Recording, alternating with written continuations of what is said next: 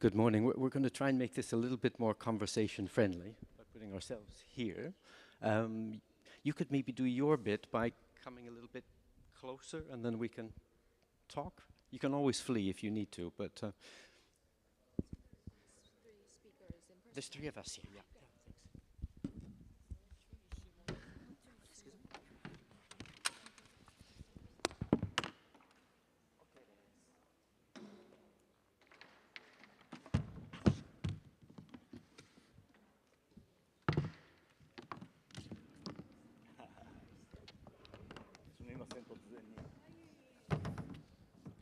So this is participatory self-management.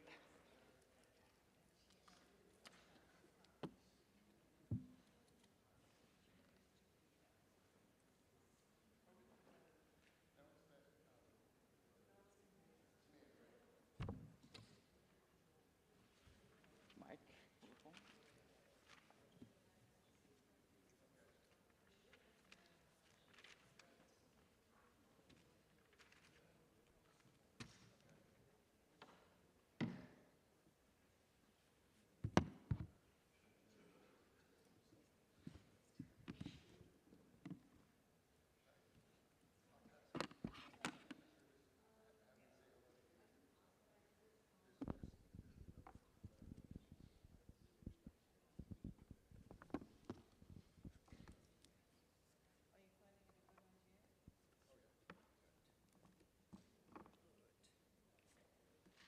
Are we joined by anyone, or is it just us three? No, we have Carolina Aguirre. Carolina Aguirre So online. we need. And we've got Is Carolina here? No, Yeah, we no, are but I mean, online. Yeah, three of us. with us here.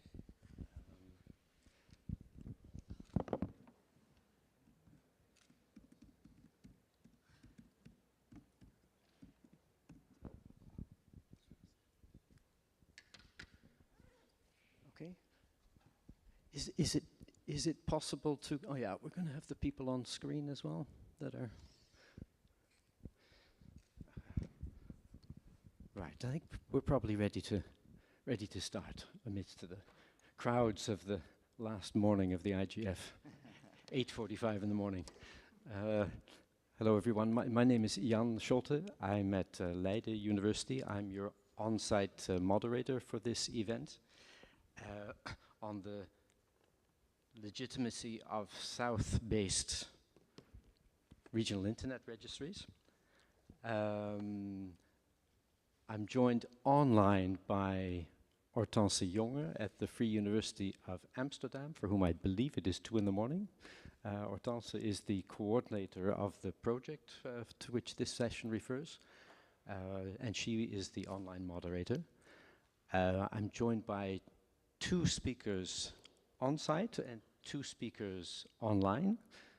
To my left is Akinori Memora from the Japanese JPNet Network Information Center. To my right is Henriette Esterhuizen, former executive director of the Association for Progressive Communications and as active as ever. Online we are joined by Carolina Aguirre at the University.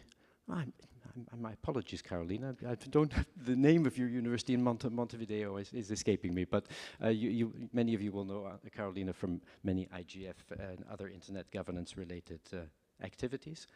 And also online at, I believe, midnight for him, Nikwe Noor, Professor Dr. Nikwe Noor, and Accra, Ghana, and one of the founders of the internet in Africa. So we are talking about the South-based regional internet registries, and you see that our speakers are coming from the different regions concerned, Latin America, Caribbean, Africa, and Asia Pacific.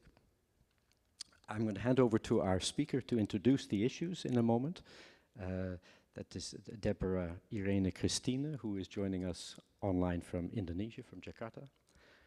And then we will also involve at various other points in the proceedings several other members of the team of this project, namely Gloria Nzeka at the University of Maryland, and Naima Nascimento Valeros in the University, I believe it's Rio de Janeiro in Brazil.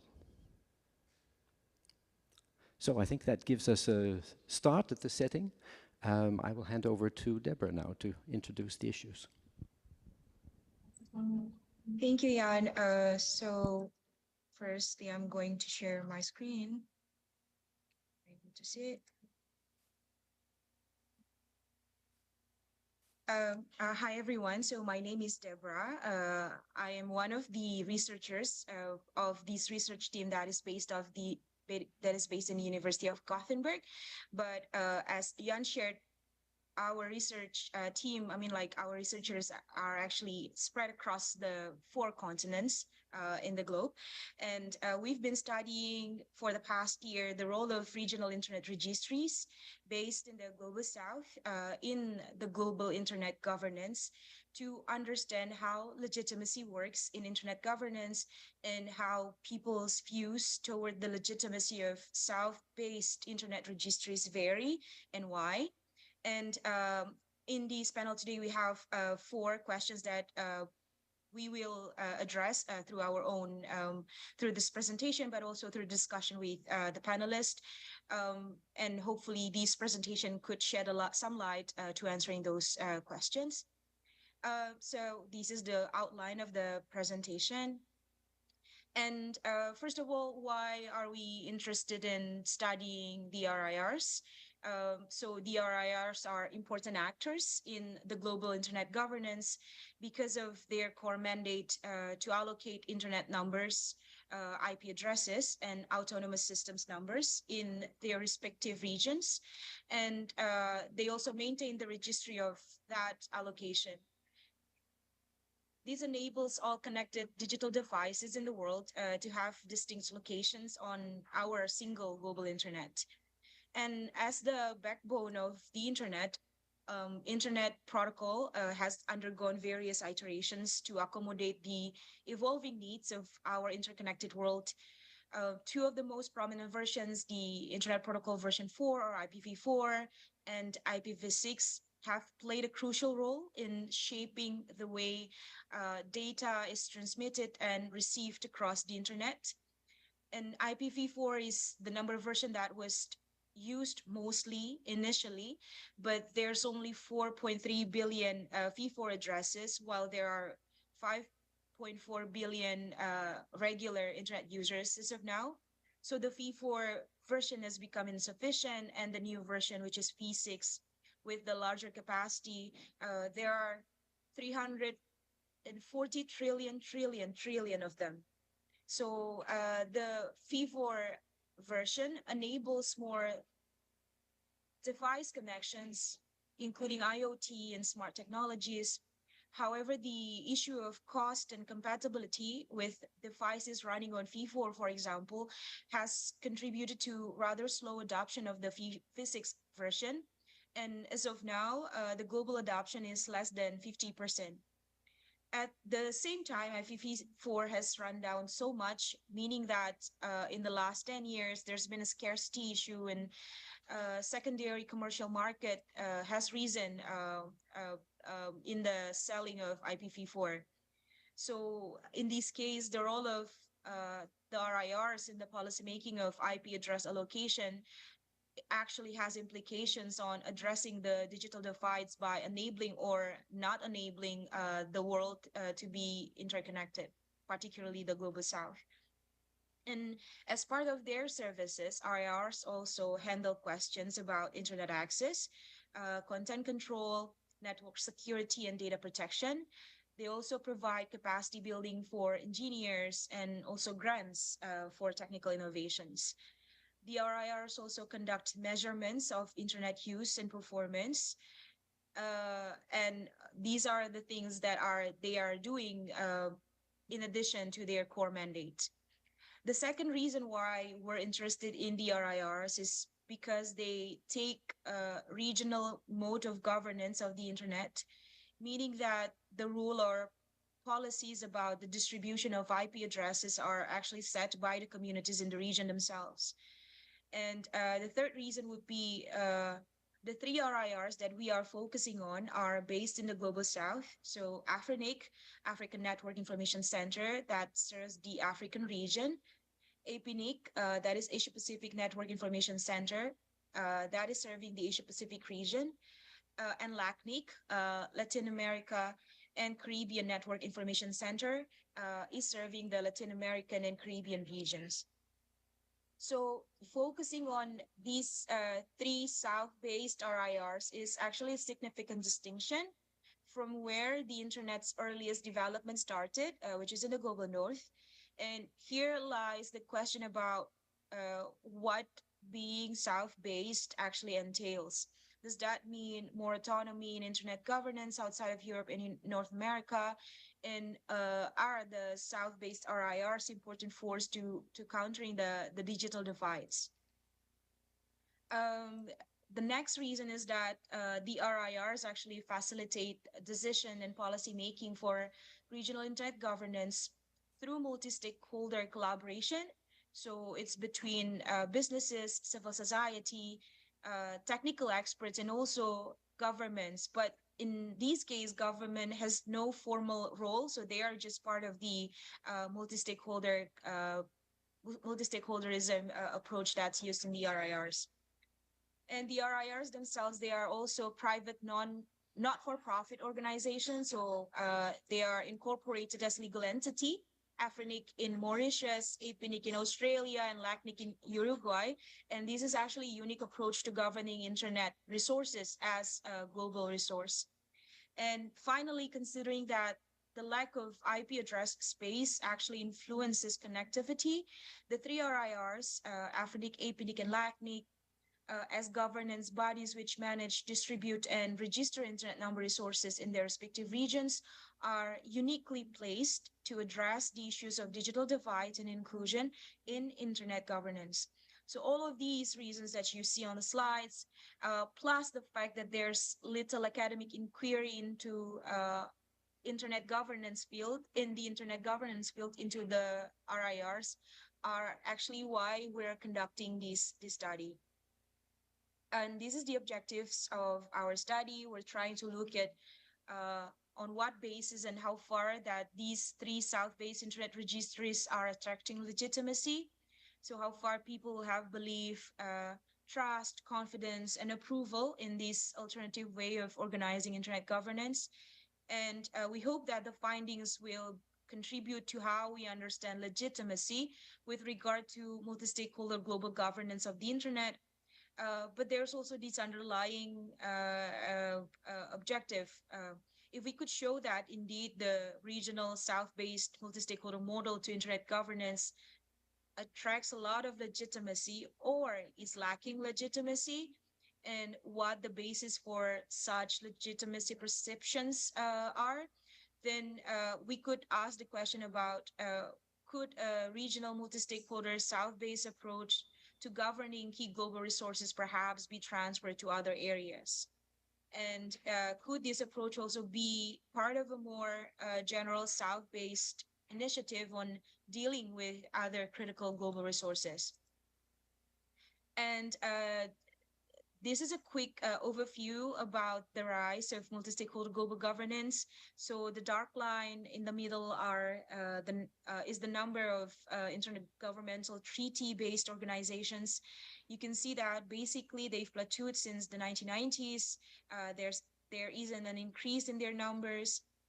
Also, if you look at the material resources and institutional capacity of these organizations to make decisions, those have also remained stable, if not declined, in the last couple of decades. In contrast, you see the dotted line of multi-stakeholder global governance arrangements, and they've grown enormously and are now more than twice as numerous as intergovernmental organizations, and indeed often have increasing resources and capacity at the time that multilateralism has told. So in this study, we're looking at the legitimacy of South-based RIRs. That is to ask how far people believe and perceive that they have that these RIRs have the right to govern, and that they will exercise the right to govern appropriately or properly. So if these organizations have secure legitimacy among their constituents, it gives them much more strength and security and stability, and we can expect them to thrive. However, if they lack it, well, then the South-based regional multi-stakeholder governance of the internet might be in trouble.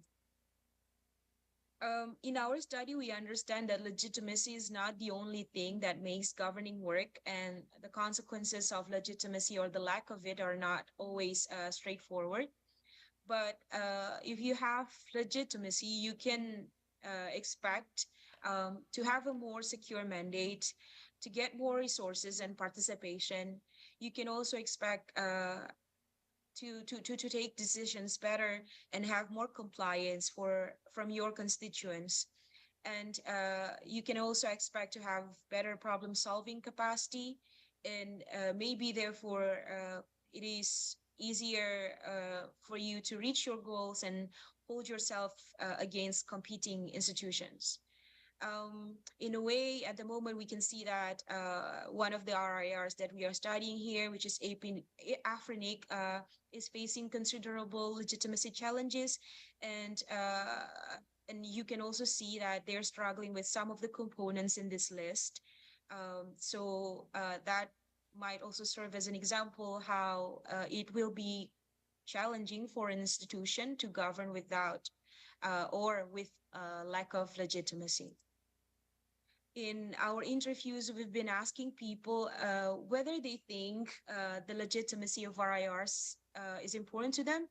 And it is quite reassuring that our research find that 84% of people actually say that it's extremely important for an institution, particularly RIR, to have legitimacy. As you can see in the graphs here.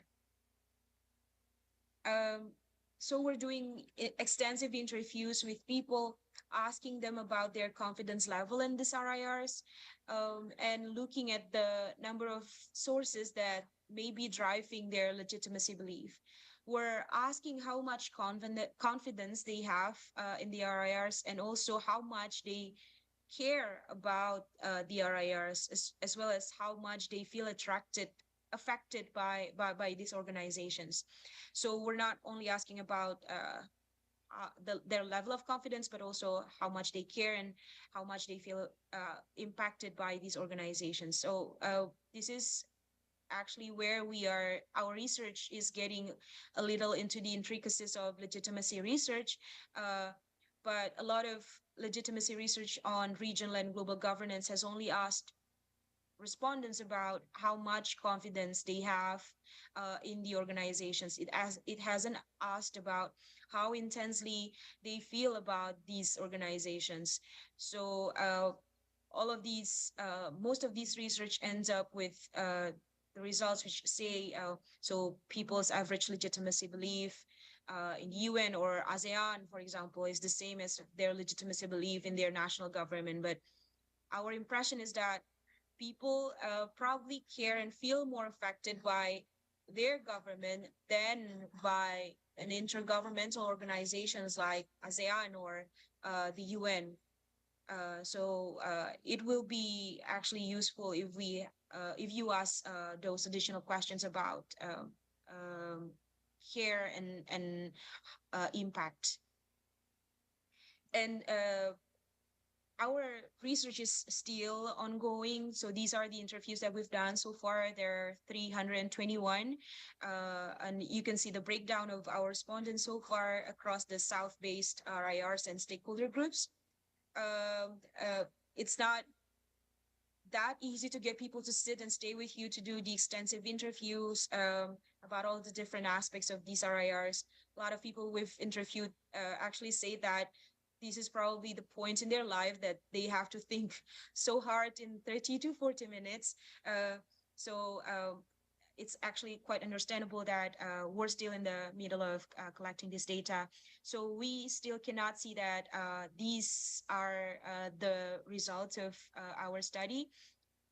And just to share some emergent results from our study, which of course not non-conclusive yet. We can say that there is variation in the levels of confidence between the three RIRs that we are studying. We find variation between stakeholder groups. So it depends on whether they come from civil society groups or business groups, government representations, technical groups, or an academic group. Uh, there is differences in terms how much legitimacy they have in the RIRs. And there is also a variation between groups in different social categories, for example, by age, gender, and language. Um, so we have not yet been able to say what the drivers for these different levels of legitimacy belief in the RIRs are, but on the basis of other research and our initial findings, we think that we're going to find that institutional drivers such as people's perceptions of the purpose of the RIRs, their mandates, the procedures that they put in place, as well as their performance, are the main drivers of confidence and legitimacy perceptions towards the RIR. And some other psychological and prevailing societal norms would also influence people's legitimacy beliefs towards the RIRs. And we're still, as I said before, we're still completing our study. So if any of you who are present in this Zoom meeting are interested in participating in our interview, please contact Ortans at ortans.jongen@gu.se. That's it for me, Jan. Over to you. Thanks very much, Deborah. That gives an overview of the work here. Just to summarize again for a moment, we're looking at the regional internet registries, of which there are 5, but we are looking mainly at those that are based in the global south, namely AFRINIC for Africa, APNIC for Asia Pacific, and LACNIC for Latin America, Caribbean. This is a quite unique construction in internet governance in being regional rather than globally focused, multi-stakeholder rather than governmental, and south-centered when most of internet governance is based in Europe and North America. So there's something really interesting going on here. And to the extent that it acquires legitimacy, approval, confidence, trust of people, it's a very strong part of internet governance. To the extent that it struggles with legitimacy and confidence and trust, it's a major problem for internet governance. Because without the allocation of internet numbers and registries of internet numbers and associated training and cybersecurity and other operations, the global internet doesn't function. So although the RIRs don't make the headlines, this is a really, really crucial part of global internet governance. And we see with the current struggles with AFRINIC, one of these 3 organizations, just how far the implications can be when these regimes run into legitimacy difficulties. So let me hand over to our speakers, our respondents, and I think let's go in the order that they're, I think it's alphabetical by surname, but on my list here. Shall we start with Carolina Aguera in Uruguay? I think you are still in your early evening, hopefully, so not suffering the midnight of Ni and Hortense. Carolina, do you want to give your comments? But I've been awake for 16 hours already dear. at 4 a.m. my time. I Okay. was participating in another session. So it's been a very long day. Well, thank you. And this is a super interesting study. And I mean, there are many questions that were raised, and we don't have that much time. But to me, there is this And having studied the development of LACNIC in particular, that's the region I know the most. Um, for the Latin American internet community, that emerging body of network engineers, scholars coming from their PhDs and masters in North American and Canadian universities mainly, there was a legitimacy problem in being served only by someone in California who had really not much time and really wanted to sort of these communities to have their own interests and their own needs addressed in their own language, in their time zone, in a much in a subsidiary level of subsidiarity that would be closer to them, and that would reflect their current structures, and particularly the linguistic issue was something that was striking in my understanding, in my research around the origins of this. So there is a the global multi-stakeholderism in internet governance is already, in my view, sort of in its from its inception, and the idea that local communities need to become involved to shape this internet, it's already beginning to pave the path for something as the arrangements that we have these days of regional internet registries serving their geographic communities, which are more or less diverse in the different parts of the world. That's a preliminary idea I wanted to raise. Then there's when discussing this idea about multi-stakeholder internet governance and the perspective of RIRs, I they are multi-stakeholder.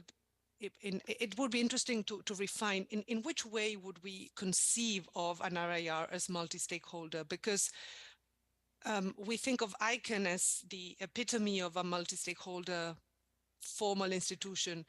RIRs are in which way do they represent multi-stakeholder values? Is it because they are self-regulated and self-governed by their own communities of stakeholders, and because they are so open, because most of us can participate even if we don't have an IP resource, and we can shape those policy development processes? So I think it raises, I mean, addressing RIR governance in all kinds of RIRs, in the 5 of them, but in the Global South, it raises again, how can multi-stakeholderism be understood, and what is the particular flavor that this RIRs bring to the multi-stakeholder debate and the actual governance of these critical internet resources around IP numbers and addresses. In terms of the added value or the participation and I mean what do these RIRs and LACNIC in particular, how have they helped to serve their particular communities and different stakeholders in their regions?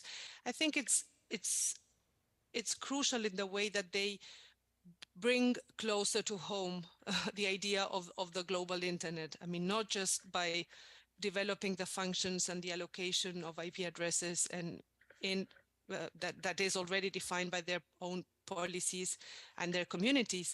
It's in the case of Latin America, without an RIR, there would have been, it would have been very difficult to talk about an internet community, a broader internet community that would go beyond the technical pioneers who were challenging the telecommunication operators and national regulators that were not prone to open their networks to these new communication infrastructure. So it's a focal point to discussing broader global internet institutions, internet processes, and that is, it brings closer to home that which I think is extremely relevant if we want to address how is the global south and the developing world in general, or the rest of the world, connected to this broader globalization processes and internet governance processes. And finally, and something I think that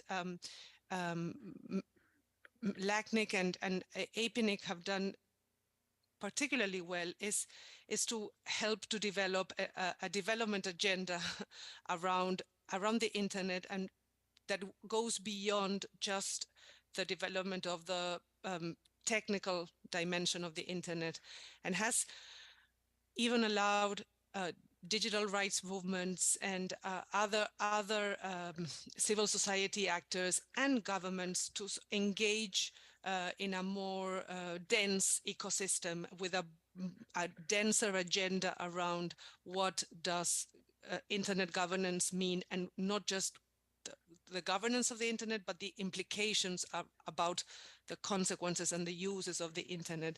And this slightly broadening of the agenda of RIRs with their funding towards the support of community projects over the last long decade. I'm not exactly sure now whether it's over 10 to 15 years. I think that is very relevant, and that is very important to bring in the legitimacy perspective as well, that they are serving their communities beyond their strict and narrow mission, and have a broader interest in shaping and understanding and enriching these discussions. So those are my initial comments around this issue. Thank you so much for sharing all this information and the study, which is fantastic. Thank you, Carolina. I wish I could be so sharp and insightful after 16 hours. Thanks very much. Ariette, you want to take the next step? Thanks, Jan. And only the question on role, not lessons learned. Are we going to do that later? Or can I do all of it now? Okay. I think that, well, firstly, Carolina, very nice to be in the same space with you after many years of not being in the same space. Carolina and I were on the IGF mag at the same time, many years ago. I support everything Carolina said. I'll maybe just emphasize a few things and then talk a little bit about where I think we can improve. I think absolutely the role's very important. I think the financial support, the work done by the APNIC Foundation and also by LACNIC partnerships, the LACNIC partnership and APNIC Foundation partnerships with the IDRC, for example, that financial support has actually strengthened the ecosystem. The support for community-centered connectivity, both at the level of financial support, but also at the level of messaging, that there are alternative ways to just relying on mobile operators. So this advocacy role in extending and strengthening internet in global south spaces has been very important. I think the knowledge sharing, the events, the summits, Apricot, African Information Summit, when they work, these events bring together people, they build network, they strengthen the ecosystem, and I think that's very important. I think the voice in the role that they play in strengthening the global south voice in the global IG ecosystem, I want to stress that even further, because I think we still are sitting with an imbalance in terms of whose voices are most and whose voices are loudest and most influential in the multi-stakeholder internet governance ecosystem. And we'll never change that if we don't have strong institutions in the global south. And in fact, the whole legitimacy of this multi-stakeholder ecosystem, which is pretty it's often being questioned. We have to admit that it's often being questioned, rests on the fact that it's supposed to be inclusive. And if this global multi-stakeholder internet governance ecosystem, by that I include the IGF, ICANN, the RIRs and those around them, cannot be more balanced in terms of global south, global north influence and voices, it won't sustain or grow its legitimacy. So the role that the RIRs play, particularly because they have technical expertise, they're not just talking about the experience of being in parts of the world where most of the unconnected are, they actually understand the policy and the technical and the human social environment. So I really can't stress their importance enough. Has it worked? I think yes, but not well enough. And I think that's completely understandable. And I think that they're still relatively new institutions. Well, not all of them, but relatively. And I think, for me, one of the big differences between the multilateral and the multi-stakeholder system is that you have more flexibility with a multi-stakeholder system, but you also have more responsibility in a way, because you have to build it yourself. You have to evolve it and make it fit to purpose. Multilateral systems are kind of structurally broken and also structurally functional, because they are kind of more rigid and more fixed. And I think that's where we need to place the emphasis. So, and I'll speak here more about Afrinic, and Nii knows much more than I do. I'm kind of more of an observer. I think that here is an example where we need to evolve the institution. Africa has a much smaller constituency for its RIR than other regions. So I think from the outset, having involved maybe more not-for-profits, more civil society organizations, more people like myself, who are working not in a registry or registrar context, but who is still very much part of the ecosystem, that might have been a way of strengthening the base of Afrinic, and in that sense also strengthening its governance structure and its institutional capacity. This might not be necessary in other regions, or in other regions like in LACNIC, it could be done through partnership with other institutions. So I do think there's a need to adapt your internal RIR governance and management structure to the ecosystem in the region. I think the other area, where I think more evolution can take place is at the level of collaboration and support between the RIRs. So at the NRO, the sort of overarching body level, they're all very independent, and I think they prize their independence, but I think there is a need for collaboration, and sometimes that collaboration can be informal, sometimes it might need to be a little bit more formalized.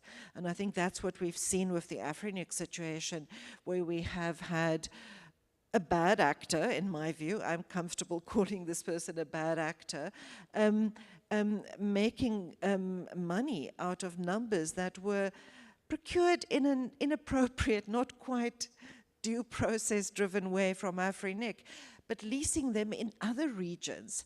And yet there seems to be no capacity there for EPINIC to intervene or to have any relationship with national, with the national oversight bodies or the CCTLDs or the registries. So I think this is a perfect example, actually, the Afrinic case. I think Afrinic will survive. I think Afrinic still does good work. You could just go and look at the Afrinic website and you'll find fantastic resources there. But I think there is a need to build this kind of emergency response and a little bit more structural level of collaboration, because this might also happen to other RIRs. I think sometimes I feel there's an assumption that all the RIRs are just fine. It's only Afrinic that is challenged because it's in Africa. And I think I question that assumption. I think Afrinic has had particular challenges. But I think, institutions are fragile. They are vulnerable to personal dynamics and to industry dynamics.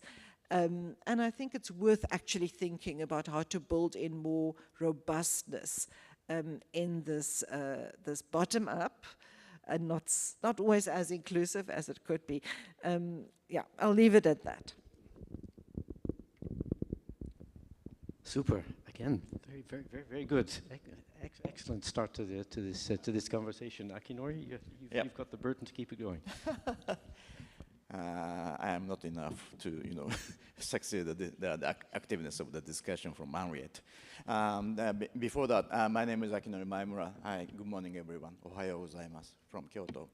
And then I'm working for the JPNIC, Japan Network Information Center, one of the national internet registry under APNIC, and then internet promotion body. I sometimes says my company is doing the half APNIC-ish, half ISOC-ish business. That's what my business are. Then I am a bit more of the background. I am the active participant to the APNIC process, and then I long served at the APNIC Executive Council, which is the governing board of APNIC, and then I stepped down from there 7 years ago, but still active member at the APNIC. So that's who I am. Then thank you very much, Deborah, for your presentation, and it's well organized. What is the legitimacy of the RIR? And then, Henriette kicked off the argument of the African situation, and I feel like follow her for that. But before that, I'd like to say something for the APNIC situation. So Africa had some tough time and big turbulence in there, but APNIC had some of them. By some of the abusive conduct in the election in the last March this year, and then APNIC actually did a great job to address that kind of a situation. By the Executive Council made a great decision and firm steps toward the changing its constitutional arrangement, and then the bylaws is really hard to change by the management. Membership, because it requires the supermajority, 2/3 of the entire vote count, which is the almost virtually never can be achieved. But it was changed into the 2/3 of the total vote cast. So it is practically changeable. Then they did the change of the bylaw just 3 weeks ago, just here in the Kyoto International Conference Center. Then there is a great historic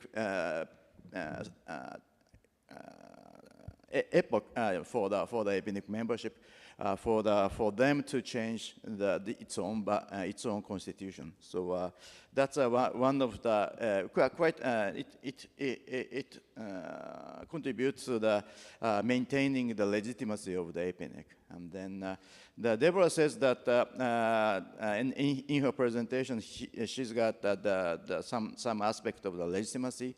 And then I am quite proud to say that APNIC is quite.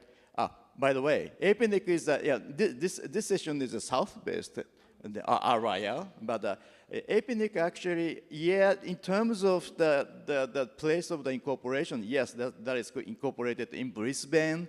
It's can say the South-based, but APNIC is maybe the only RIR out of the 5 RIRs which cover North. Then I'm from North. Then but with that said, the APNIC's discussion is quite balanced. For example, the Executive Council has the members from the North and the South.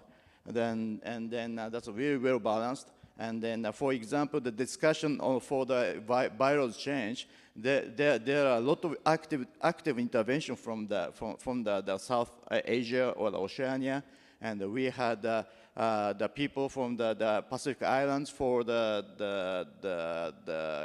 forum leadership. So Epic is quite well balanced. Many people from all around the region can put the influence to the Epic's governance. So that is actually well represents the legitimacy of the Epic for my sense. So, and then actually one of the remarkable situation for our contribution to the internet governance globally is that I would say that LACNIC and EPINIC made a collaborative project for the research of the technical success factor. It's years before. And then that's commissioned to Analysis Mason, and that's great research to analyze what is the success criteria, success factor in a technical term of the internet, and that kind of thing is that contributes to the global internet from the south-based RIL. I'll stop here. Thanks. Thank you, Akinori. Again, wonderful to get different perspectives. We have one more speaker coming out, and then we'll bring you in the audience here. Thanks. I'm glad you're eager to go. But first, we hear from Professor Nikwe Noor, coming to us online from Ghana. Many of you will know Professor Ni as one of the founders and first chair of the board of Afrinic, so has a long historical perspective on that particular area and may have thoughts on the others as well. Ni, it's over to you. Well, thank you very much. I'm glad to be part of this discussion. Perhaps before I give a reflection on the material I enjoyed listening to, I'd like to raise a question on legitimacy of even the identifiers themselves. In other words, the legitimacy is not from mandate by anybody, is by people, happily willing to use. So the more there is use and the more there's dependency on them, the legitimacy is being earned. Okay. Now, we can then discuss the concepts and the legitimacy that was expressed. But I tend to think that Afrinic does not really have, not really facing legitimacy problems. And that's why I like Henriette's perspective on that. It's a bad actor, and a bad actor that has been found out that's throwing tantrums. And that can happen in any of the RRRs. And in fact, there were attempts, but from the experience that played out publicly in the case of Afrinic, other RRRs were therefore well aware of the bad actor, and so were able to follow their tracks. And I say this with confidence because the bad actor and its, you might say, organization or followers first attempted to achieve things through the policy development process, which in our case is very open and is defined in such a way that everybody's voice can be heard. And so the bad actor tried in numerous ways to push policies through that you might say will benefit one particular party. All these did not go through, did not get consensus, which shows that the multi-stakeholder process we practice is actually quite strong and was able to, in some sense, resist those, even to the extent of having co-chairs that were acting improperly, perhaps in concert with the desires of this particular bad actor, were recalled. So from that point of view, I think we can get a result that says that the multi-stakeholder process actually is able to survive the extreme practices that may come from an open environment of this kind of development. And perhaps in the same vein, I might want to comment that it has in fact worked in the sense that Afrinic has been able to rally many of the ecosystem communities around. For example, you have the AF Star, and the AF Star itself is made up of, other communities, so to speak. For example, you have the NOG community, which shares to an extent the same community as the NIC community, and I've also been able to rally together the emergency response teams and also the research and education networks, as well as the CCTLDs. And so it acts as part of that ecosystem of these varied organizations all playing together. And it has worked. The ecosystem itself has worked, because in the case where Afrinic was taking all these abuses, and it had reached a stage where there's, you might say, court intervention, and it was not able to function properly, the ecosystem acted, meaning the AFNOG was able to hold the AIS meeting and give Afrinic a chance to be able to be discussed by the same community that they shared together, and so on. And Afrinic has been funding some local regional research projects. It also has a similar, you might say, grant programs. It also has similar education programs. It also supports local activities in other countries, and participates in the IGF events, participates in the telecom union activities that are within the region. And so its presence is actually missed, is what I would like to add in that regard. I think for opening comments, that would be sufficient.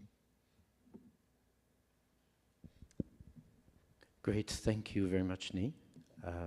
So we've heard the overarching introductory presentation from Deborah and reactions from a first round of reactions and comments from our speakers from the different regions. I think we'll take a phase of comments from the audience, both here and online. If you're online and you want to raise points, then Gloria is our online moderator. Sorry, I got the roles wrong a moment ago. And we'll pick up here in the room, and we already have a ready speaker. Could you let us know who you are for the record also? Thank you. Hi, everyone. My name is Carolina Cairo, so another Carolina from the Latin American region. I am with Oxford Information Labs and the DNS Research Federation, and I'm also a former staff member of LACNIC. So the first thing I wanted to say is that I'm very grateful that this session was organized and that we are openly having this conversation at IGF. I think it's an important issue to be discussing with the community, and to sort of put some of these concerns out in the open, and sort of have a conversation within IGF about this issue. I wanted to start off by adding a few things about what I think are the strengths of the RIRs, which are somewhat based in my experience working for LACNIC, and also I've been I've had the pleasure of running into my former RIR colleagues at IGF, and I've been telling them how, now that I'm outside the RIR system, how I sort of see the value of a lot of the things that we did here at IGF and at the regional level. Just to sort of add, so I don't sort of repeat some of the points that were said, one of the things that I think is really interesting about the LACNIC region and the work that it's done, sort of building an internet community really within Latin America, is the fact that it's also built trust. And I think, as of recent, following the situation with Afrinic, we've seen the community trusting LACNIC leadership as well in enacting changes, for instance, to its code of conduct that, are things that have gone to sort of reinforce the governance structure of the RIR. And I think the fact that, they have built that trust over the years, that the community really believes in the organization, again, trust staff, the leadership is very, very crucial, because it gives it legitimacy, going to the point of the previous intervention. I also think it's very important that the RIRs are reflective of issues of the regions. I think that, everyone's commenting how this IGF has been all about AI, the AIGF, you may have heard. And that's very distant from some of the realities that we're discussing in our regions, right? I think of the work of LACNIC, I'm no longer there actually, but I still feel, their mission very close to my heart, but the organization engages, in efforts around connectivity, supporting community networks, supporting the establishment of IXPs. So I think, sort of prioritizing, if you will, and taking sort of the conversation to the regional, local level is something that the RIRs also greatly contribute to. Sort of looking forward a little bit, I was actually making notes for this intervention, and yet I literally wrote, I think the NRO and, the RIRs can perhaps strengthen how they support one another. And I was, writing that down right before you said it. And I wanted to sort of add on the point that you made. I think, there's also perhaps an opportunity to socialize what the NRO and the RIRs are doing, for instance, to support AFRINIC right now, to sort of send a message of tranquility to the community as well, that the RIRs are being very proactive. And speaking to colleagues, I'm realizing there's a lot that's being done. We catch a little bit here and there from the news, the social media, but I feel like perhaps stronger messaging would be useful. And the reason why I say this, as of late I've been participating in standards organizations, and I've seen concerns about the RIR system being brought up in the context of IETF. And whether RIRs are sort of reliable to be running RPKI services, for instance, or concerns at ITU's plenipotentiary around the role of AFRINIC, and I think that proactively addressing those concerns, which are valid, and sort of sending perhaps a clear message, and what's the action plan, what's the ask of the community, what do we do to help? I think would be extremely useful. So I will leave it at that for an intervention, but thank you for organizing this panel, and I look forward to, I know my colleagues from RIRs are here, and I look forward to hearing from them. Thanks so much. Do you want to hand the mic to Paul?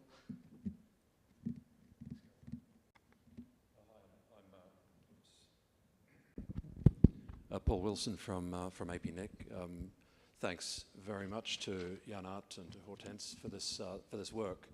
I think it's kind of a compliment and a recognition of the RIRs that you've undertaken this as a second, also as a second generation of the work that you've been doing, and I think it is valuable. So thank you.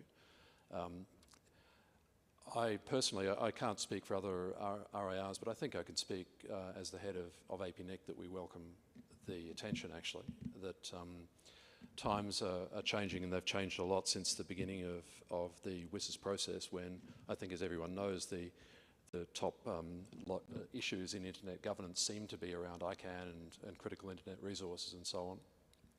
And I think we did very well working together in articulating and having understood the system that we all work on and build together to give confidence that it's working well, that there are more important issues to move on to, and indeed in the years after that, the IGF in the later years since then, the IGF has definitely moved on to other issues.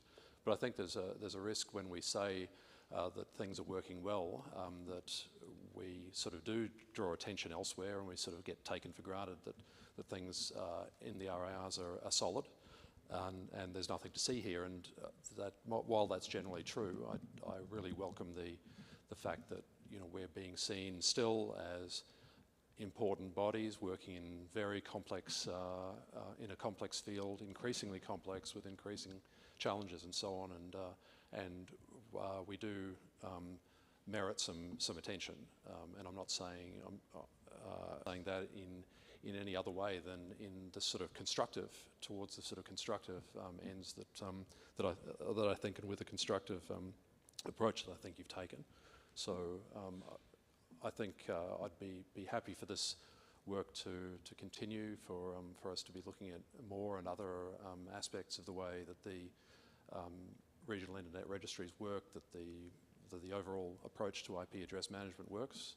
I think we can be confident that we can work together with with folks who are who might be interested in, who might help us with evolution. And again, speaking not for the rest of the RIRs at all, but that's the way I see things. And I think it's also good. One of the things that's come out of recent events is greater attention from ICANN. So the RIRs have had quite an independent relationship with ICANN, a relationship of independence with ICANN. We always say we predate ICANN. ICANN came along afterwards and sort of gave us, and in some cases tried to give us, in not so welcome a sense, a sort of an umbrella. But actually I think we're starting to see again, speaking for APNIC, I think we're starting to see the role of ICANN and the ability the opportunity that we have to work much more closely, not only with each other as I think has been mentioned, but also with ICANN and indeed more closely again with the rest of the technical community, which does require in some way, across all of its diversity, incredible diversity, it requires some mechanisms of solidarity, of coordination, of cooperation that can still be improved. So thanks again for giving us a lot to think about. What do you think? You didn't say that. What do I think? I just told you. Okay. Thank you, Paul. And I do want to record actually our thanks to the secretaries of all three, AFRINIC, APNIC, and LACNIC. You've been extremely open, and we've been extremely open that we are independent, critical academics. But the different secretariats have been entirely open to us, and we've had a really full exchange. And I think the results of the work will be really substantial as a result. So thank you for that. Please. Thank you very much, Janard. My name is Peter Bruck. I'm the chairman of the World Summit Awards, and we are working in the WSIS process over the last 20 years to promote and to select best practices of using ICT and the internet for positive social impact. And we are building very much on the side of the people who are the creative users of the internet and showcase and bring their voices into also the WSIS process. I have a couple of comments to make and then a question. First, I thought that the study which was reported is quite impressive in its ambition. I have not seen a study similar to that, trying to have 425 interviews, of which 321 are completed. I think that's an incredible an effort. And I think it's very important to follow up on that study and also to summarize and build narratives of the conclusions from this, and I would very much look forward to this. The second point is that Nick Quainer was looking at the concept of legitimacy, and I think that's a very, very important part. That is legitimacy by mandate versus legitimacy by acceptance by the community in its use. And I think this is something which needs to be focused on more, stressed more, and also seen as a very important concept to support the multi-stakeholder operation processes and also its weight in terms of policy making. The last point which I have is has very much to do with this underbelly of the economics of the RRIs. I think it's what is missing in much of the discussions and much of the reflections, including legitimacy and also impact, is what are the economics of the internet operation, and also in which way does this reflect and also mitigate or not mitigate the market power which is actually exercised through the internet. And I think we need to be less naive and less, let's say, closing our eyes to this, because in many of the discussions, I think the technological imperialism of the 5 platform companies using the internet is something which I think needs to be more openly addressed, reflected upon, and also included in governance considerations and policy making. Thank you very much. Thank you. Also, great. Some very nice interventions from the audience here. Gloria, are you having anything going on online? No, we don't have any questions at the moment. Okay, good. In the room here, also those who are not at the heart of RIR dynamics, please say how things look to you, because that's actually very interesting too. The RIRs are sometimes yeah. To know what people outside the core thinks is also interesting and important. Well, yes, please.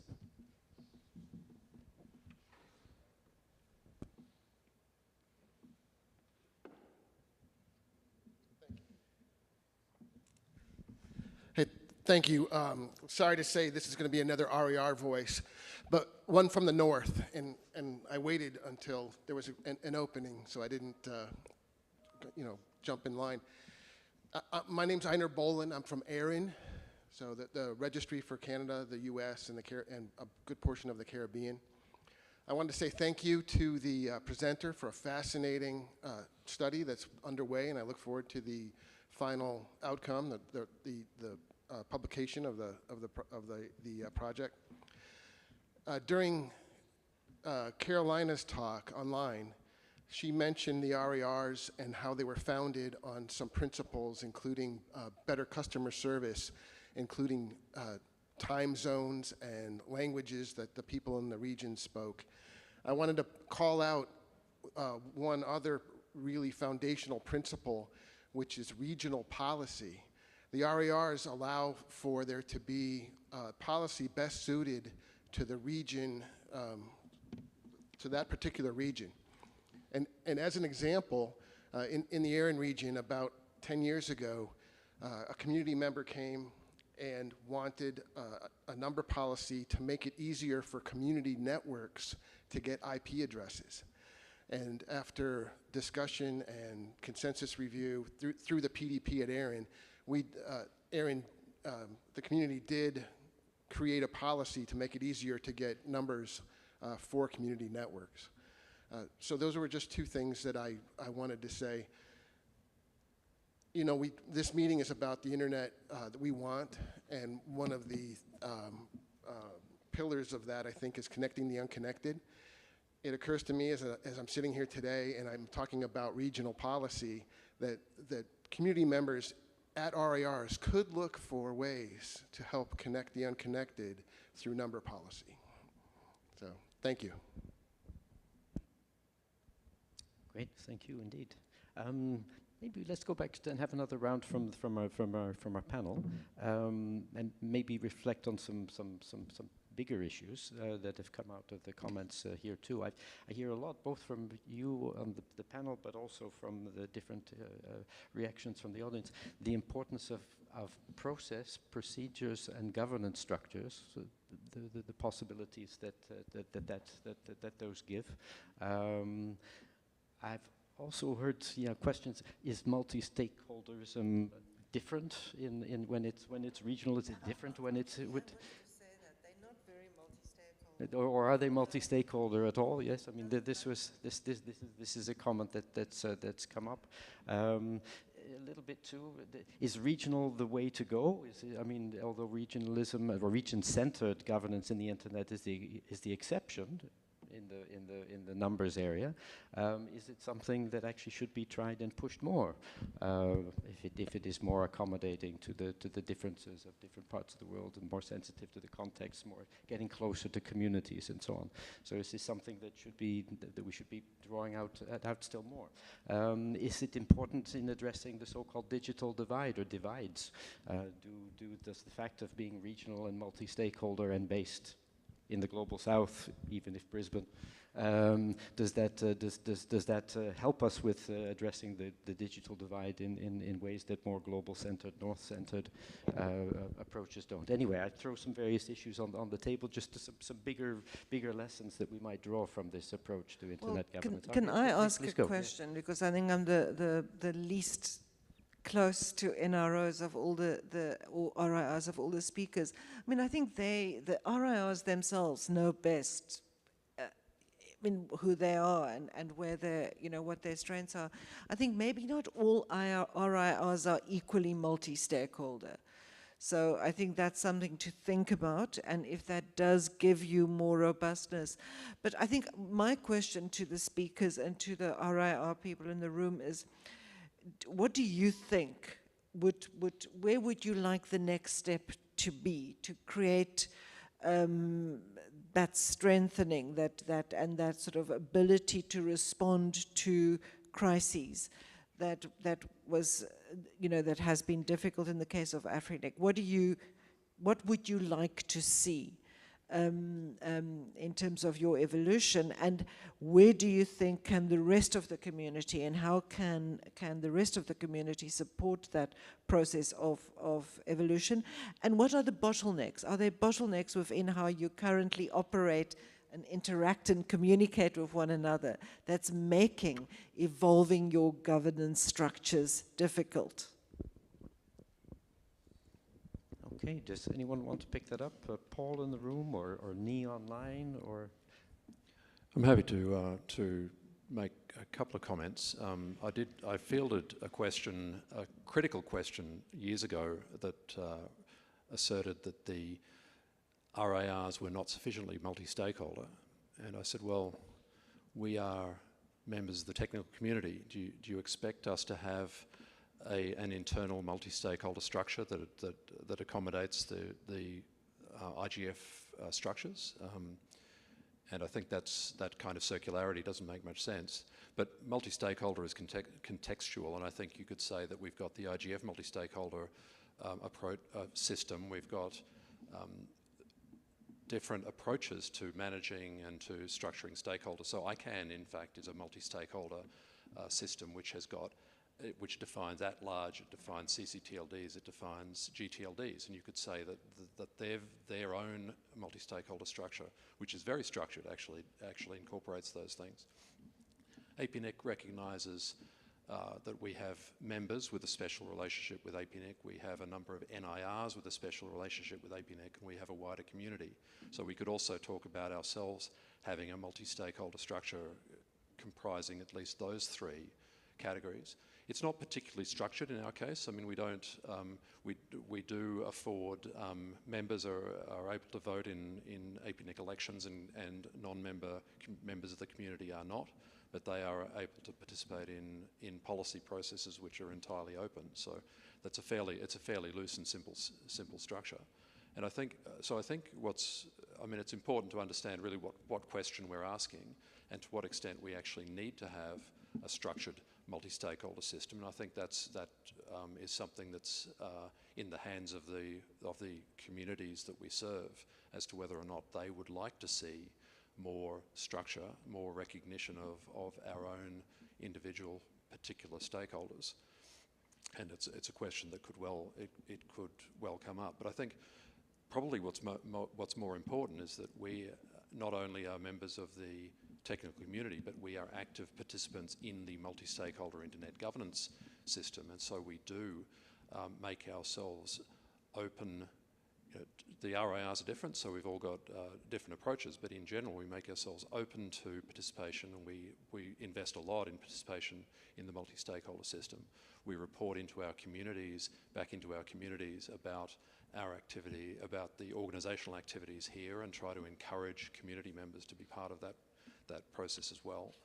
And much more than, say, 20 years ago, we're intentional about that. So there used to be a kind of I could say a kind of a lazy or passive approach which said, we're open, the doors are open, anyone can come, but there's not much point in saying that if nobody even knows the door is there, right? So we're much more intentional these days about making sure that we are actively inclusive in in our work in our community and in promoting that across the community and our activities. Thanks. Okay, thanks. I think we'll take Carolina in Yeah. the room Can here, I and then make a Carolina comment? online, and Nee online. If you have comments waiting after that, then I'll hand over to you in a moment. Please. We'll take Carolina in the room first, and then Carolina virtual second, yeah? Is that on? Okay. I was just saying, Cara, I'll let you come after me. I wanted to sort of comment on the multi-stakeholder point. I think there's a very similar conversation going on at IGF about IGF not being fully multi-stakeholder, and this sort of notion that just by being open, it doesn't make it necessarily multi-stakeholder. And I actually wanted to sort of support your point just now. I think what makes an RIR part of the multi-stakeholder community is in part the global engagement that they do, the outreach they do with governments, the engagement they do with civil society, the fact they participate in spaces like, IGF. And I think we need to be realistic about what we ask of the multi-stakeholder model. At LACNIC, to sort of give an example from, when I used to work there, the space is open to whoever wants to come. There's an effort to welcome civil society. There's an effort to welcome governments and sort of, academics and a diverse community. But there's so much participation that you can achieve from those stakeholders. And, and I don't think that's a measure of failing or success of the RIRs. I don't think that just having the people in the room is what we need to be sort of striving for. And as long as the ITF or the RIRs are sort of engaging with the wider ecosystem, that's what gives you the multi-stakeholderism. But I do, think it's important to have the places be open for whoever wants to sort of approach it, but sort of expect that full diversity in the room, I think is, non-realistic. However, I do want to sort of layer in another type of diversity, and that's something that I do think that the RIRs or, ITF are working on, and it's something that needs to sort of be further sort of emphasized and worked on, and that's diversity in terms of having, for instance, representation of small operators, small and medium enterprises, producing internet standards, and also having sort of, concerted efforts to bring in gender diversity in this community. So more participation of women and non-binary participants, both in standards or RIRs. So yeah, those thoughts. Very nicely put, thank you. Carolina online?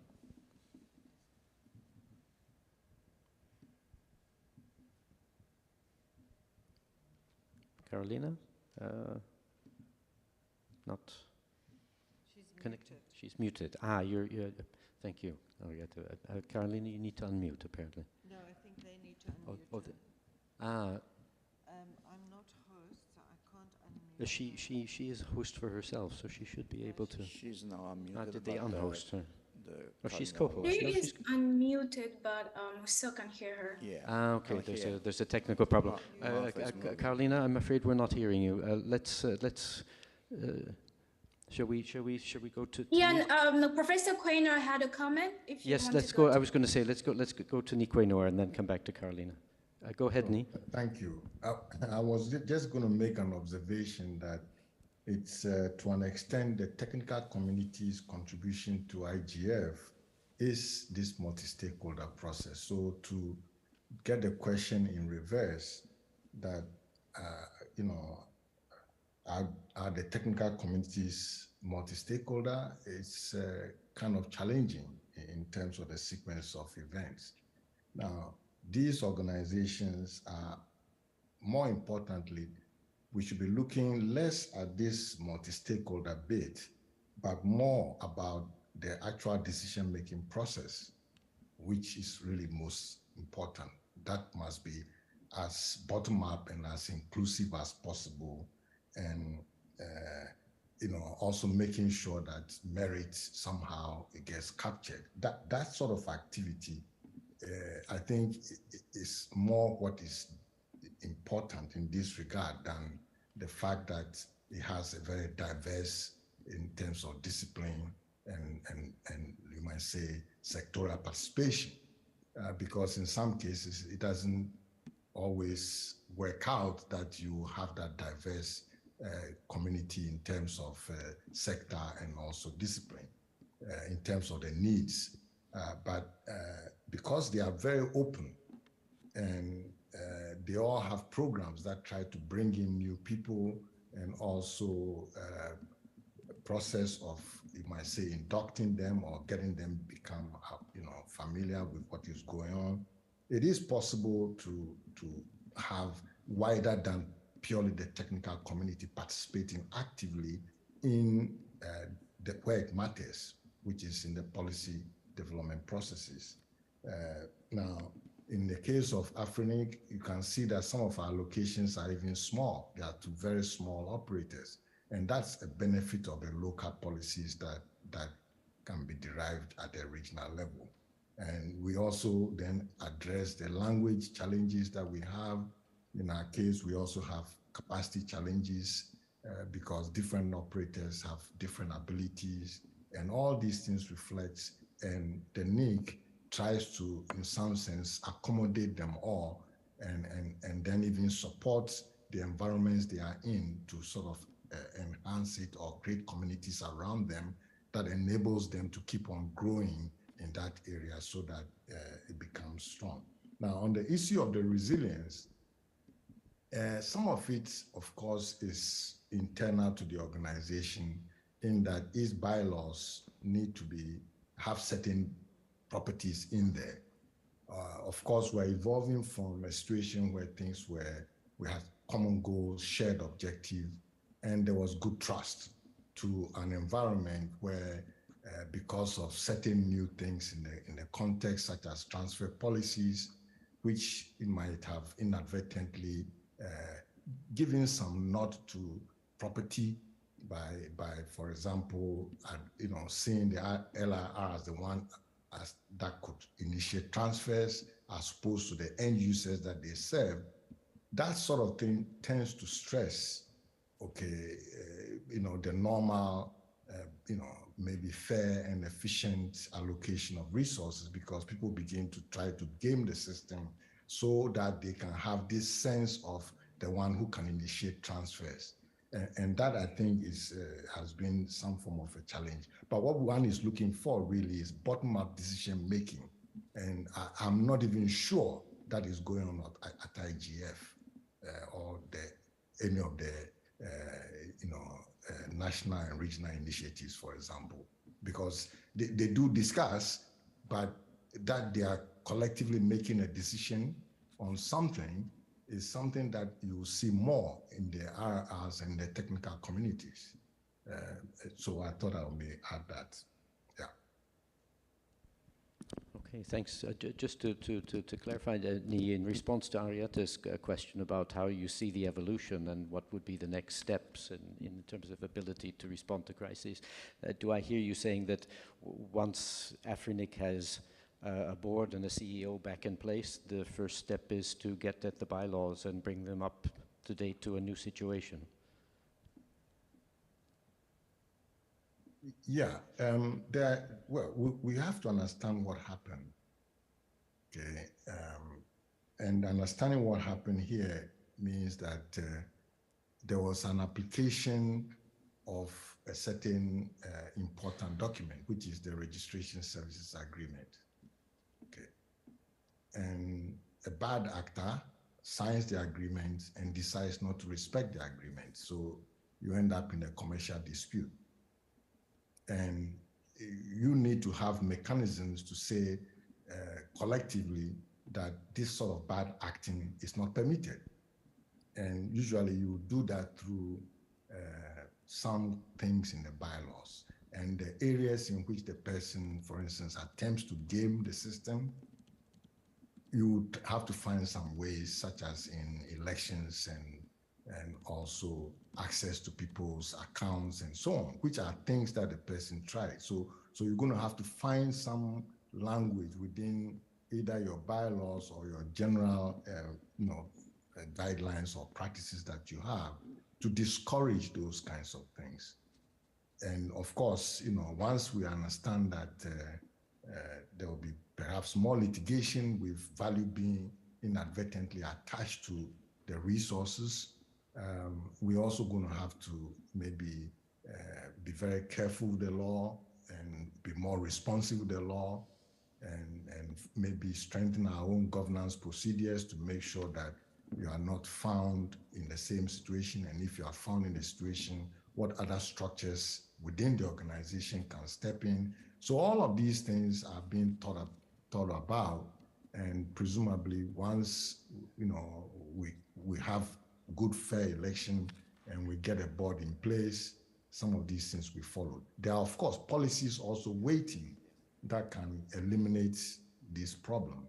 One of them is a transfer policy of our own, which, by the way, the bad actor attempted to overturn through the courts. See, the bad actor, when the multi-stakeholder process failed for them, they now try the top down to go to court and then try and overrule this bottom-up process, which also was sort of set aside. So it tells that once the initial bit is resolved, there are clearly some key things that can be done. For example, how do we enforce arbitration before we go to courts, and so on. So there are some things that we can do to strengthen the resilience. Great, thanks very much, Nii. We are coming up to time. Thanks for everyone for being here through the full discussion. I just have a last chance for Carolina in case her mic is working now, and then a last word to Akinori also here on site. Carolina, are you able to speak to us with us now? Can you hear me? We can indeed, yes. Off you go. Wonderful. Okay, no, it's so just to bring in another issue on the terms of how we define these regions and whether it's the RIRs, this artificial construct around regions, and who and why are they defined in the way they are. So I do think that they are not the only ones who are working around these parameters, and I think that the RIRs have set up a process, and I'm speaking particularly of what I see in the Latin American and Caribbean region, where you do have subregions and maybe processes within, for example, the Caribbean, etc. But then you do have other processes concerning the DNS, concerning academic networks, etc., which are all using the same regional definition of what is Latin American and the Caribbean. And I find that this is very interesting in, for example, in a region that doesn't have, it's not a trade bloc on its own or a political bloc as the European Union. And so I think that this raises a lot of food for thought on how maybe the internet can also help define and redefine these imaginaries around these geographies and cultures and policies and citizenship around the internet in these parts of the world. Thank you. Okay, thanks, and a last word to our local host. No local host. Thank you very much. That's really really great session with a lot of intervention. Yes, our discussion has been quite focused on its governance of the RIRs, but that's how to decide. But I'd like to mention the what to do. And that was Kevin Swift from the LACNIC who made an excellent presentation in the Africa Internet Summit 2 weeks ago. The title is "The RIRs Beyond the Registry Services." That presented a very good set of what kind of activity the regional internet registries are doing for the development and capacity building. It is really, really important point, but and then it is increasing. And the RIR is not only doing the IP address management, but doing helping the people to have another capacity to run the internet better.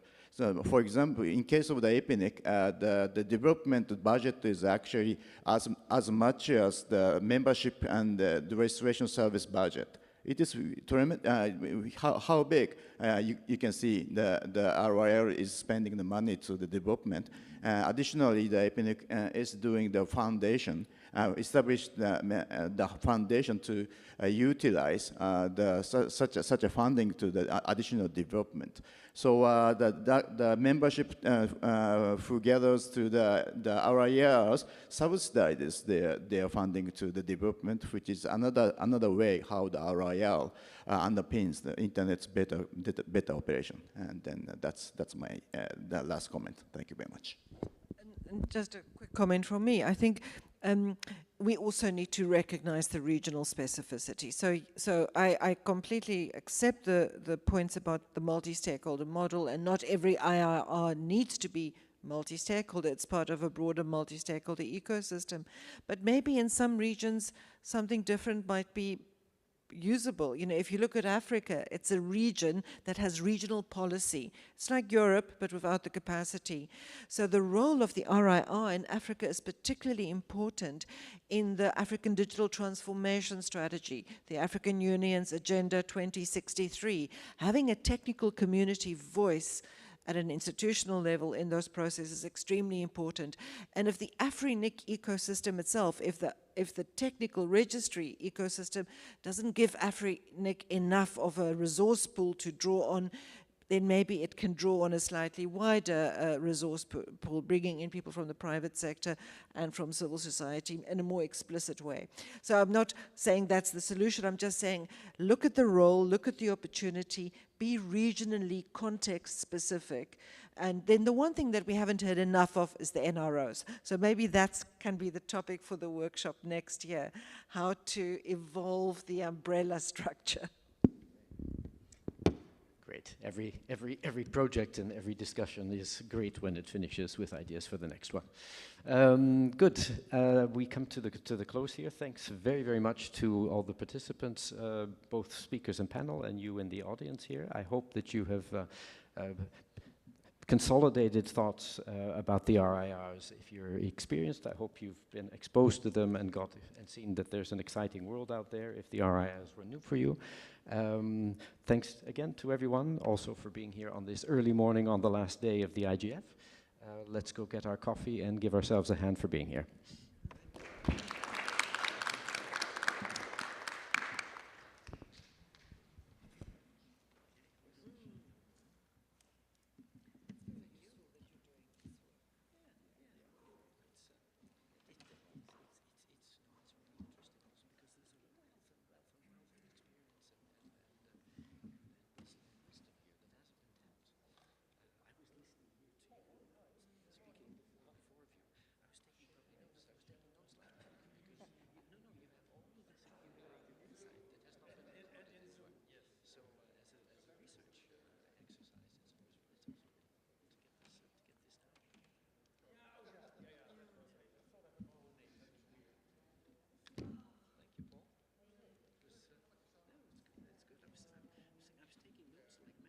I saw that. Either that or you've got a shopping list or something on your mind. No, it's just, no,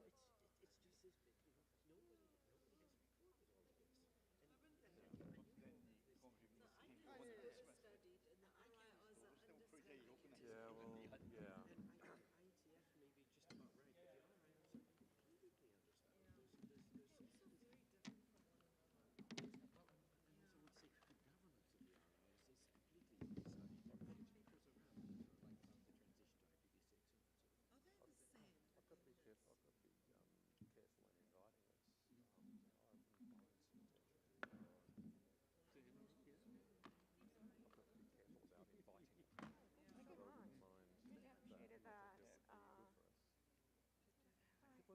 vibe from you there when I was? No. I wasn't. Looking bored or like not you again. You know, what are you doing? You misunderstood me. No, I wanted to comment on the multi-stakeholder because I think we could discuss more whether, I mean, of course they don't all need to be multi-stakeholder. You're part of a multi-stakeholder ecosystem. But I don't know enough about either LACNIC, more about LACNIC than opinion actually. But I think could be strengthened by being more multi-stakeholder. Well, and LACNIC is strengthened by the regional community, I think. It's just more like, you know, if you go to a LACNIC event and you're doing like the policy development process, like do you need NGOs there?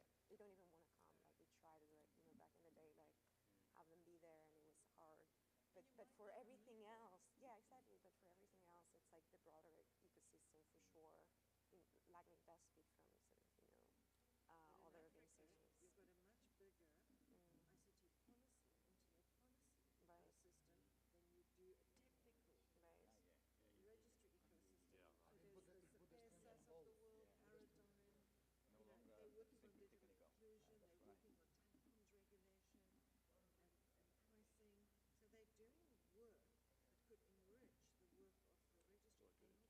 So they're doing work that could enrich the work of the registry. They're not there. It could certainly influence the policy process. I mean, for instance, one of the AFRINIC policy discussions that have been going on for a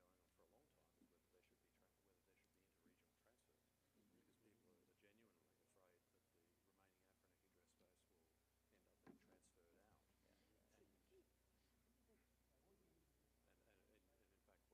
that the remaining AFRINIC address space will end up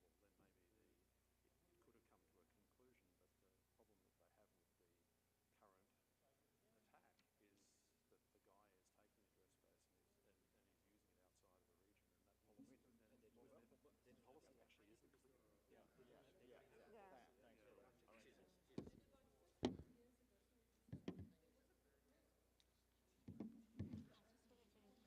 Hi, I really appreciate you coordinating the session. This is really great. I will read this in the beginning, so I get to find out a bit more about the research. Yes.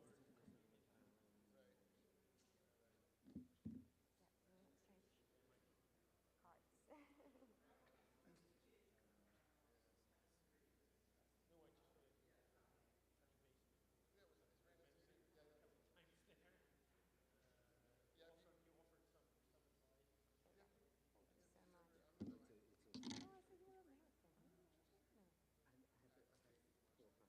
Okay, all right. Okay, good. Okay. No, but I don't know, I just felt, I thought you were from the US. Oh, I see, okay. Okay. Okay. Wonderful. Yeah, so, some people do. That's my card, but yeah, no, that it's really exciting to hear about the work you're doing. And again, I really appreciated this conversation, being to try to hear. I'm actually in Spain. yeah, remote worker, Right.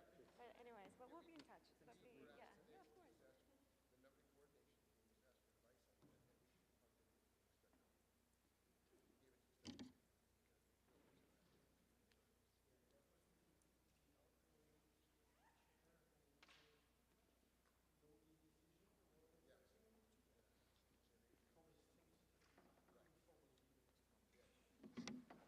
study. She said, I think you have a number.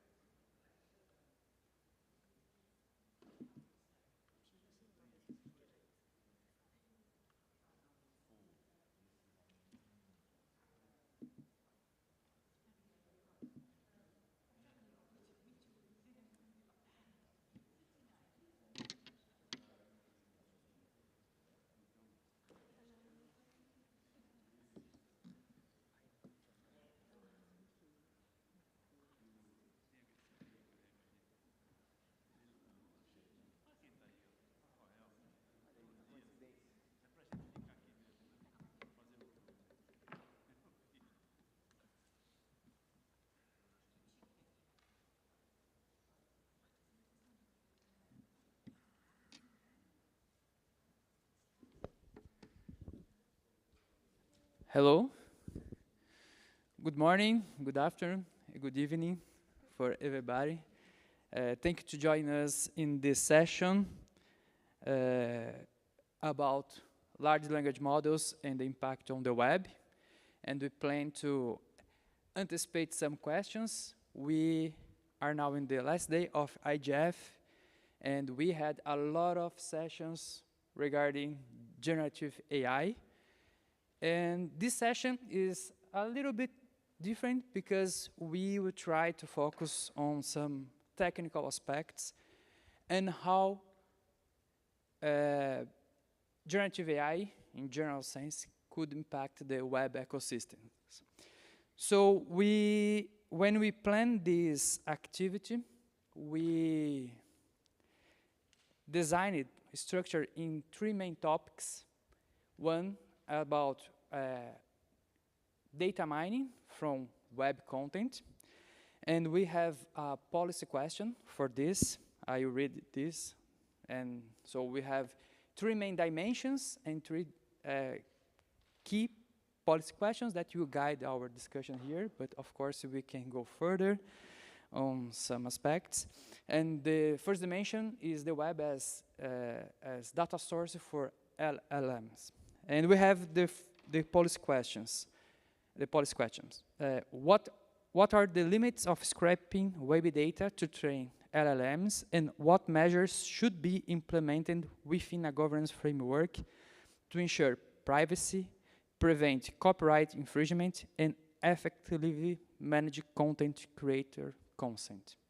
And we prepared these policy questions, I think that 4 months ago, and since then we see some work on this. For example, OpenAI and also Google, they create a way to block data mining. So it's a approach to give user more control of their content. We have a second dimension, that's what happened if we incorporated generative AI chatbots on search engines. And for this dimension, we have the following policy questions. What are the potential risks and governance complexities associated with incorporated large language models into search engines as chatbot interfaces, and how should different regions, and for example, Global South, respond to the impact on web traffic and consequently in the digital economy? So if you have like search engines replying directly to the query and not giving access or links to the original content, okay? So, but we have a lot of other technical and ethical questions about this that you can go further. And the third dimension is the web as the platform to post content generated by AI. And for this, we have the following policy questions. What are the technical and governance approach to detect AI-generated content posted on the web, restrain the dissemination of sensitive content, and provide means of accountability? And for this workshop, we have an excellent team of speakers from different backgrounds, from different stakeholder groups, and from different regions. We will have Professor Emily Bender from University of Washington that will join us online. We will have Wagner Santana from IBM Research. We will have Yuki Arazai from Osaka University that is here in person. We will have Rian Budish from Meta that will join us online. We will have Dominique Hassel from W3C, the World Wide Web Consortium, that will join us online. And we'll have Rafael Evangelista from the Brazilian Internet Steering Committee and professor of University of Campinas that is also here. So I will start. Every speaker will have 10 minutes for initial considerations, and we will start with Professor Emily Bender. Professor Emily Bender, thank you for joining us and accept our invitation. The floor is yours. Thank you so much. Ohayou gozaimasu. I'm joining you from Seattle, where it is the evening. And I have prepared just a few remarks, and I'm hoping I can share my screen for some visual aids partway through, but I'll try that when I get there. To the first question about the limits of scraping web data to train LLMs, I think it is really unfortunate that we have come around as a global society to a situation where the default seems to be if somebody can grab the data, it's theirs. That doesn't have to be the policy standpoint, but we have to take action if we want to change it. And what I would like to see it change to is what Sasha Costanza-Chock calls consentful technology, where the data is collected in a meaningful opt-in way, only with consent of the people contributing the data. And a benefit that will come with that is that such data collection has to be intentional. Right now, the data underlying LLMs is largely collected very haphazardly. The push has been to get the largest possible data set because that leads to more fluent output, that leads to output that can seem to speak to more topics. And so it's just been, let's grab everything we can. That hasn't left room for documenting it so that we know what's there. And it also hasn't left resources or room for really building something that is representative of the world we would like to build. It's also, incidentally, not representative of the world as it is, because the internet, as we'll see with my examples in a moment, doesn't reflect a neutral viewpoint on the world. Moving on to the second question. What are the potential risks and governance complexities associated with incorporating LLMs into search engines? These are enormous, and it's really important to understand that a large language model is not an information source. The information that is stored in a large language model is literally just information about the distribution of word forms in text. It's not information about the world. It's not information about people's opinions about the world. It does include reflections of opinions in the form of biases that are expressed via the distribution of word forms in text. Thinking about the implications for the Global South in particular, and starting first with that idea of bias, here's where I want to try to share my screen. Let's see if this works. I teach with Zoom all the time, so it should work. Just going to be brave and share the desktop. All right. Do you see a tweet? Hopefully. This is an author advertising a preprint paper. And what they did in this paper was they looked at the ways in which mentions of people and places basically cluster together in very large scale collections of text. They're looking at Llama 2. And this was presented as though it were a world model rather than just correlations that entities in the US tend to be mentioned in the same kinds of textual circumstances. What is particularly striking, actually, about this graphic is just how sparse the data is in the Global South. And so we are getting lack of representation and then misrepresentation because we are relying on these data sets that heavily weight the gaze of the Global North. And that's a big problem. The other thing that I wanted to show you has to do with pollution of the information ecosystem. So as we let these synthetic media machines just spill their synthetic text into the web, it doesn't stay contained as the output of ChatGPT, but it moves from location to location. I tested this today. It is unfortunately still true. If you put in the Google search query, no country in Africa starts with K, which isn't even a question, but it's a search query, out comes this false snippet. While there are 54 recognized countries in Africa, none of them begin with the letter K. And then it nonsensically continues. The closest is Kenya, which starts with a K. And where did this come from? So this is Google search. I'm not even using Bard here, but this is Google search taking a snippet from the first hit for this query, which is this page called Emergent Mind, where some developer has chosen to post the output of ChatGPT. I don't know who this person is. I don't know why they chose to post this thing, but somebody decided to give ChatGPT the input did you know that there is no country in Africa that starts with the letter K? ChatGPT is designed to provide outputs that human raters say this is good. In other words, it's designed to output a sequence of text that reads as what you want to hear.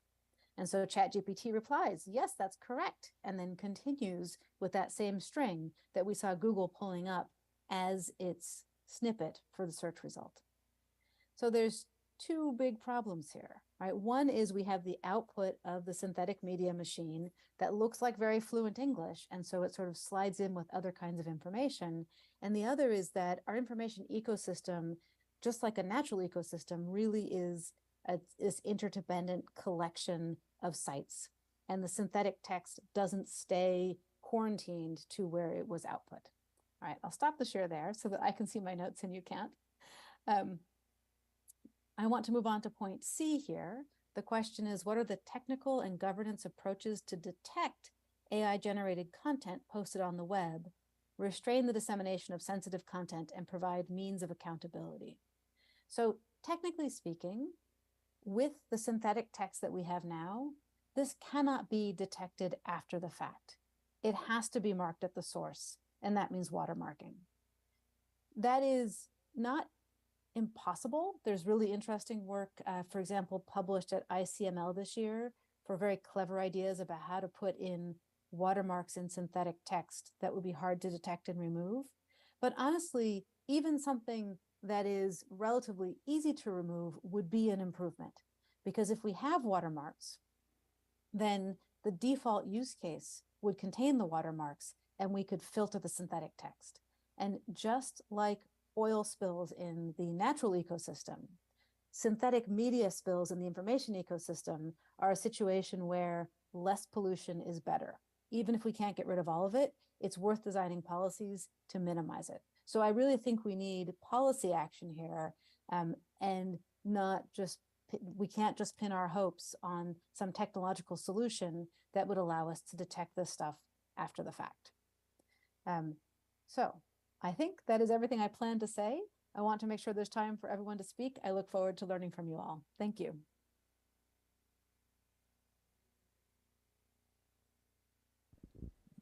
Thank you, Professor Emily Bender, for your considerations. And now I invite Wagner Santana from IBM Research. Wagner, the floor is yours. Thank you. I'll try to share my screen. Just a second.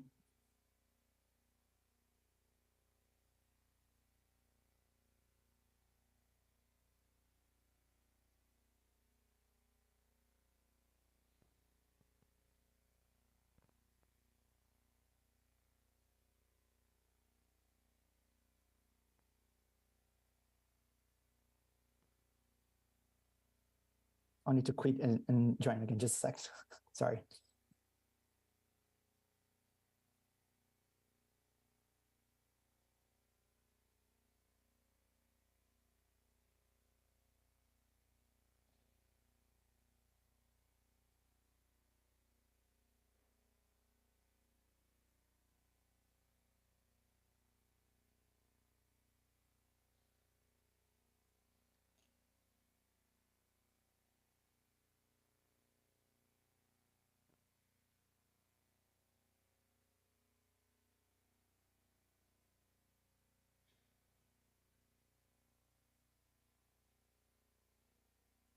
So we waiting, Wagner, join us online. So we move to Professor Yuki. So thank you, thank you for inviting me to this exciting panel. So my points are quite largely overlap with what Emily just said. But for the first question, the limitations of scraping the web data to train large language models is that we should be aware that web data never represent people in real world. It is highly skewed in many ways due to unbalanced distributions of content creators. For example, now SNS texts occupy a large portion of web data, which come from mostly a specific group, particularly young groups of people using SNS. And also like social biases or even hate speeches can be more significant in the web data than what we really see in the real world. And there are a large amount of automatically generated content, including noisy or even toxic ones in the web data. So web data can never be balanced to equally represent people in the world. And large language models trained on such data inevitably inherit the same feature or same trend or same characteristics of such web data. So it won't be a perfect like the correct or trustworthy model as it is. So we should be aware of that. And for the second point, what are the potential risks and governance complexities associated with incorporating large language model into search engines? So I think one of the serious concerns is that chat-based search can be too handy for people to use, which may accelerate the tendency to accept a response as correct or trustworthy without looking up different sources of information. So as I just said, the web data does not represent real people, and the web data, sometimes there is a lot of wrong information. So large language model trained on such data has the same trend. So there's no doubt. So the search is now, it's our lifeline, and its advancement is really appreciated, but we must ensure the way to access various sources of information so that we can check the information is trustworthy, or it's something we should believe. So for this, I think it's a good way to address this problem is that to have a way to link the generative text to some kind of data sources, so which allows to understand as to what information these texts are based on. So as a group, we have been working on this kind of problems. So natural language processing can somehow help to identify alignments between generated and text in real world. Such kind of provenance information gives us a chance to step back and think, wait, is this chatbot response is really trustworthy or not? So another concern is that the current large language models cover mostly major languages because they are data hungry and require a large amount of text for training. So text data of such scale is available only for major languages. And besides the evaluation and benchmark data sets that we are heavily rely on to developing such large language models are also concentrate on major languages. So yeah, so this trend may hinder the expansion of the technology to regional or local languages, which may worsen the digital divide across the world. So we should explore the way to train large language models in a data efficient way and cover various languages and cultures and so on. So for the third question, what are the technical and governance approaches to detect AI-generated content? I think, I was about to refer to the same paper just Emily mentioned, like watermarking for the generated text. This is a technical way so that we can track down who generated, for which model generated such text. But as Emily said, this is just a technical solution, and we need a policy or governance to really such kind of technology really work in the world. So that's all from myself. Thank you. Thank you. Thank you, Professor Yuki. And now I invite Brian Budish from Meta. Thank you, Brian, to join us. Thank you very much. Before I start, did you want to go back? I see Wagner is back on. I know we skipped him, so I just wanted to make sure that. Okay. Wagner is back, right? No. Yep. So, yeah. I'm here. So yes. Can you try to you are going to share your screen, Wagner? Yes. Okay. So let's try. Can you see my screen? I hope you Okay. can. So Perfect. now it's okay. So Thanks and sorry for the previous situation. Well, I prepared a few slides just to try to delve into the questions presented by Diogo, but under the lens of this idea of thinking about the context of creation of technology and the context of use of technology. Well, as Diego mentioned, we're thinking about scraping web data, privacy, copyright, and also the use of LLMs to search engines, different regions, and how the digital economy may be impacted, and also the whole idea of detecting AI-generated content, dissemination, accountability. For the first point, I like to think about how we came here, right? So first we had the Web 1, then Web 2, the social web, and then now with blockchain, with the promise of providing more trust. But if we pause here and think about LLMs, now we're having this data used to train models, and then we have this black box without transparency about the data that is inside, and how is going to be this Web 3 plus with data. And the concerning thing about is how it's going to be when it started to be retrained on the data that it's using, right? What are the biases? And this has already been mentioned by other panelists, that we have bias, we know that. And how is this going to be amplified by this, the way we have? And we have approaches like the robots TXT file to block, but that shouldn't be the default, right? Capture anything and you have to block for someone to not use your contents, right? So, and we also can start thinking about machine learning attacks. People can start creating pages just to poison LLMs that are going to be trained on those data sets. So these are some of the aspects I wanted to bring first.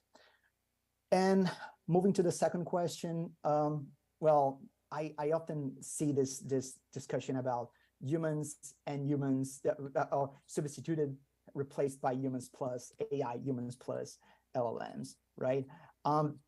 And again, back in the Web 2, we had just content creators creating content, e-commerce platforms, and then the consumption by people, social, and then conversions, and then this coming back to the platform and part to the creators, right?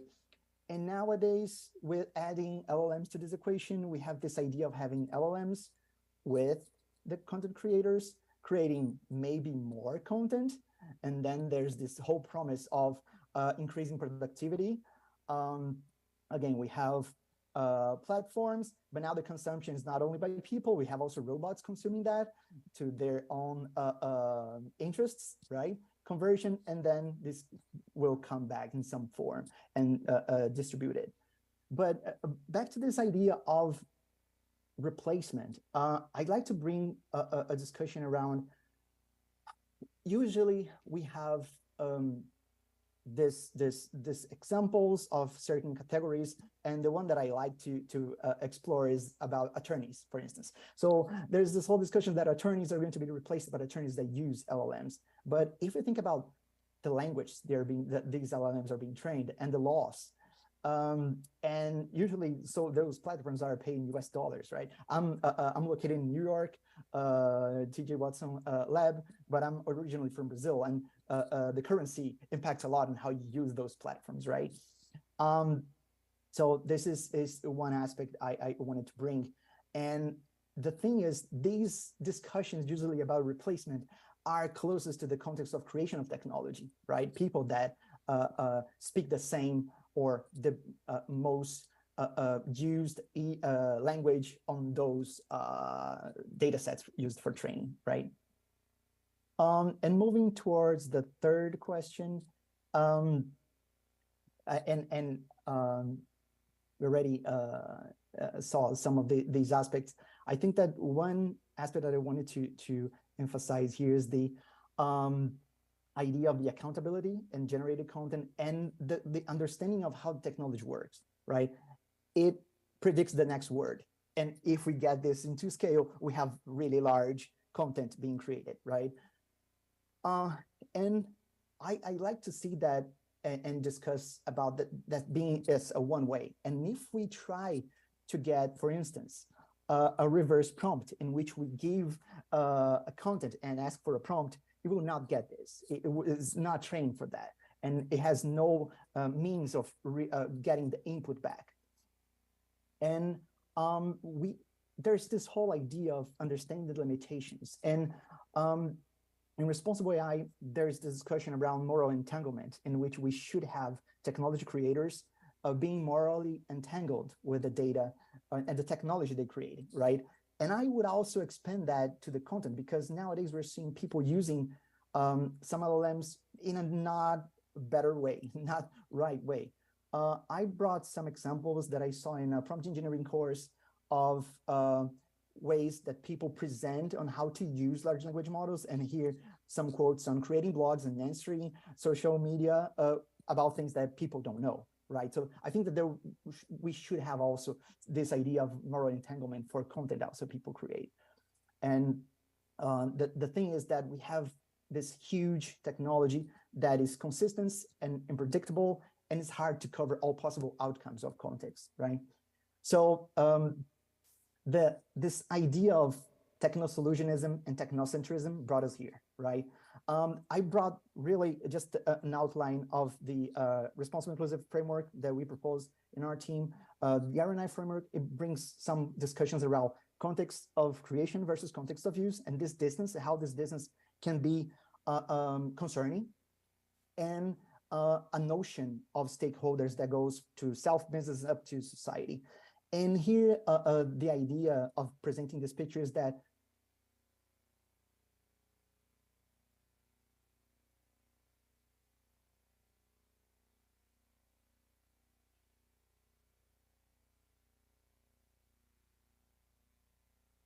Okay, no. And well, in the context of use, we have creation of technology, prototyping, development, training, and deployment. What we have in context of use, we have users, tasks, equipment, and social and physical environments, and all the possible variations of those, right? So we have really complex situations. So it's nearly impossible to predict all possible contexts before and after, even after deployment. Let's think here, some examples, people riding bikes while using mobile phones, right? And if for developers, it's hard for us to think about tasks and ways of people using mobile phones while riding bikes. And imagine this last one with 6 mobile phones and riding a bike. And here we can see that it's the same app, Pokemon Go, but imagine that we are in a context that people are using 6 different LLMs interacting while riding bikes. It's impossible to predict all of these possibilities. So why does distance matter? Because we have, the higher the distance, the more impersonal technology is. And that's what we see nowadays. Technologies created in one region, used in all around the globe, lived experience for people creating technologies are different from the ones impacted by these technologies, right? And this culture of build fast, break, and fix, which is often popular, it influences in this impersonality for technology. And there's also imbalance in terms of perspectives considers. And unfortunately, the ones with power to compete, understand, and promote changes are very few. So to conclude, without studying how technology is used, we are hindered for the real impacts. And our premises when creating technology are limited in terms of coverage of possible contexts. And we need more ways of covering all these possibilities, diverse teams, and all the things that we already know. But there's one interesting aspect is that people repurpose those technologies. We have been repurposing technologies since Web 1, right? And some people use that in a really good way. So we need to empower those users, but also to prevent harmful aspects. And there's this whole idea that innovation may need freedom to experiment, right? But also responsible innovation teaches us that we need avoid harms, do good, and implement governance to make sure that these two things are happening at the same time, right? And we see that usually we have regulations responding to changes. And I think that this is one interesting way of starting a change and responding to the things that we are seeing out there. Thank you. Thank you, Wagner, to bring your considerations from the industry perspective. And now I invite Ryan from ETA to also share inputs from the industry. Thank you, Ryan. The floor is yours. Great, thank you so much. I'm thrilled to be here. I'm coming from Boston, Massachusetts, where it is quite late at night, so I'm going to try not to speak too loudly because my kids are sleeping in the room next to me, but let me know if you can't hear me. So I want to start by taking a step back, and I think that that it's still, even though it doesn't feel like it some days, it's still very much early days for generative AI technologies. And I think what these technologies might look like as they unfold is still a bit fuzzy, but it isn't hard to imagine some of the huge positive impacts that they could have for businesses, large and small, for healthcare, for the delivery of public services, for advancing the UN's Sustainable Development Goals, and much more. And, I think a lot of people, maybe they think about, AI chatbots or some of the really fun generative AI tools like some of those that Meta announced just a few weeks ago. But before getting into these questions, I just wanted to mention a couple of uses of large language models that we've developed that I think highlight some of the tremendous opportunity here. One area is translation, and we've published groundbreaking research and shared models for translation, such as our No Language Left Behind model and our Universal Speech Translator models. No Language Left Behind, NLLB, is a first-of-its-kind AI research project that open sources models capable of delivering high-quality translations directly between nearly 200 languages.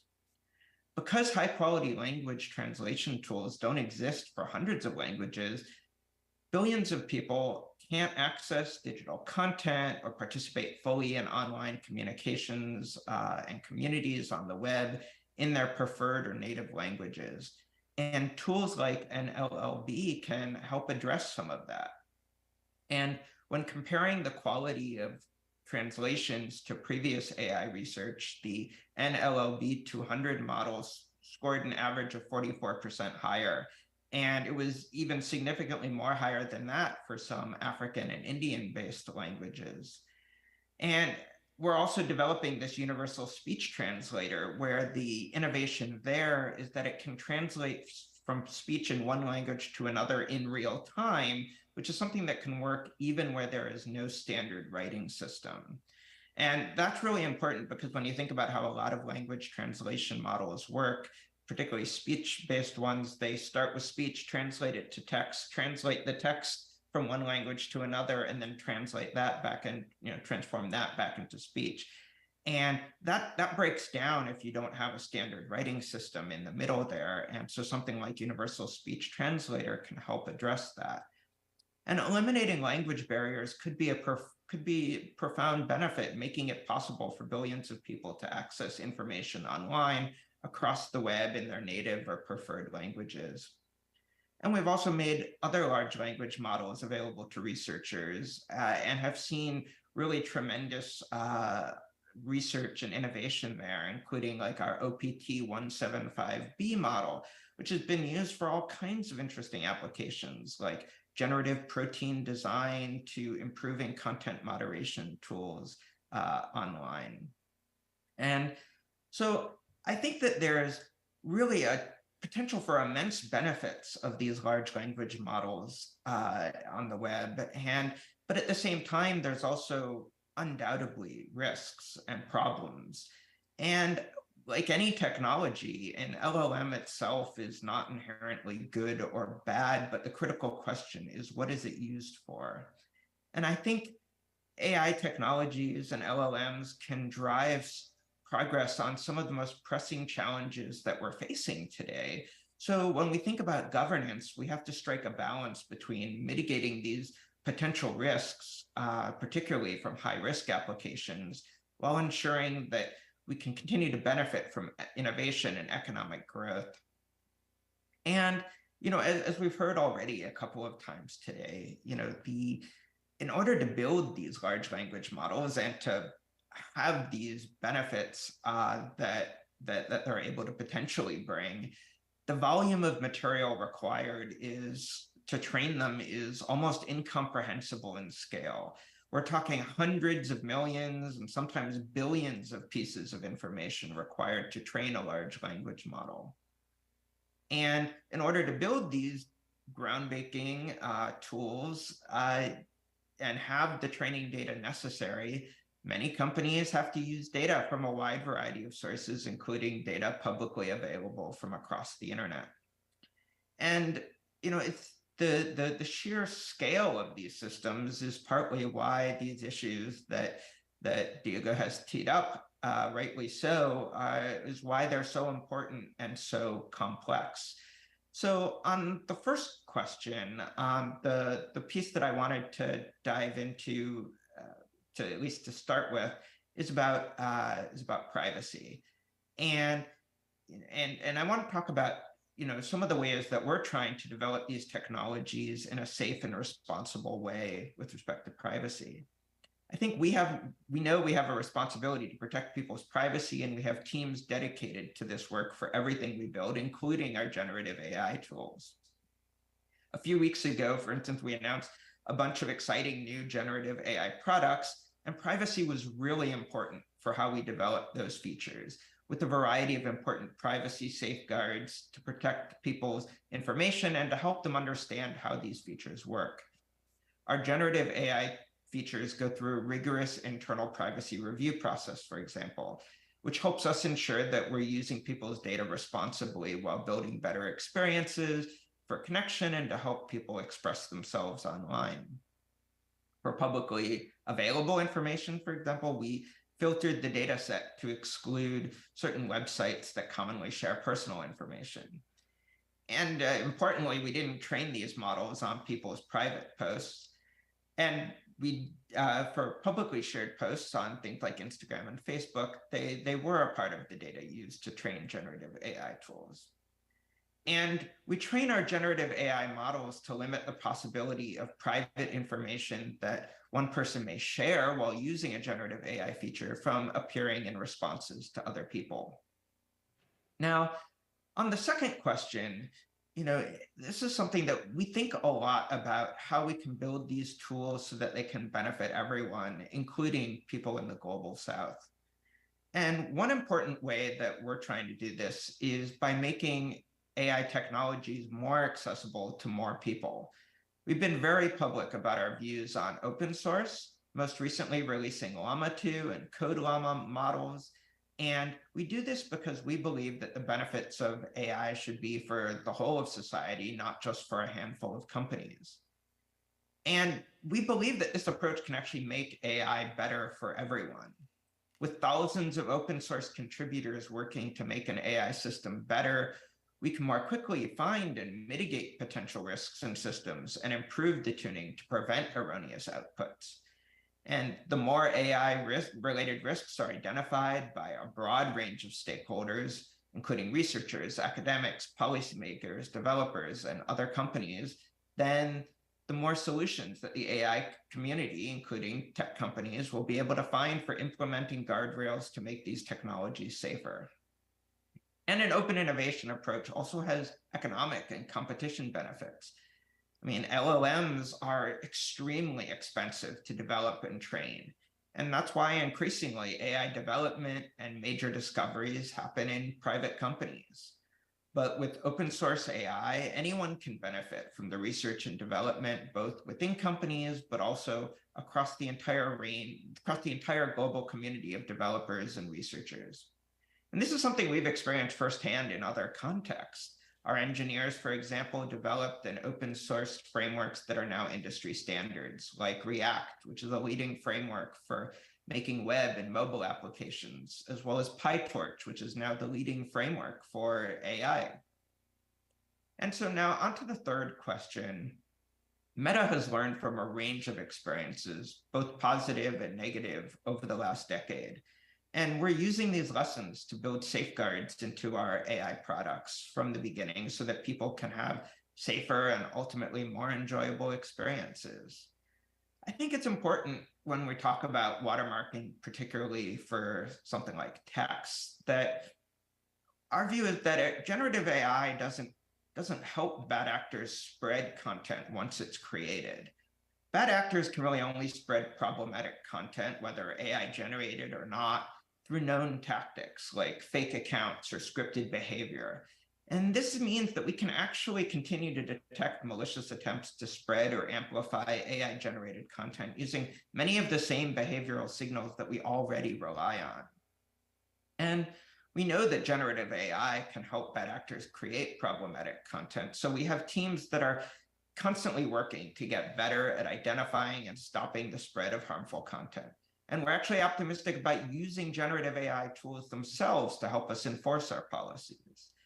And this issue is not unique to Meta. It's a concern across industry. And that's why Meta and many of our industry peers voluntarily joined the White House commitments that include a commitment about watermarking AI content that would otherwise be indistinguishable from reality.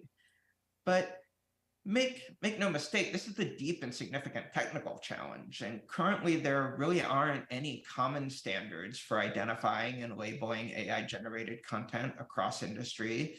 And we think there should be. And so we're working with other companies through forums like the Partnership on AI in the hope of developing them.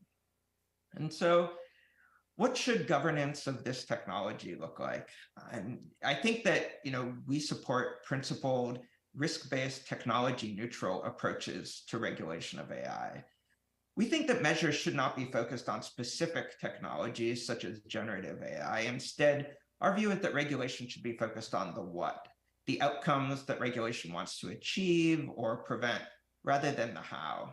We believe that this approach is more future-proof and helps strike a better balance between enabling innovation while continuing to help us minimize the risks. So with that, I'll stop there. So thank you. Thank you, Ryan.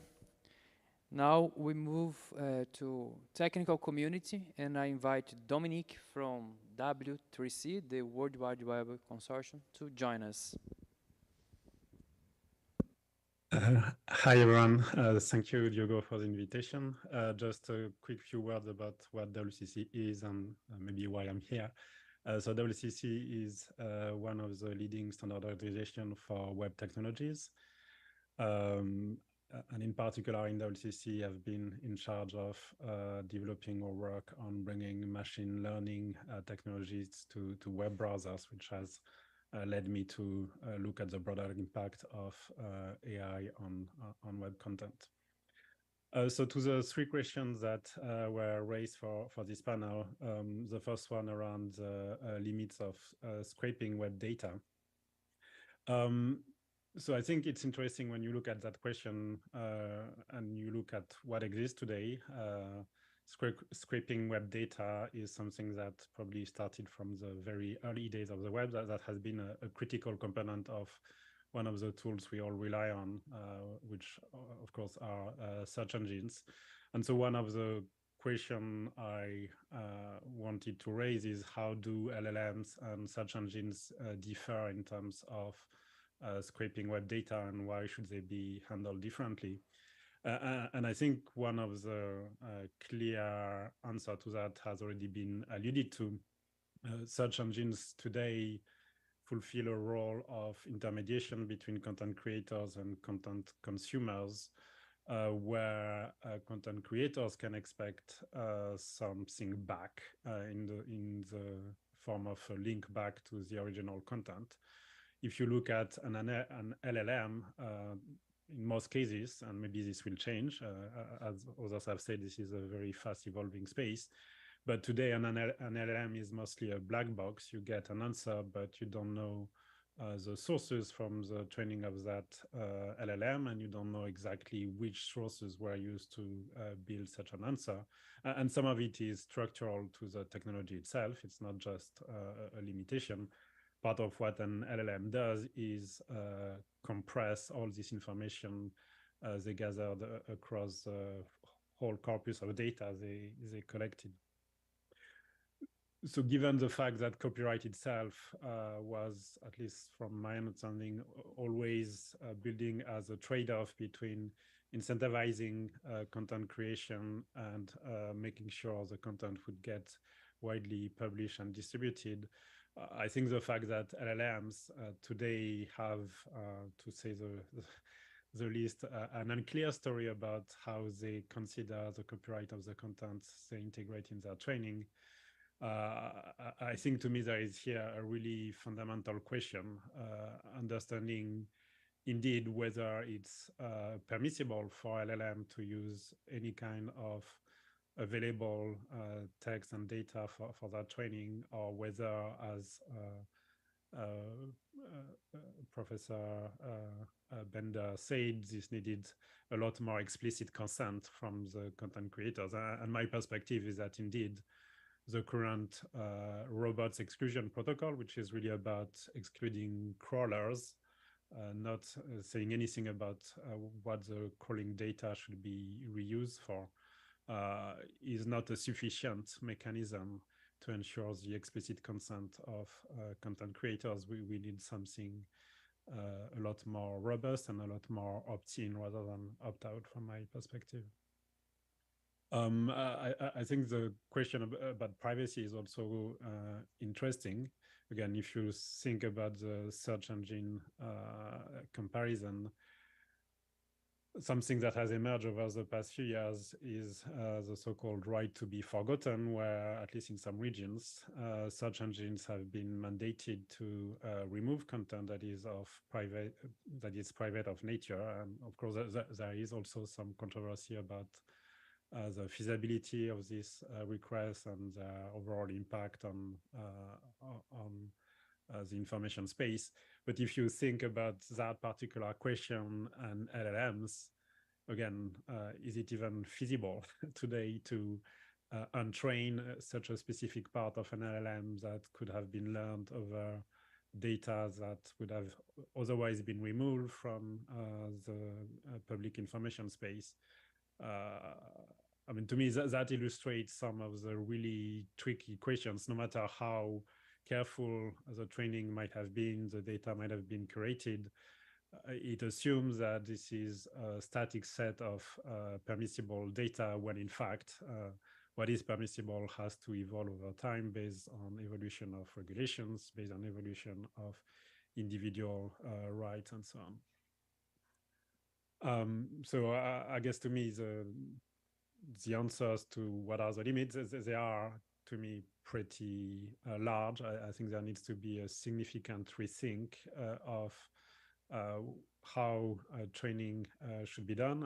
And of course, there is a lot of value in having a lot of text to create some of the really impressive output that LLMs have been able to bring, but that cannot be at the expense of making sure that in particular content creators get the incentives to continue to create and publish that content, because otherwise, at the end of the day, of course, there won't be anything left for LLM to build on if content creators stop publishing their data, no matter what. In terms of the questions around the complexities of incorporating chatbots into search engines, some of the main points I think have already been made. I mean, to me, one of the critical point, again, was made by Professor Bender, mixing something that users have approached as a source of reliable information with checkable provenance, with something that is not meant as a tool of necessarily trustable information or checkable information. is a really challenging UI question. Typically, probably not a good idea, although there could be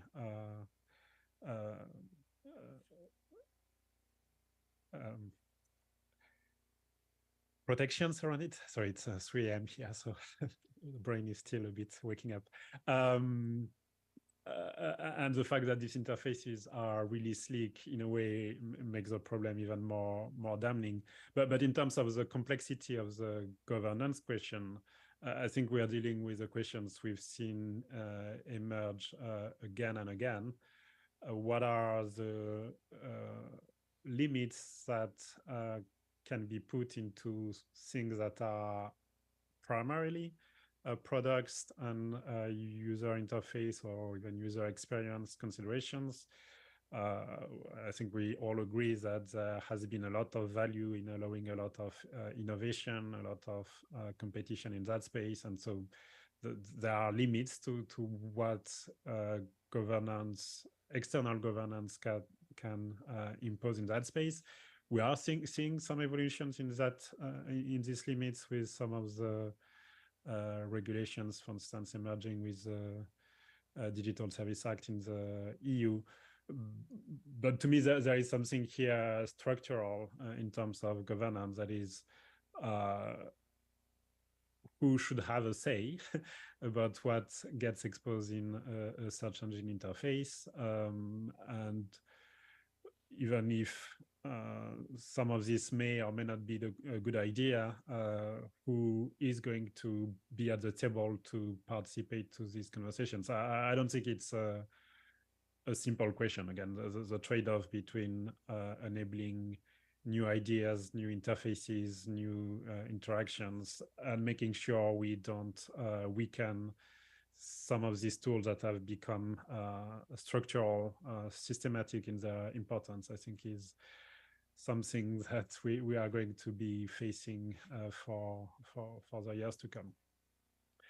But again, in terms of one of the impact that I think we need to keep repeating in the importance of the web ecosystem, the fact that today LLMs don't generate backlinks, they generate digested, compressed content, is something that further goes against the grain of the role of search engines, not only social role, but also economical role of search engines, which again, typically have operated with notion that they serve as this intermediary between content creators and content consumers. Finally, on the third question around approaches to making AI-generated content detectable, there is definitely a challenging technical question. How do you watermark text in a way that is meaningfully detectable and resist to changes? And the latter, I think, points maybe to the more structural issue to me in that space, is that some content that gets released and published is purely AI generated, and LLMs allow to provide scale and possibly, unfortunately, some level of trustworthiness in the sense that they provide very sleek outcome. But increasingly, my guess, at least, is that LLMs will be used not just as pure generators, but as authoring tools, something that help people create content, not just create content that gets released as is.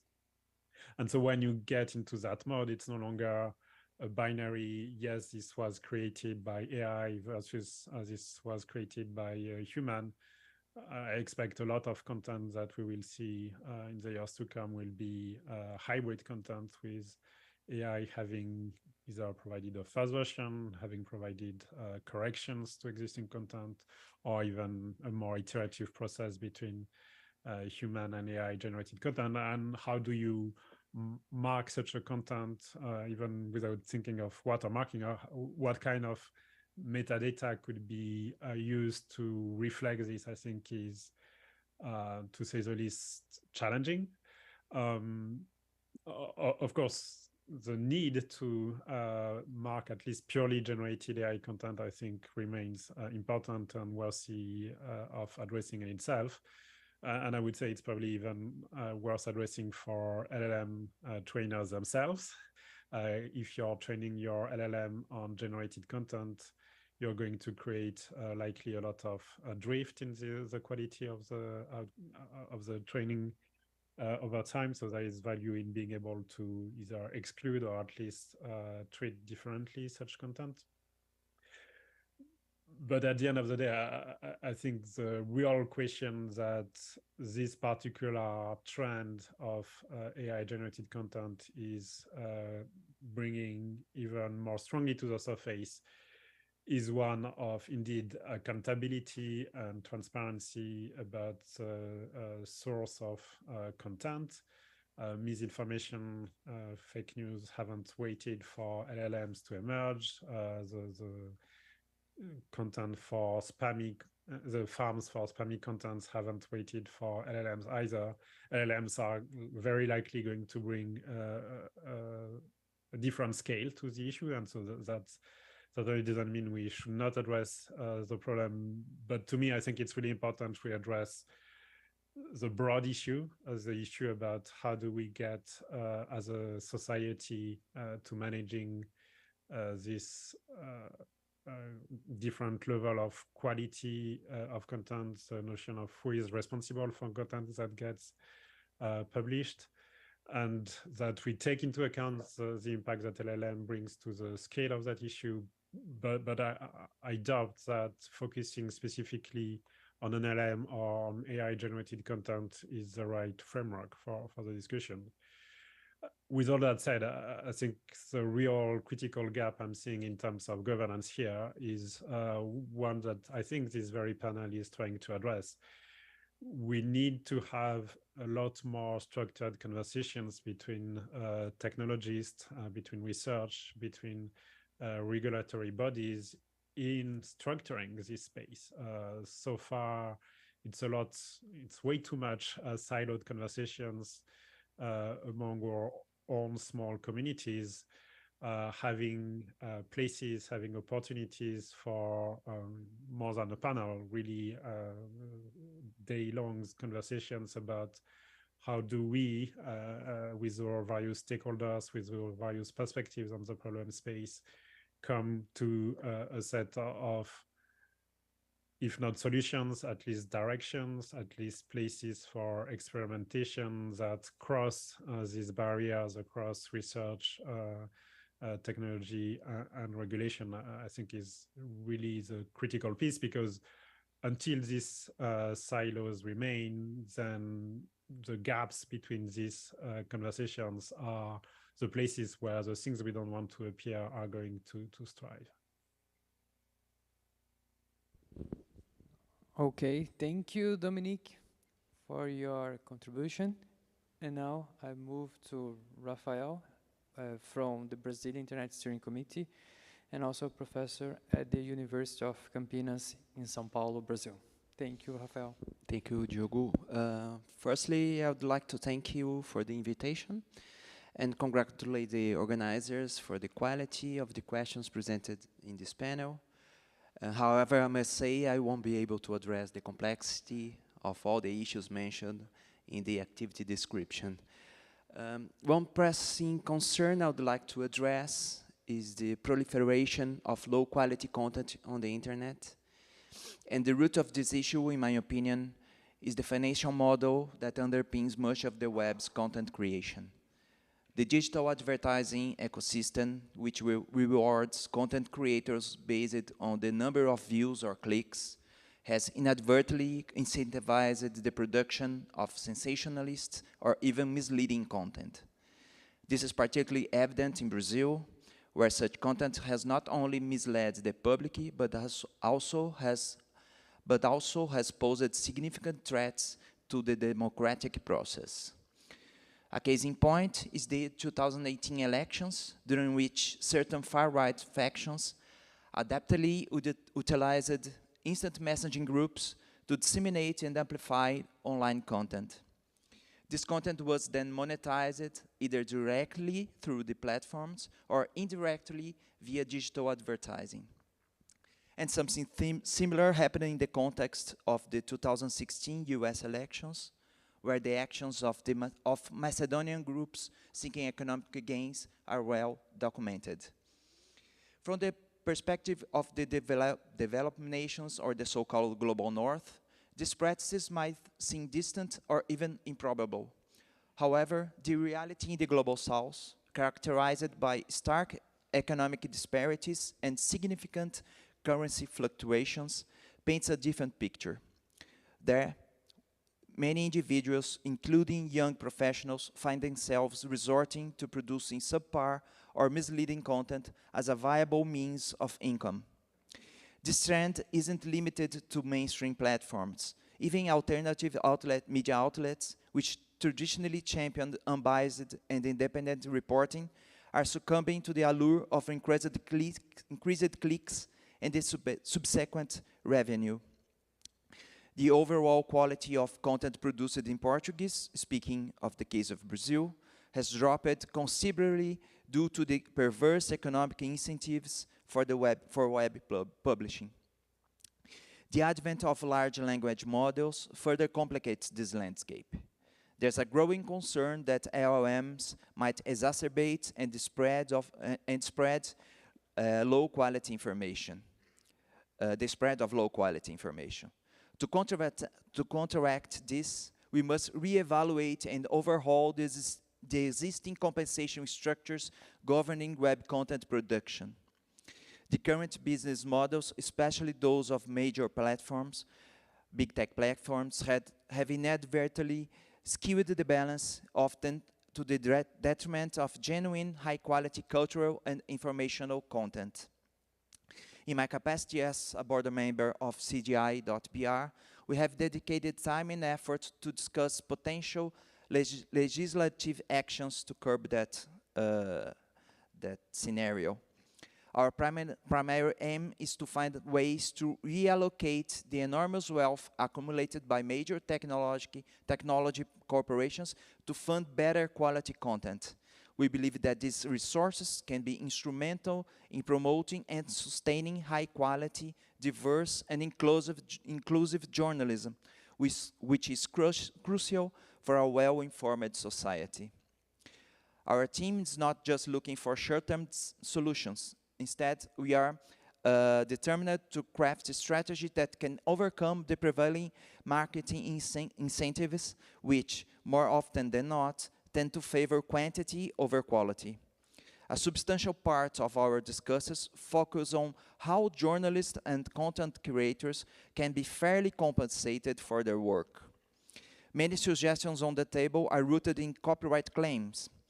The core argument here is that many of online platforms are reaping significant profits from journalistic content without providing just compensations to those who produce it, which is similar to what is happening with the LLMs. Interestingly, this debate parallels the discussions about the training of artificial intelligence systems, especially when it comes to the use of vast amounts of data, often without proper acknowledgement of or compensation. While I personally find these arguments compelling and worth considering, the field of journalism introduces its own set of complexities. One of the most pressing issues is defining the boundaries of what it truly qualifies as journalistic content and what not. The blurred lines between opinion, fact, and entertainment content make it a daunting task to set universally accepted compensation standards. I believe that this solution isn't merely to bolster existing copyright frameworks. Instead, we should focus on cultivating an environment that encourages the creation of high-quality content that benefits the collective. In the realm of journalism, this could manifest as public funds sourced from tech giants, but managed transparently and democratically, dedicated to promoting quality journalism. Implementing such mechanisms won't be without its challenges, especially when it comes to defining quality journalism and safeguarding it from undue external influences. The challenges posed by LLMs are analogous. Take, for example, Cielo, a digital library that offers open access to scientific journals. Initially a Brazilian initiative, it now boasts participation from 16 countries, predominantly Portuguese and Spanish speakers, with over 1,200 open access journals. Is a treasure trove of information readily available to LLMs for training purposes. This represents a significant public investment from the Global South, which is now being harnessed to train technologies predominantly controlled by a select few corporations. In my view, the answer is not to restrict access to such invaluable resources, nor is it feasible to compensate every individual author of these scientific papers directly. Many of these authors are already compensated by their academic institutions to produce publicly accessible knowledge. It's essential to recognize that while LLMs might be the brainchild of major corporations, the knowledge that fuels them is derived from a collective commons. Thus, our governance solutions should pivot away from individualistic compensation models. Instead, we should champion initiatives that acknowledge the collective essence of knowledge production and channels resources towards bolstering public digital infrastructures, in the sense LLMs used as public digital infrastructures. Along with these public digital infrastructures, we need to establish governance and financing mechanisms that ensure the fulfillment of public and democratic interests. It seems clear that the technological and financial difference between companies from the global north and the global south creates a situation where only states have a realistic capacity to compete. The web, with its open and collaborative nature, was an infrastructure that excited everyone at the beginning of the 21st century due to the possibilities of producing free and accessible cultural commons. However, social media platforms soon emerged with their walled gardens, blocking content interoperability and privately appropriating collective production. LLMs represent a new chapter in this challenge. They appropriate not only the expressed content, but also the ways we express ourselves, the form used to express ourselves. While LLMs undoubtedly bring benefits and have many uses, leading to their rapid adoptions when used in the context of weakly regulated advertising and surveillance markets formed by distorted economic incentives, they become tools for further production of low-quality content. Thank you.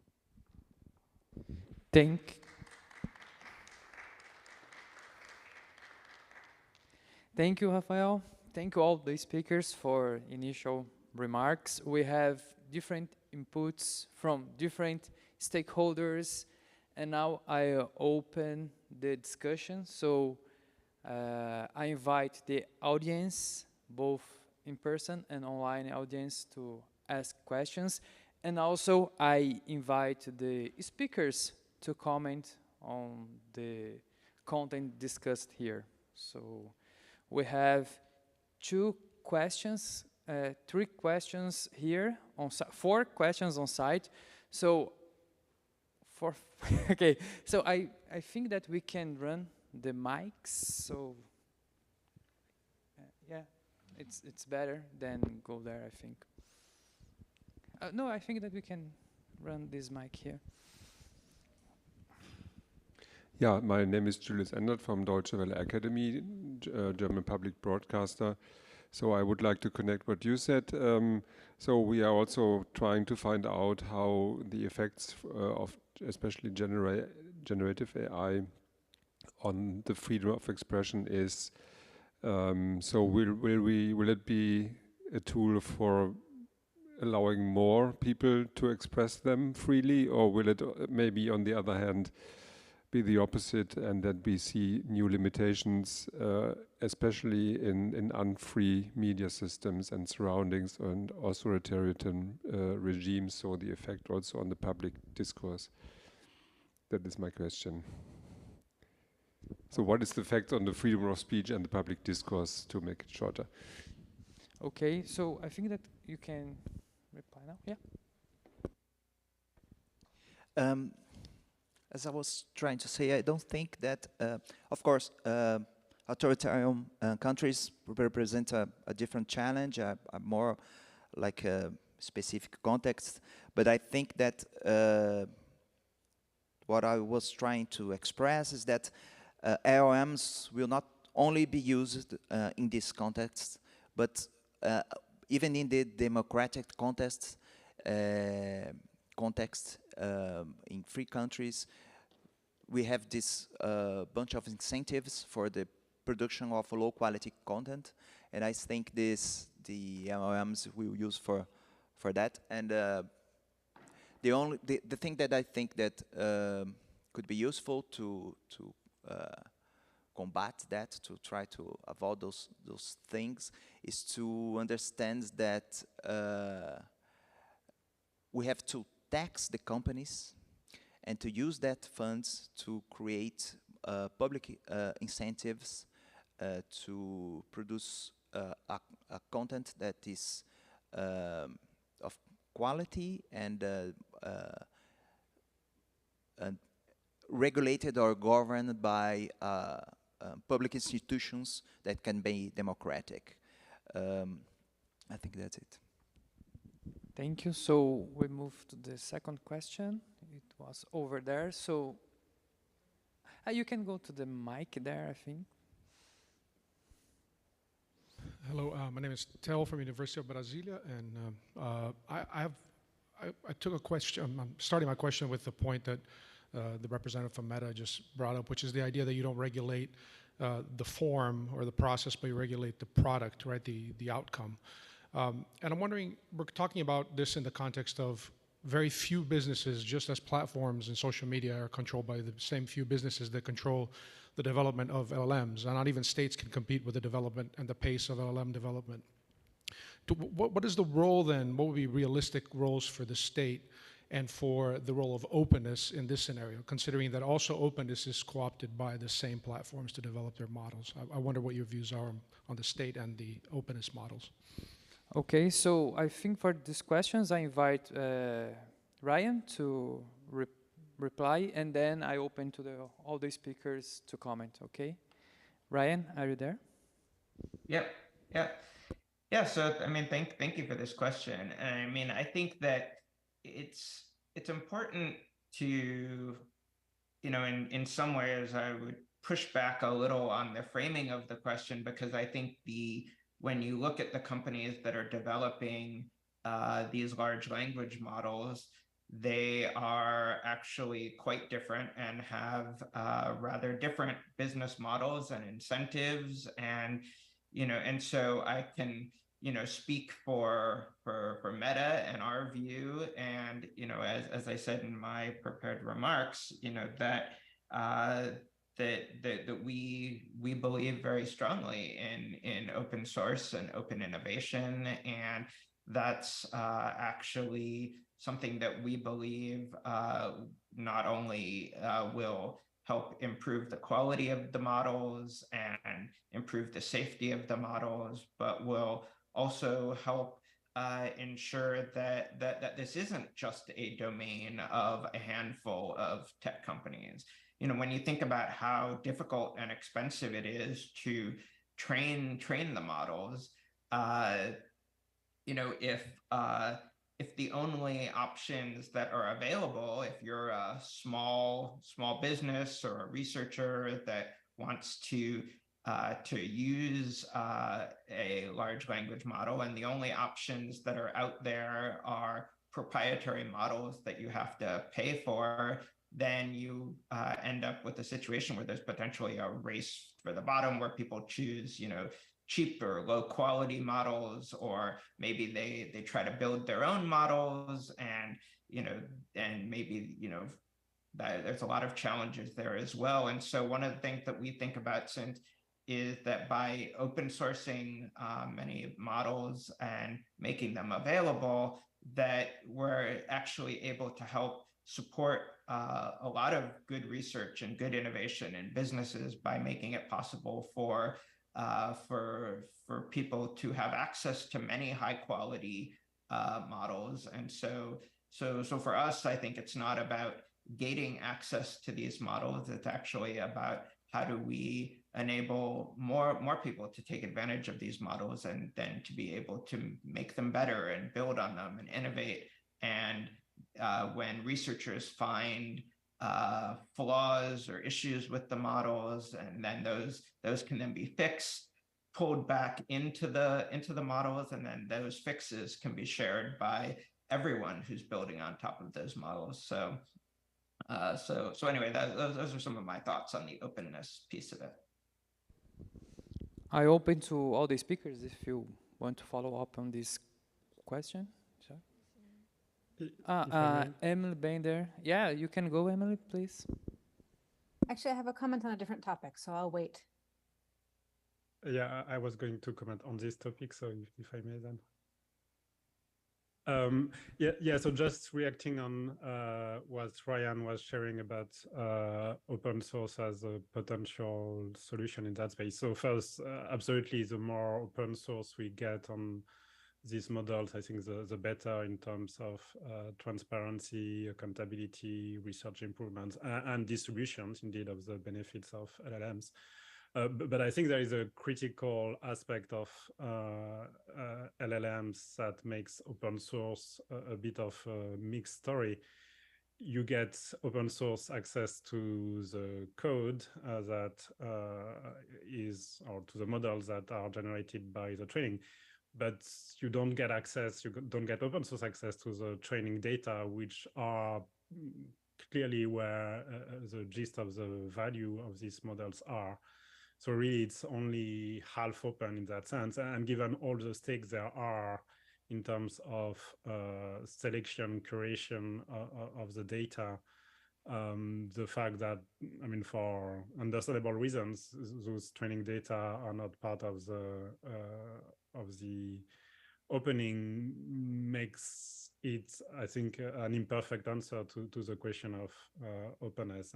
And there are discussions that I think need to be had about transparency around training data sources and the creation process that has accompanied these sources.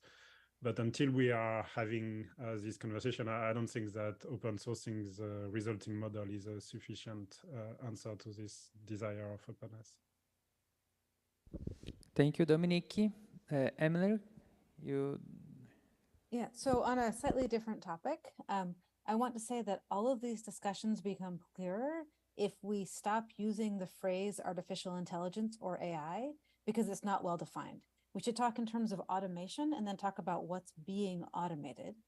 And as we talk about language models in particular, it is, I think, unhelpful to conflate things like the use of language models as a component in automatic transcription or automatic translation systems, and their use to generate synthetic media. Those are different tasks. They do happen to rely on the same trained models, but they're being used very differently. And so from a governance perspective, I think it's important to keep it straight.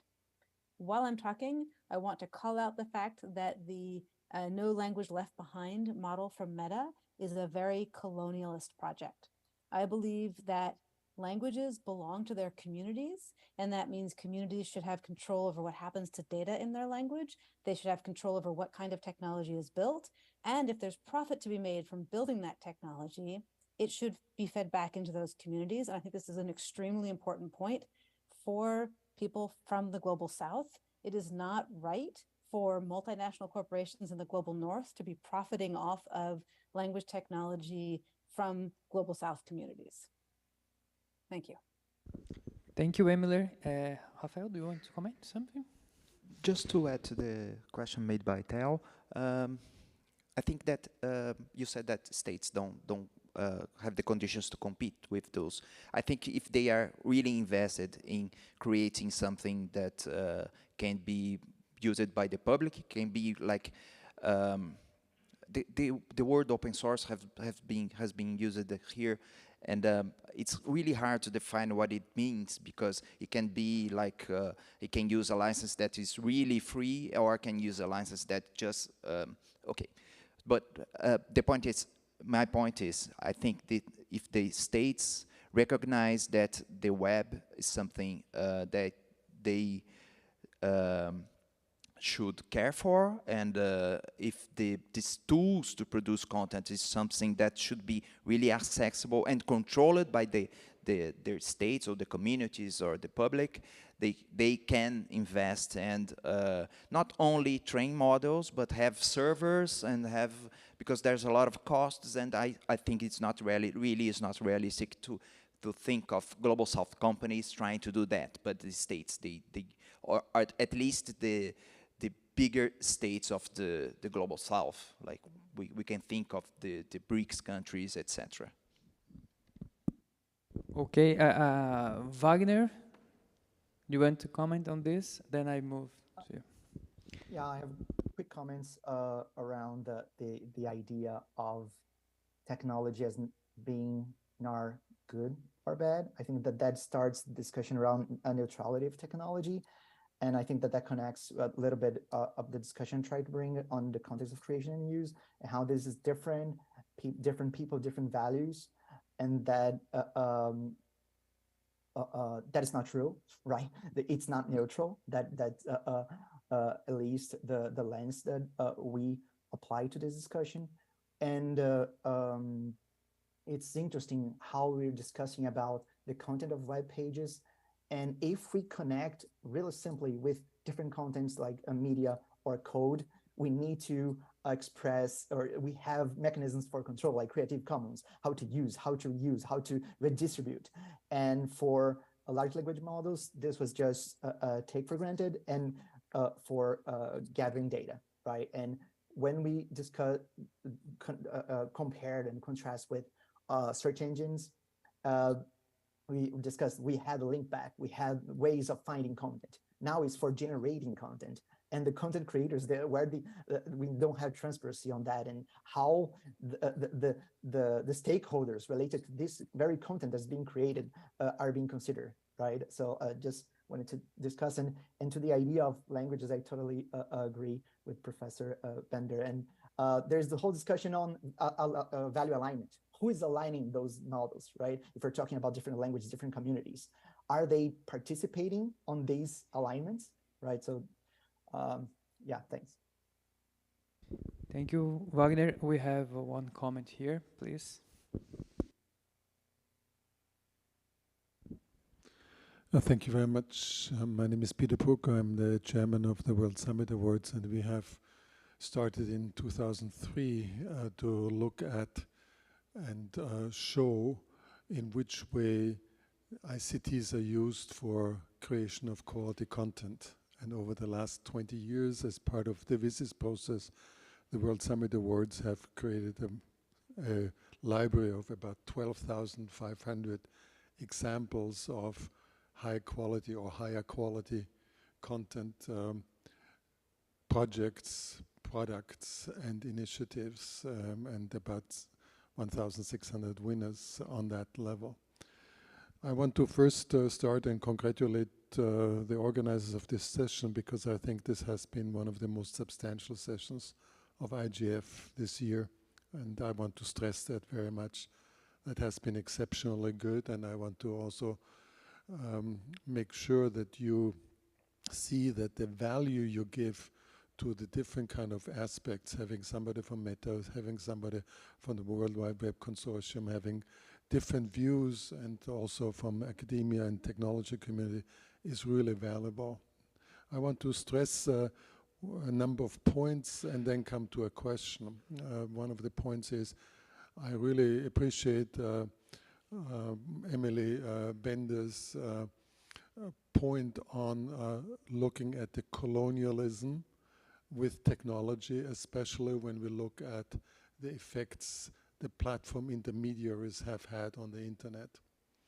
And I want to just reiterate what I said in some other contexts here at the IGF. It is that we have actually with the platform intermediaries replaced through the internet and cannibalized the editorial intermediaries. And that is something really very, very key to the question also of the large language models, which are creating new intermediary structures. And that I think is very important. The other thing is that I thought that Wagner's insistence and bringing up this issue of the studying technology in the context of use and how people repurpose technology in multiple ways, I think that's a very valuable, interesting, let's say, culturalist attitude towards the technology. But then the question is, does he have actually examples of how large language models can actually do that and how they structure and so on? And I think there's a lot of interesting aspects in this. My main point would, however, be on the issue of the question of we are looking at the web as a public information infrastructure. And that is something, which is only, let's say, part of the picture, which is underlying the governance imperative to the internet. I would think that the governance imperative and the goals and aspects should go towards a public knowledge infrastructure. And that relates very much to the question of how to finance it. And when we come to this model of the journalism, the model of the journalism is actually a model of creation of, let's say, having these two markets, of having advertising and subscription. And now we need to go into looking at what are the economics actually of this new public knowledge infrastructure.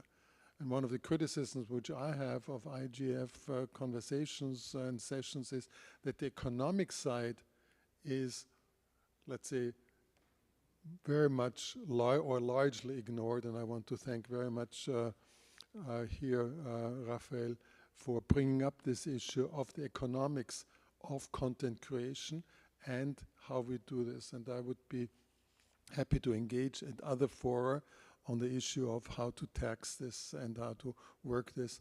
I think Deutsche Welle is a very good example of how one can say that there is somebody who is really moving into the multimedia space in a very interesting way, combining a public broadcasting model together with the creation of many different kind of knowledges. But my question would be, in which way can we continue within the IGF this kind of conversation regarding, for instance, creating new economic revenue streams for quality content as part of a governance imperative for the internet?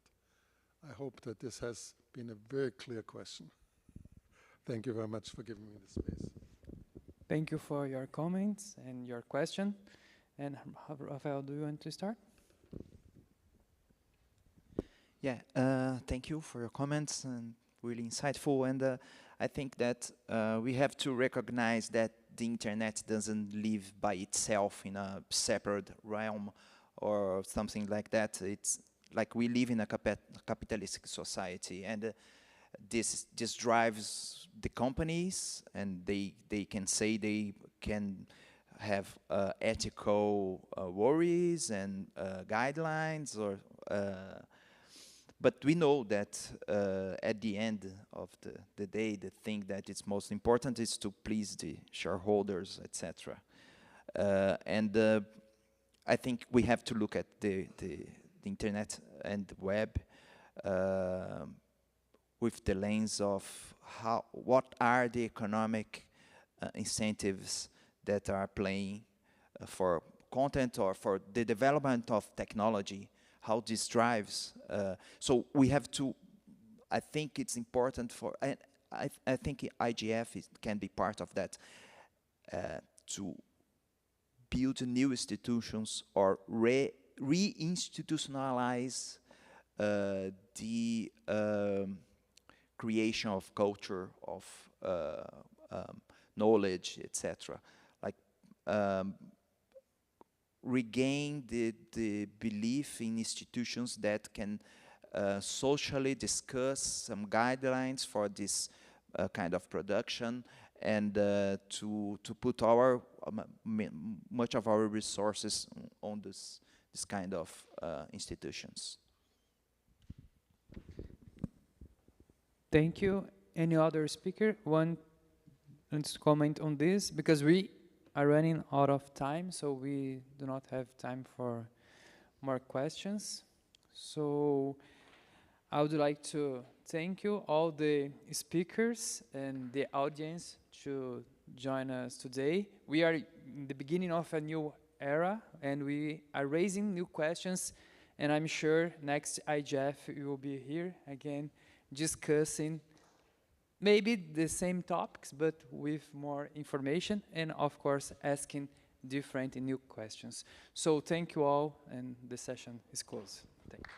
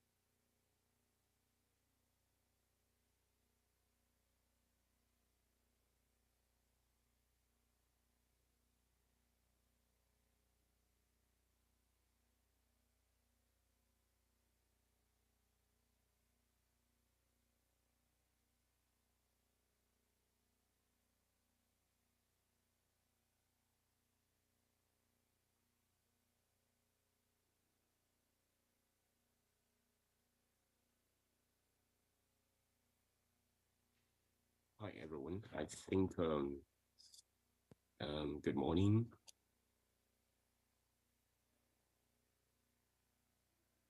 Our panelists, seems we can now open our camera. Can we try that from our side? Yeah, good morning. I already spoke to Jimson as he got in, and he said they would turn it on. I hope he remembers to prompt them. Yeah, I can see now we have the rights. Kindly do that. Yes, your co-host as well, and you can. I have done that also. Yeah.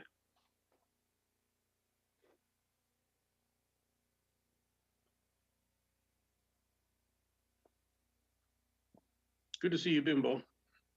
Good Nice. morning. Yes.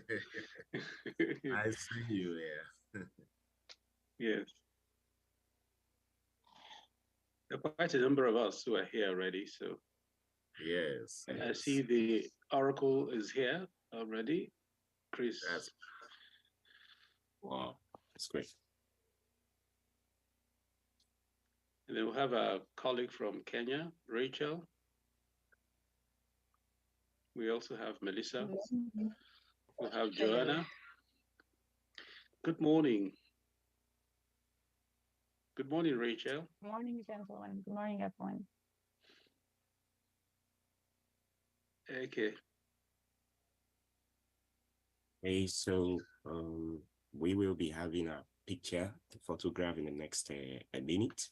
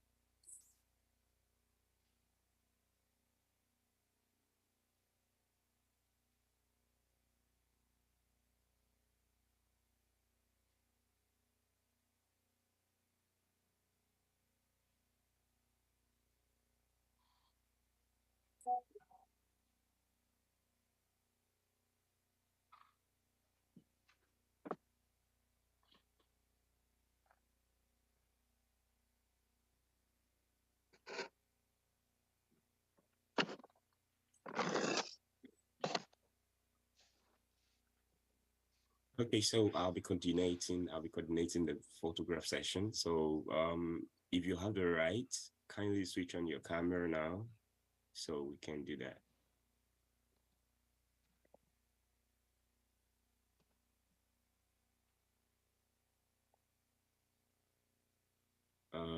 Thank you everyone for joining. Melissa, Joanna, Mr. Bimbo, the chair of AFICTA.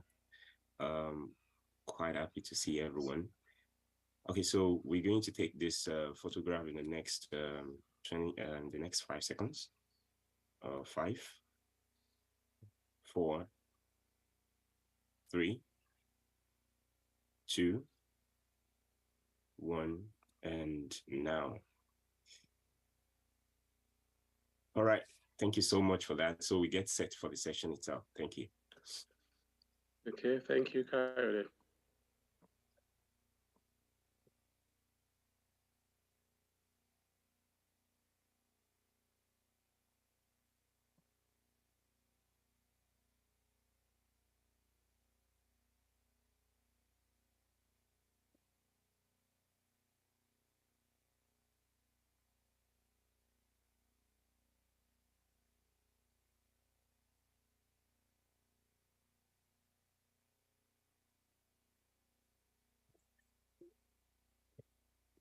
Okay.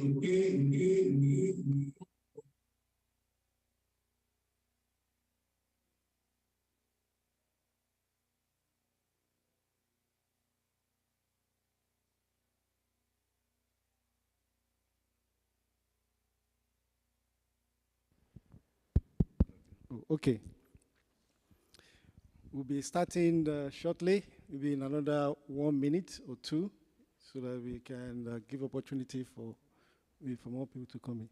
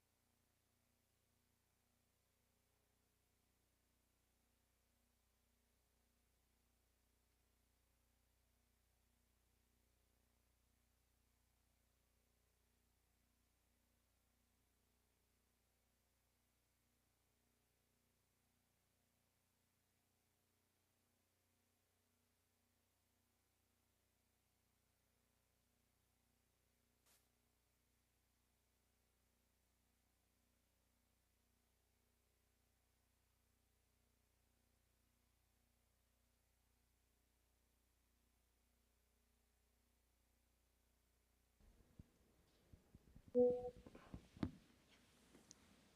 are the people that will also be speaking. And is he in Zoom? Online. They will come in online, so we'll watch out for them. How do you do now? If you want to take a picture of this, take a picture. All right. So is he in the Zoom right now? They are coming, yes. They are speaking. Okay. Wait, so what exactly?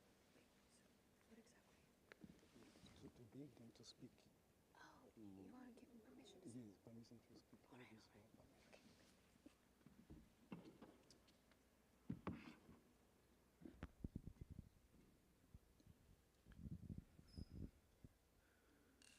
Okay, it's 2 minutes after. I think we can start now. Konnichiwa. Yeah, that is greetings in Japanese to everyone in the room and to those who have joined us online and those following us through the regional hubs. So welcome to workshop number 311, Global Digital Value Chain, Africa Status and Way Forward. This workshop is being put together by the Africa ICT Alliance, AFICTA, and is happening at the 18th Internet Governance Forum taking place here in Kyoto, Japan, with the theme, Internet we want, the Internet we want, empowering all people. And this particular workshop is under the sub-theme of digital divides and inclusion. My name is Jimson Olufuye. I have the privilege of being the chair of the Advisory Council of Africa ICT Alliance, AFICTA. Talking about AFICTA, AFICTA is a concerned private sector-led alliance of ICT association, companies and individual IT professionals in Africa, founded in 2012 with 6-country membership, but now in more than 40 countries in Africa. Our vision is to fulfill the promise of the digital age for everyone in Africa.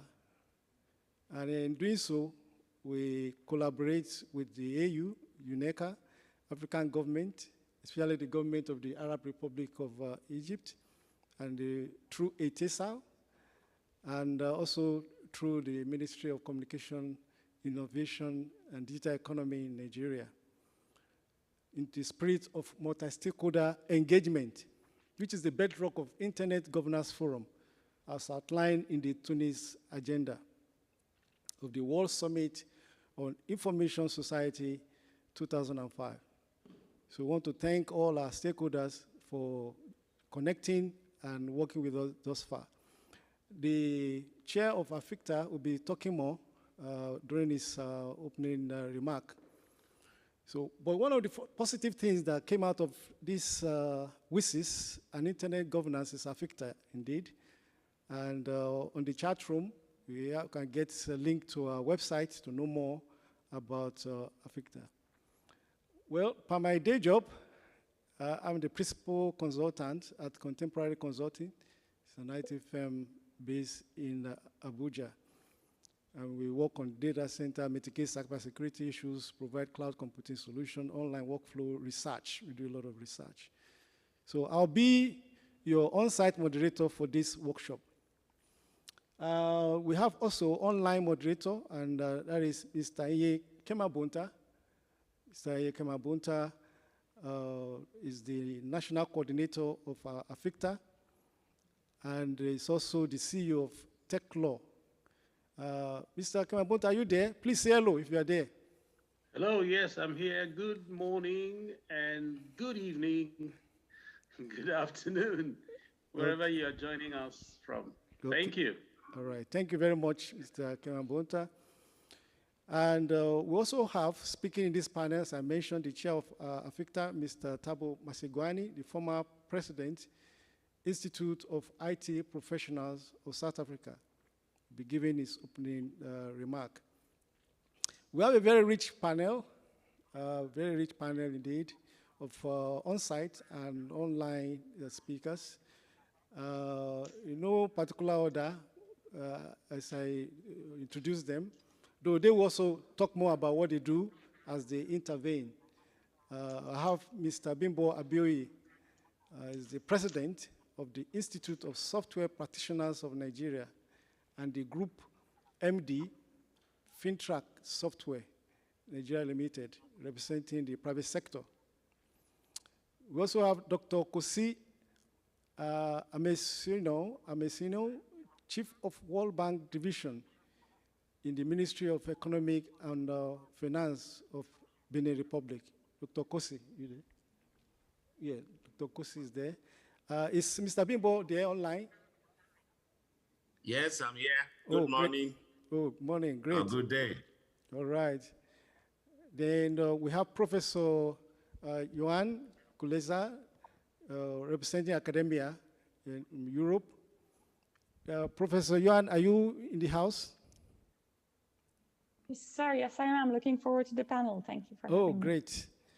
Then we have with us here the Amazon of IT governance, internet governance in Nigeria, Mrs. Mary Uduma, who is also the coordinator of the West African IGF, representing the civil society. Is Mary Uduma? Okay. And Dr. Melissa Sassi.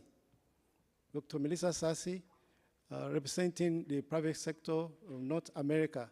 Are you in the house, Dr. Melissa? Yes, I am. Thank you for having me, and thank you for representing us in Kyoto. Oh, great. Thank you. Good to see you and hear your voice. Yeah, you too. You too. Thank you, everyone. Okay. Next is Mr. Toyin Oloniteru, the CEO of DAPT, that is representing private sector. Mr. Toyin, are you in the room? Yes, yes, I'm with you. Good morning from Nigeria, and good afternoon from afternoon and evening from elsewhere. Since we are talking from different locations, but it's morning, very early morning in Nigeria now. It's a pleasure to be with you. Thank you. Thank you very much. And next is Miss Jane Coven. Mr. Jane Coven, representing the technical community in North America. Jane, are you in the room? Okay, actually, Jane is in a session now, and she will join us before the end of the program. Next is Miss Rachel Chitanda. Miss Rachel Chitanda, Executive Officer, Computer Society of Kenya, strong member of AFICTA from private sector. Miss Rachel, are you in the room?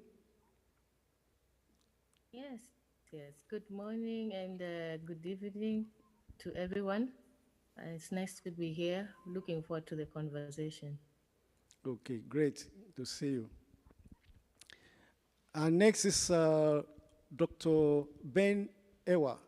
Dr. Ben Ewa is the Acting Director e-Government at the National Information Technology Development Agency of Nigeria, representing the government. Dr. Ben. Thank you very much. It's nice to meet you all.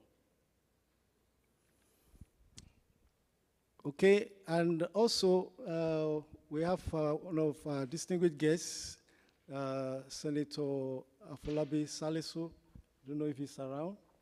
He will join us the course of the program. He's the chairman, Senate Committee on ICT and Cybercrime in the National Assembly of Nigeria, representing the parliament. So this is how it's going to go.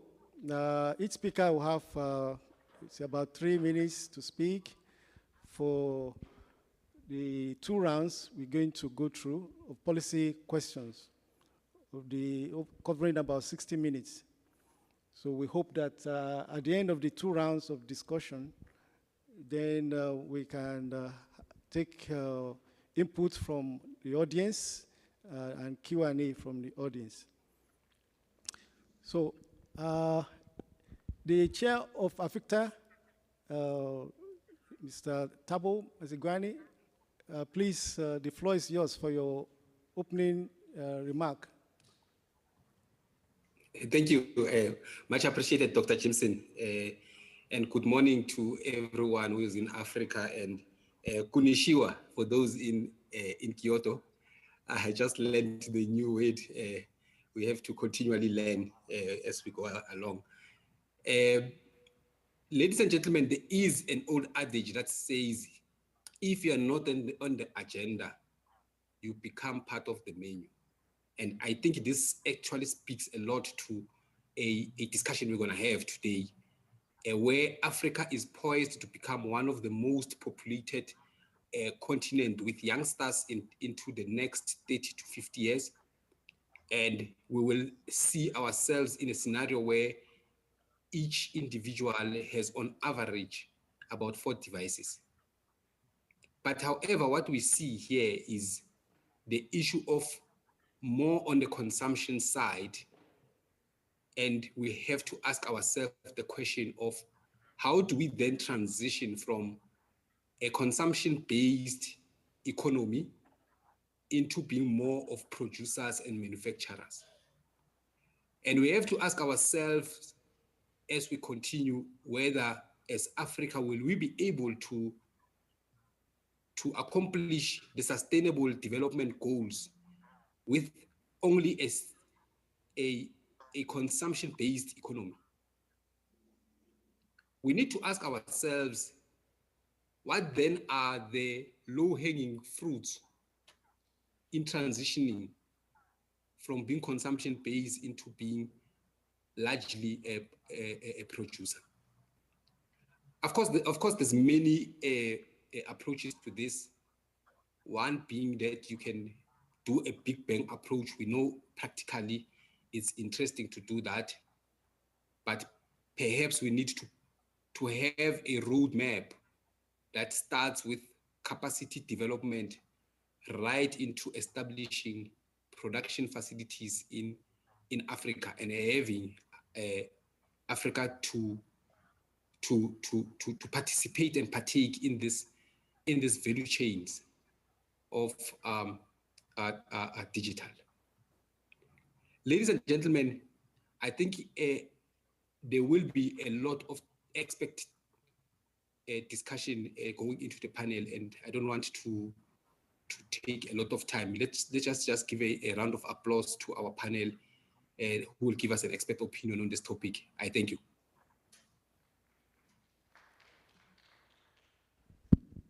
Thank you very much, Chair. And in fact, all the panelists, because you have to wake up very early, I think in Nigeria it's about past 5 a.m. and in some other places around midnight. So we really appreciate your sacrifice and commitment. Thank you, Chair, for that direction. I will now yield to my colleague, moderator, the online angle, Mr. Iye Kemabunta, for the next item on the agenda. Mr. Iye Kemabunta, please. Okay, thank you, Jimson.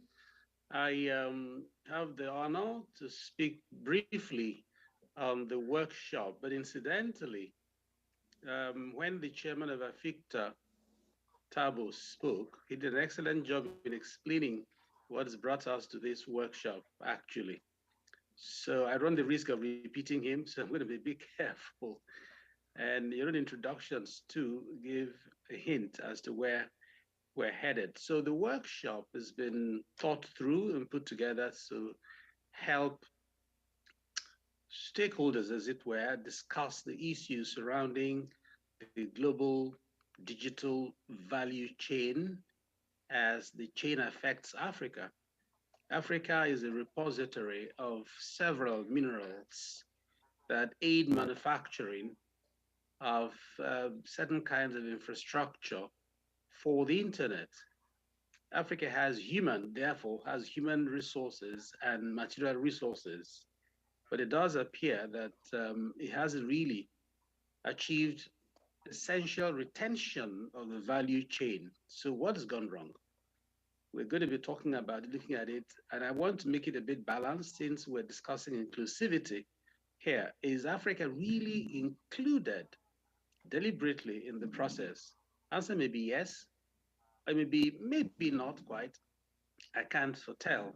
The panelists will have a go at it and explain how Africa can get more of the value chain. Would there need to be some concessions to Africa? Would Africa need to step up its policy development?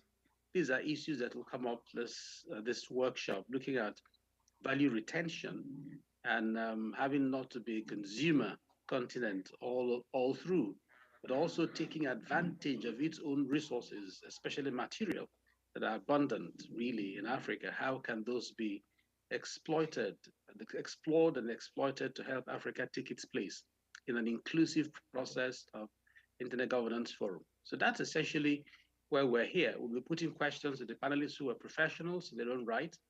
Unfortunately, the time doesn't allow for the deep dive by every speaker. So we'll ask that the speakers go straight to the point, be brief, cover the grounds in just about 3 minutes. We can have 2 rounds of the discussion. So that's essentially what we're here for, what the workshop is about. Thank you, Jimson. Thank you very much, Mr. Kimabunta, for putting it very clearly. I also have no doubt that our panelists will do justice to the subject. But before we go ahead, I'll just recognize the director in charge of technology and innovation at the UNECA. That's Dr. Maktasek. Dr. Maktasek, you're welcome. Again, welcome to everyone. Now to the policy questions. We just have 2 policy questions. I will take one, then Mr. Nye would take the second one, and all our speakers will take it one after the other, as earlier mentioned. This first policy question has 2 parts. So we just encourage panelists to respond to them in succession. Considering that Africa is rated as a continent with the least contribution to the global digital value chain, as evident through the dilemma experienced in the advent of the COVID-19. So A, how inclusive is the global digital value chain? And as a concerned stakeholder, what are the initiatives or actions required to take, the action we require to take to amend the abnormal scenario? And the follow-up to that, which is the second part of this first question, is kindly identify soft areas through which Africa could penetrate the global digital value chain and the benefits the continent will derive. And so I'm going to invite Mr. Bimbo Abioye, the Group MD of FinTrack, for your submission. Mr. Bimbo. Sorry, he needs to have his video and microphone turned down. Would the host please assist? Okay, great. There he is. Thank you. Thank you. Thank you, everyone. The moderators, the audience, everywhere we are in any part of the world. Yes, as been, I don't know why you guys.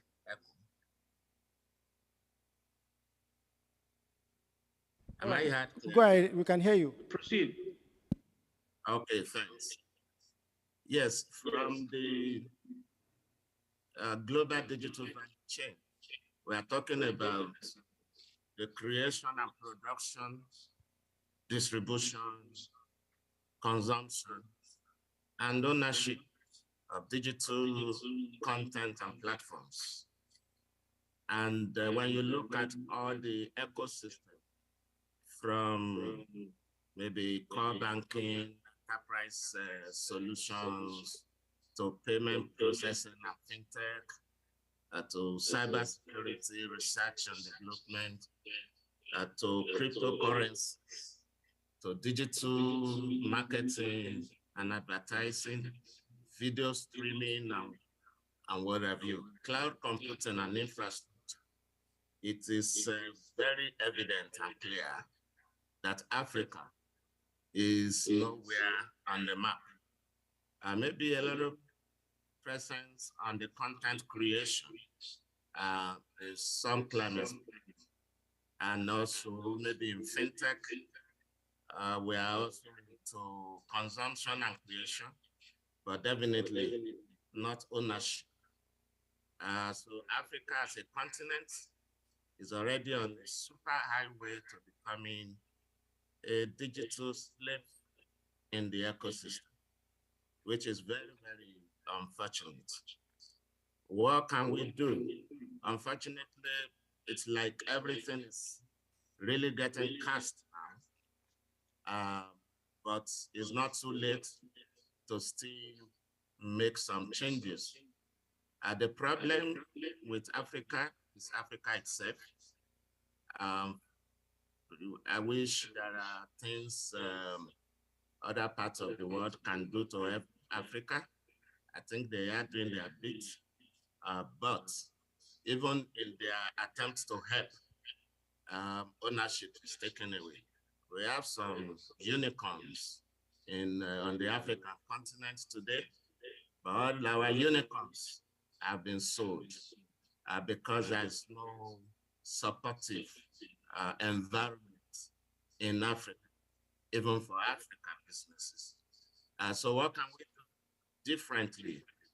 We need to up our games on policy and regulatory frameworks.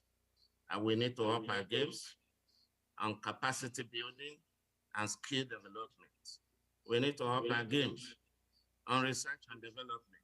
These areas we are lagging behind.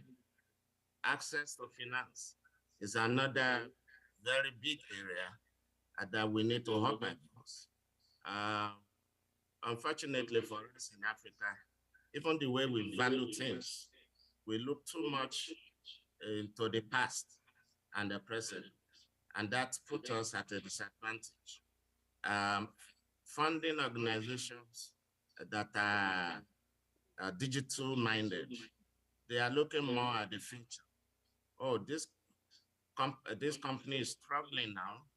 If I put this fund, it will enable it to do this, that will enhance value.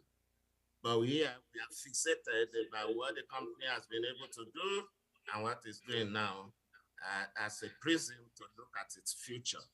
So these things have to radically shift, and governments across Africa have got to also get involved in enabling access to finance. Without finance, there can't be much impact in development. And of course, infrastructure development is another very critical area that governments across Africa have to play very clear roles. Access to infrastructure like roads, ports, utilities, power. The cost of doing business in Africa is very, very high, and it puts us at a disadvantage. If all this can be done, Africa will take its place in the digital ecosystem. Thank you very much, Mr. Moderator. Thank you very much, Mr. Abiy. As the president of ISPON, it would be good to hear what ISPON would do, or how ISPON will respond even to this subject matter. Thank you for all the points you have outlined.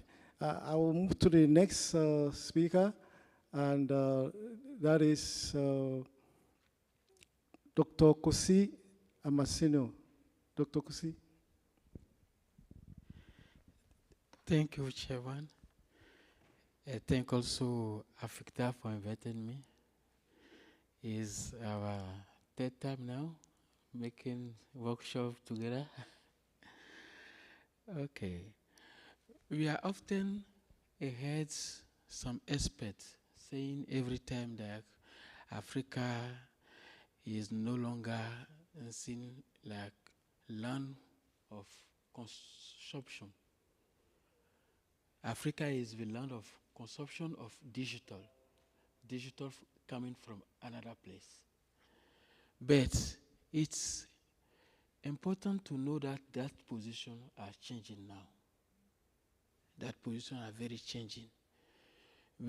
Since COVID-19 time, we have some collective awareness that must encourage and also energize for us in Africa. The availability of digital technology is not possible if we don't have massive investment in digital infrastructure. Several African governments understood that today. When we see in our area, in West Africa, for example, in Benin,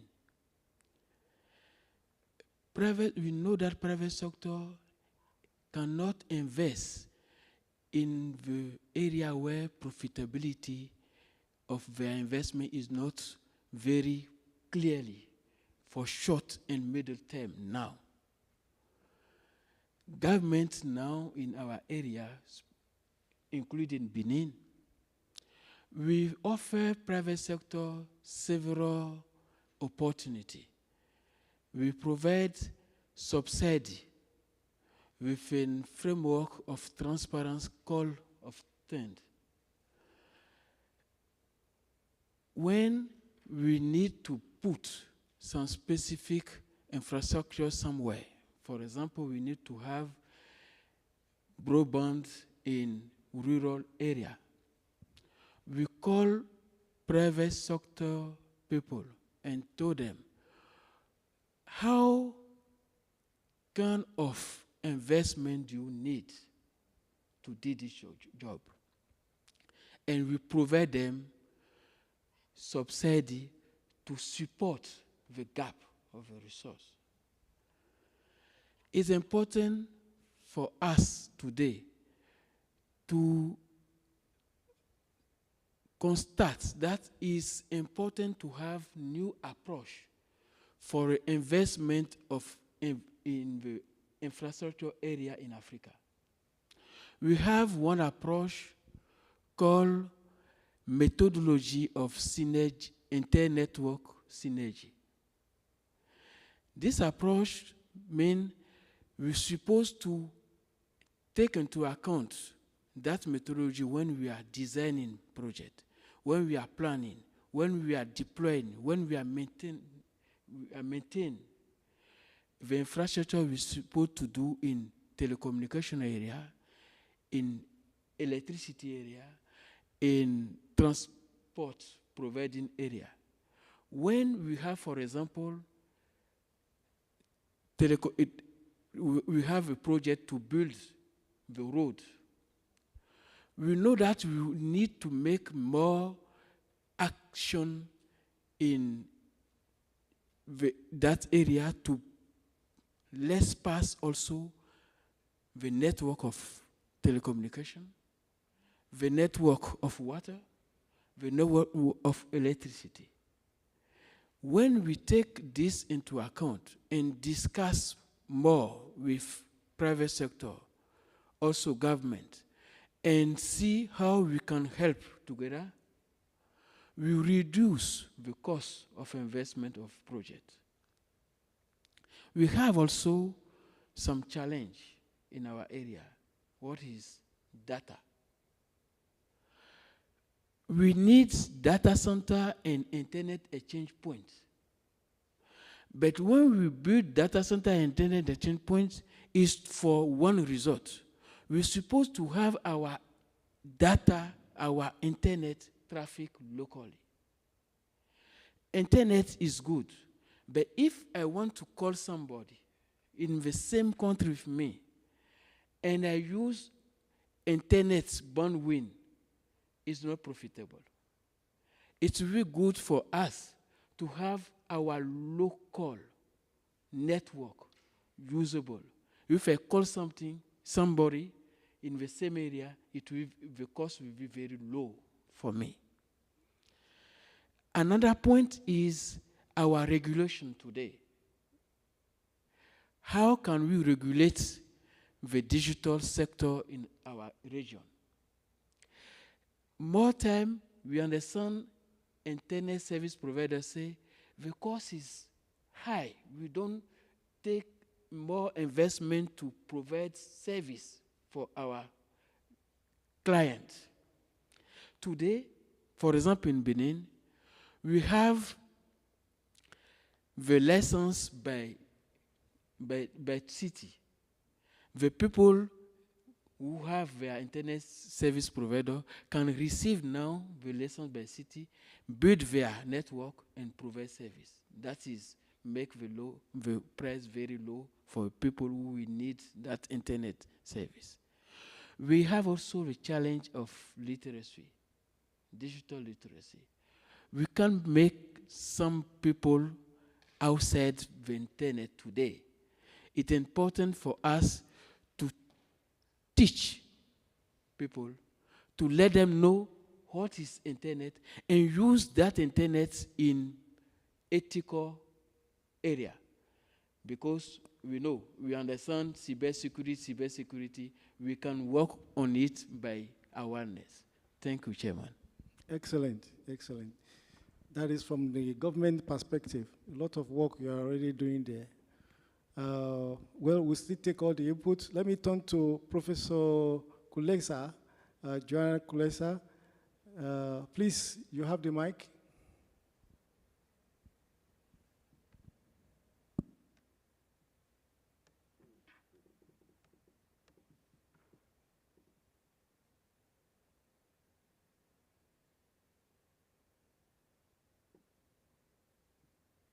Mic is muted.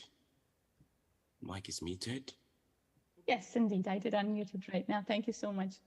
I am thrilled to join the AFICTA panel again. Thank you for having me. I have been listening in on the discussion with much attention, and I do hope to be able to contribute with a case study that might address the concerns that were mentioned by previous speakers. So I do note that there is a need for comprehensive, well-aligned regulatory framework, looking at the challenge that has been addressed somewhat from the outside.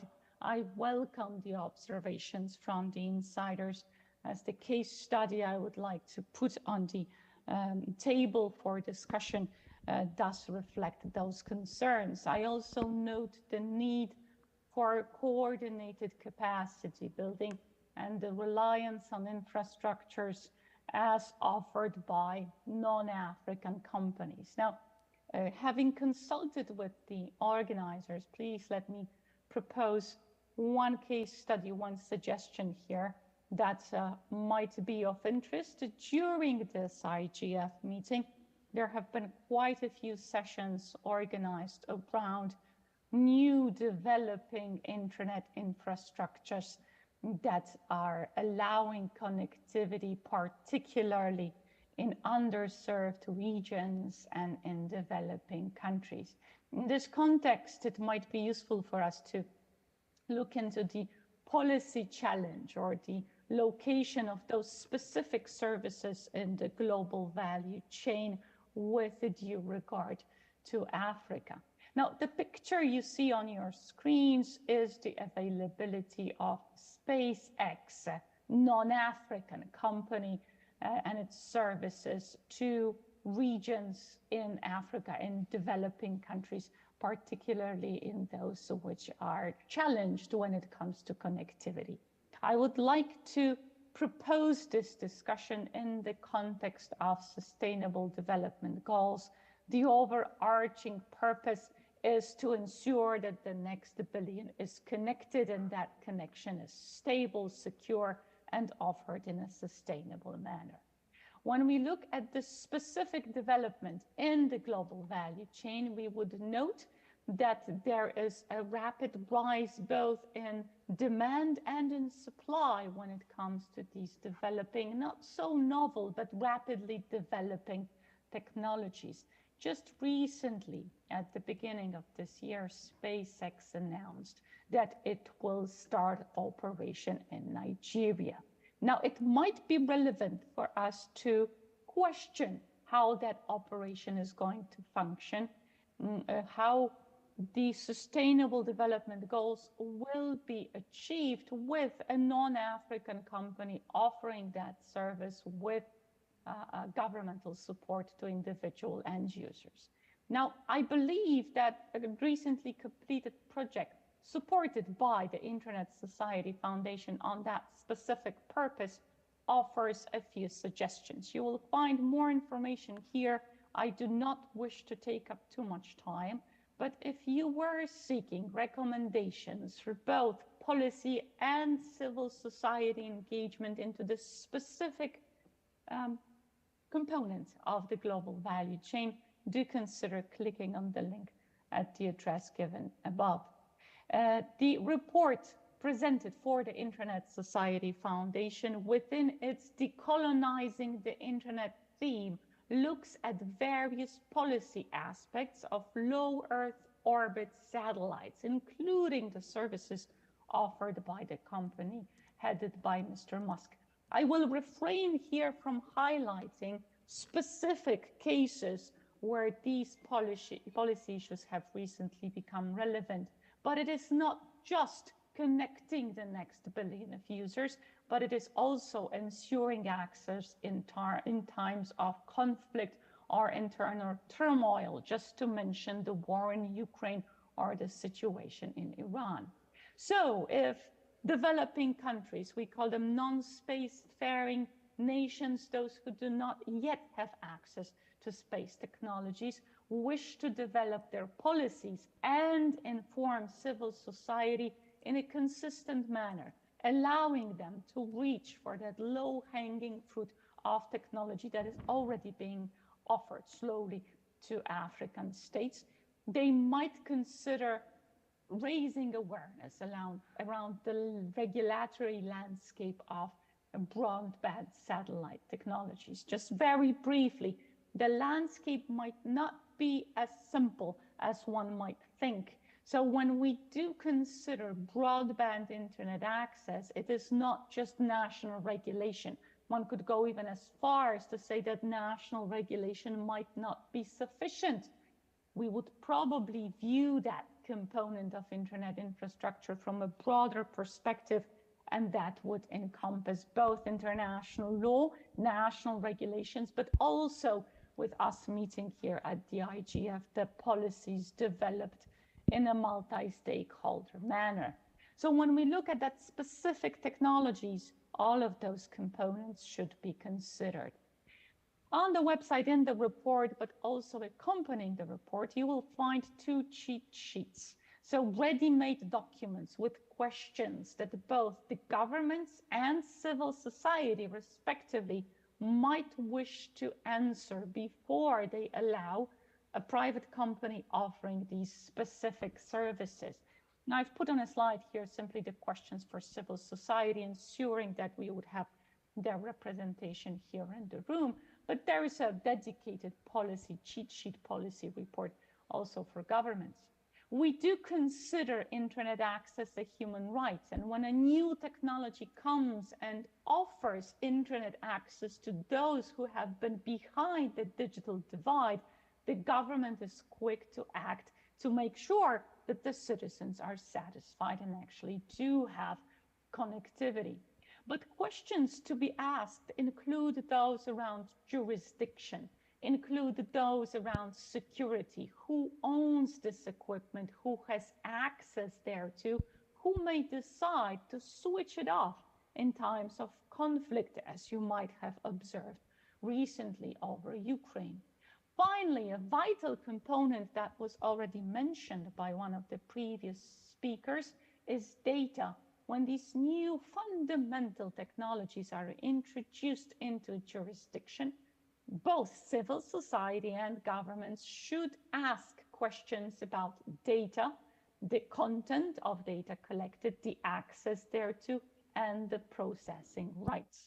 Again, we've been asked to speak simply for 3 minutes as an introduction, so I will leave you with this slide.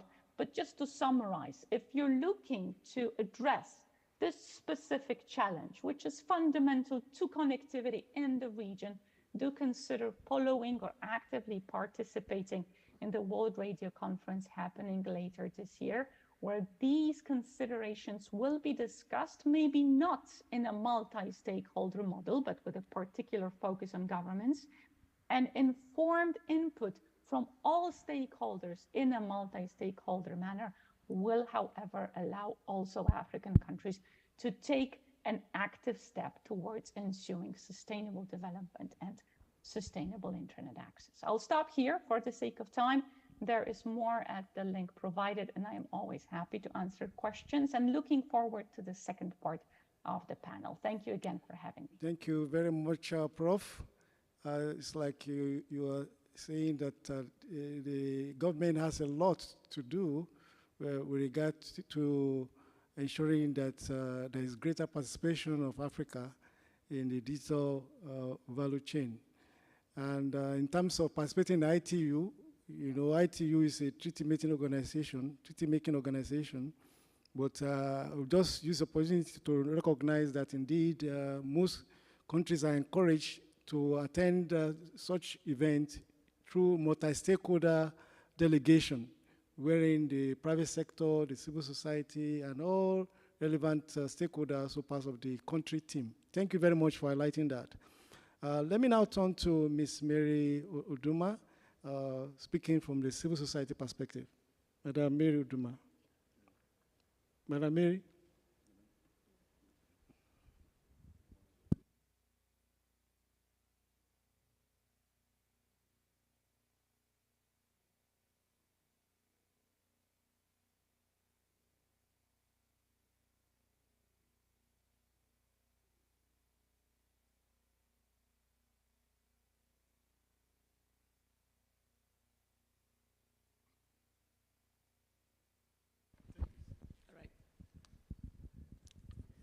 Thank you.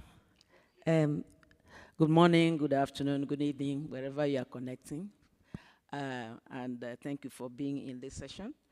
And from my own perspective, my name is Mary Uduma, as we said. I coordinate the West Africa Internet Governance Forum. And in looking at the Africa's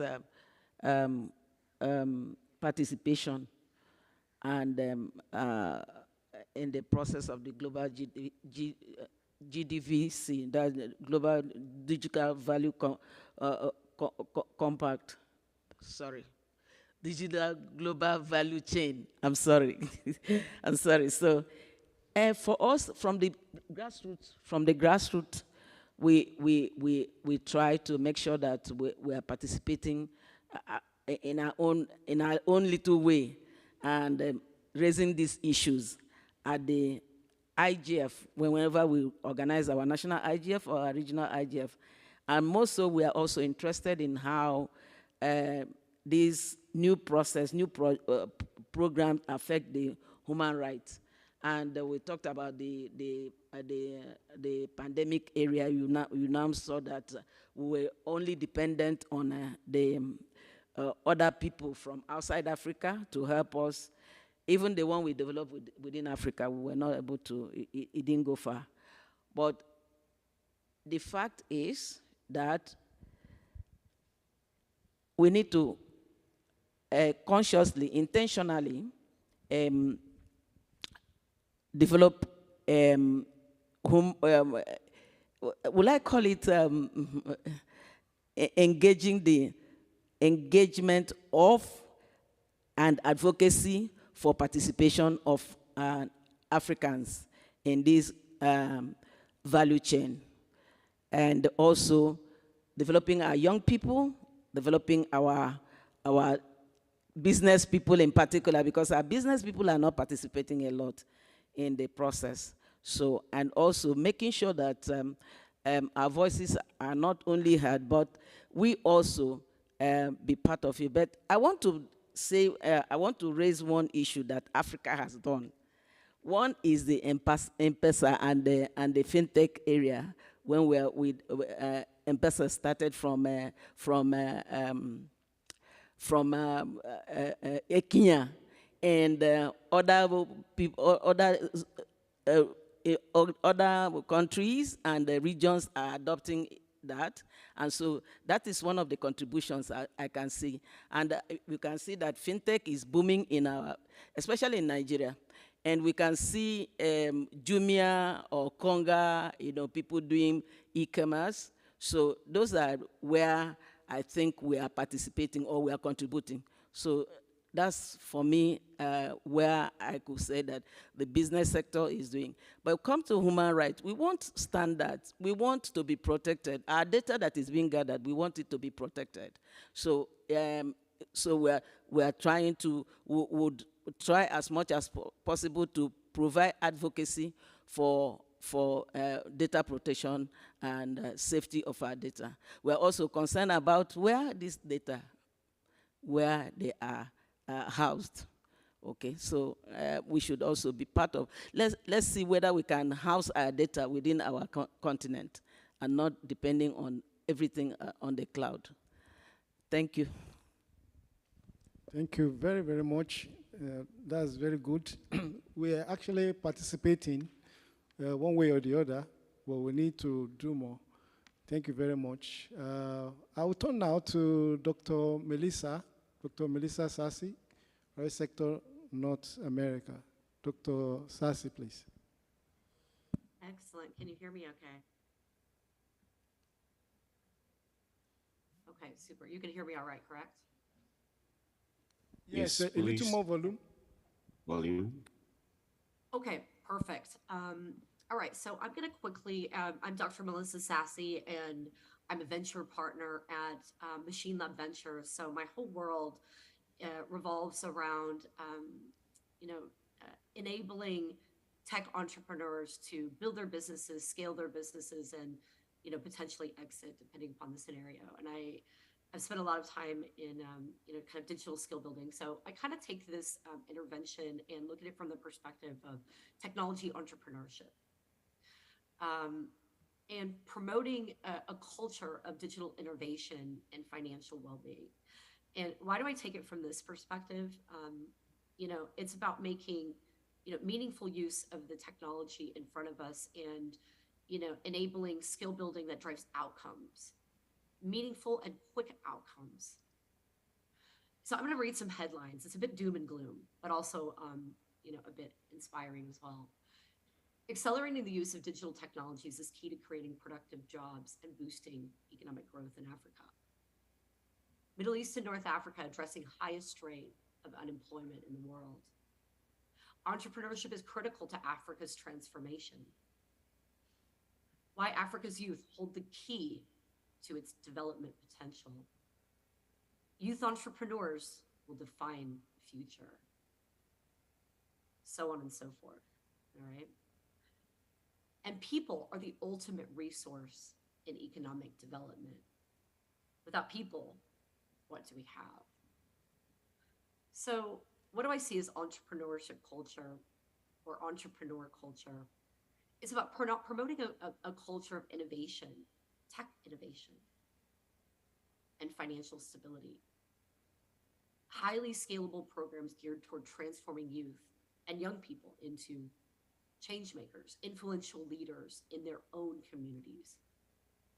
Skill building models that create youth with that are created with youth at the center, empowering them to access training that inspires students to share their experience, young people to share their experiences with their peers, not even necessarily through formal education, often in organic ways.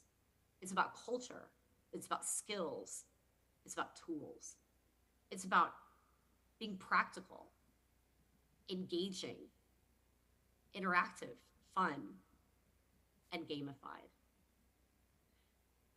This is only possible through train the trainer initiatives, clubs, learning and while doing and collaborating, measuring impact and scaling it. A perfect way to do this is leveraging where youth already are. University settings, for example, breathing the fire of entrepreneurship into every single classroom and campus, which enables it to build the scale, or it enables it to be built for scale. Something like this, a campaign where you choose in one university as a pilot, 100 students, 50 students that spend time over a short period of time to learn a number of different tools, growth mindset, entrepreneurship skills. And then they go out and share it in each and every faculty with sponsors from each faculty and those administrators that support the university as a whole,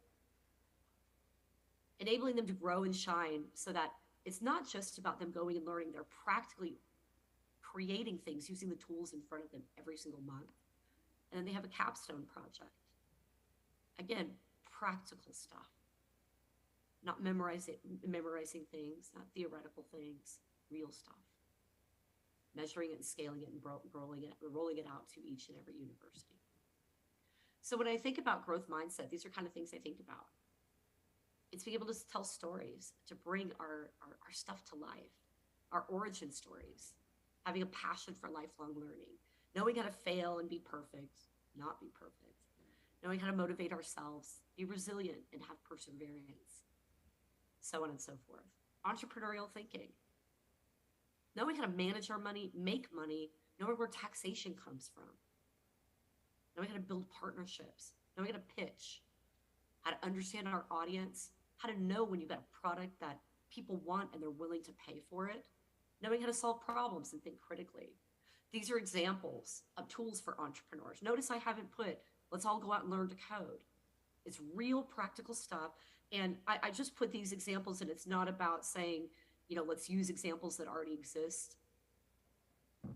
Let's look at local tools that can either be developed or are already developed. Design thinking and agile. All right, I'd love to engage anyone if they're interested. I'm easy to find, Dr. Melissa Sassy, thank you. Thank you very, very much, Dr. Melissa Sassy. Culture of innovation, scaling up capacity, and skills, being practical, being engaging. Thank you so much for that perspective. In fact, as a matter of fact, in Nigeria, we have a new minister that's come up with a strategy focused on developing the talent and capacity of about 5 million youths. So you are quite right on point. Thank you. All right, well, I know exactly who I'm calling tomorrow then. Okay, sure. All right, I will now turn to Mr. Tui Oloniteru, private sector, to please come forward with this perspective. Thank you.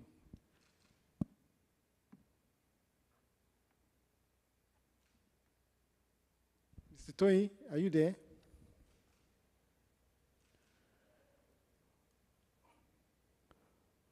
Okay, maybe while we wait for Twain to come up, I'll move to Ms. Rachel Shitanda, Executive Officer, Computer Society of Kenya. Rachel, are you there? Yes, yes. Okay, Hello. please, go ahead. You have your 3 minutes. So thank you so much for the opportunity, and thank you everyone for joining in. I think I have to introduce myself. My name is Rachel Shitanda. I'm a senior executive member for Computer Society of Kenya. I'm also a head of product for Mentalists. I lead team of developers uh, and techies when it comes to product development and strategic outlook towards products and startup. So my approach and my view towards this problem of today is more of us as Africa looking towards our own capacity as a continent and what we as ourselves can use, can leverage to solve our own problem when it comes to digital and inclusivity, and also when it comes to economic development. So it is it's common, it's a common fact for everyone who is here that African has really enjoyed and experienced a very increased connectivity and accessibility to internet and penetration of internet in the continent for the past 2 decades.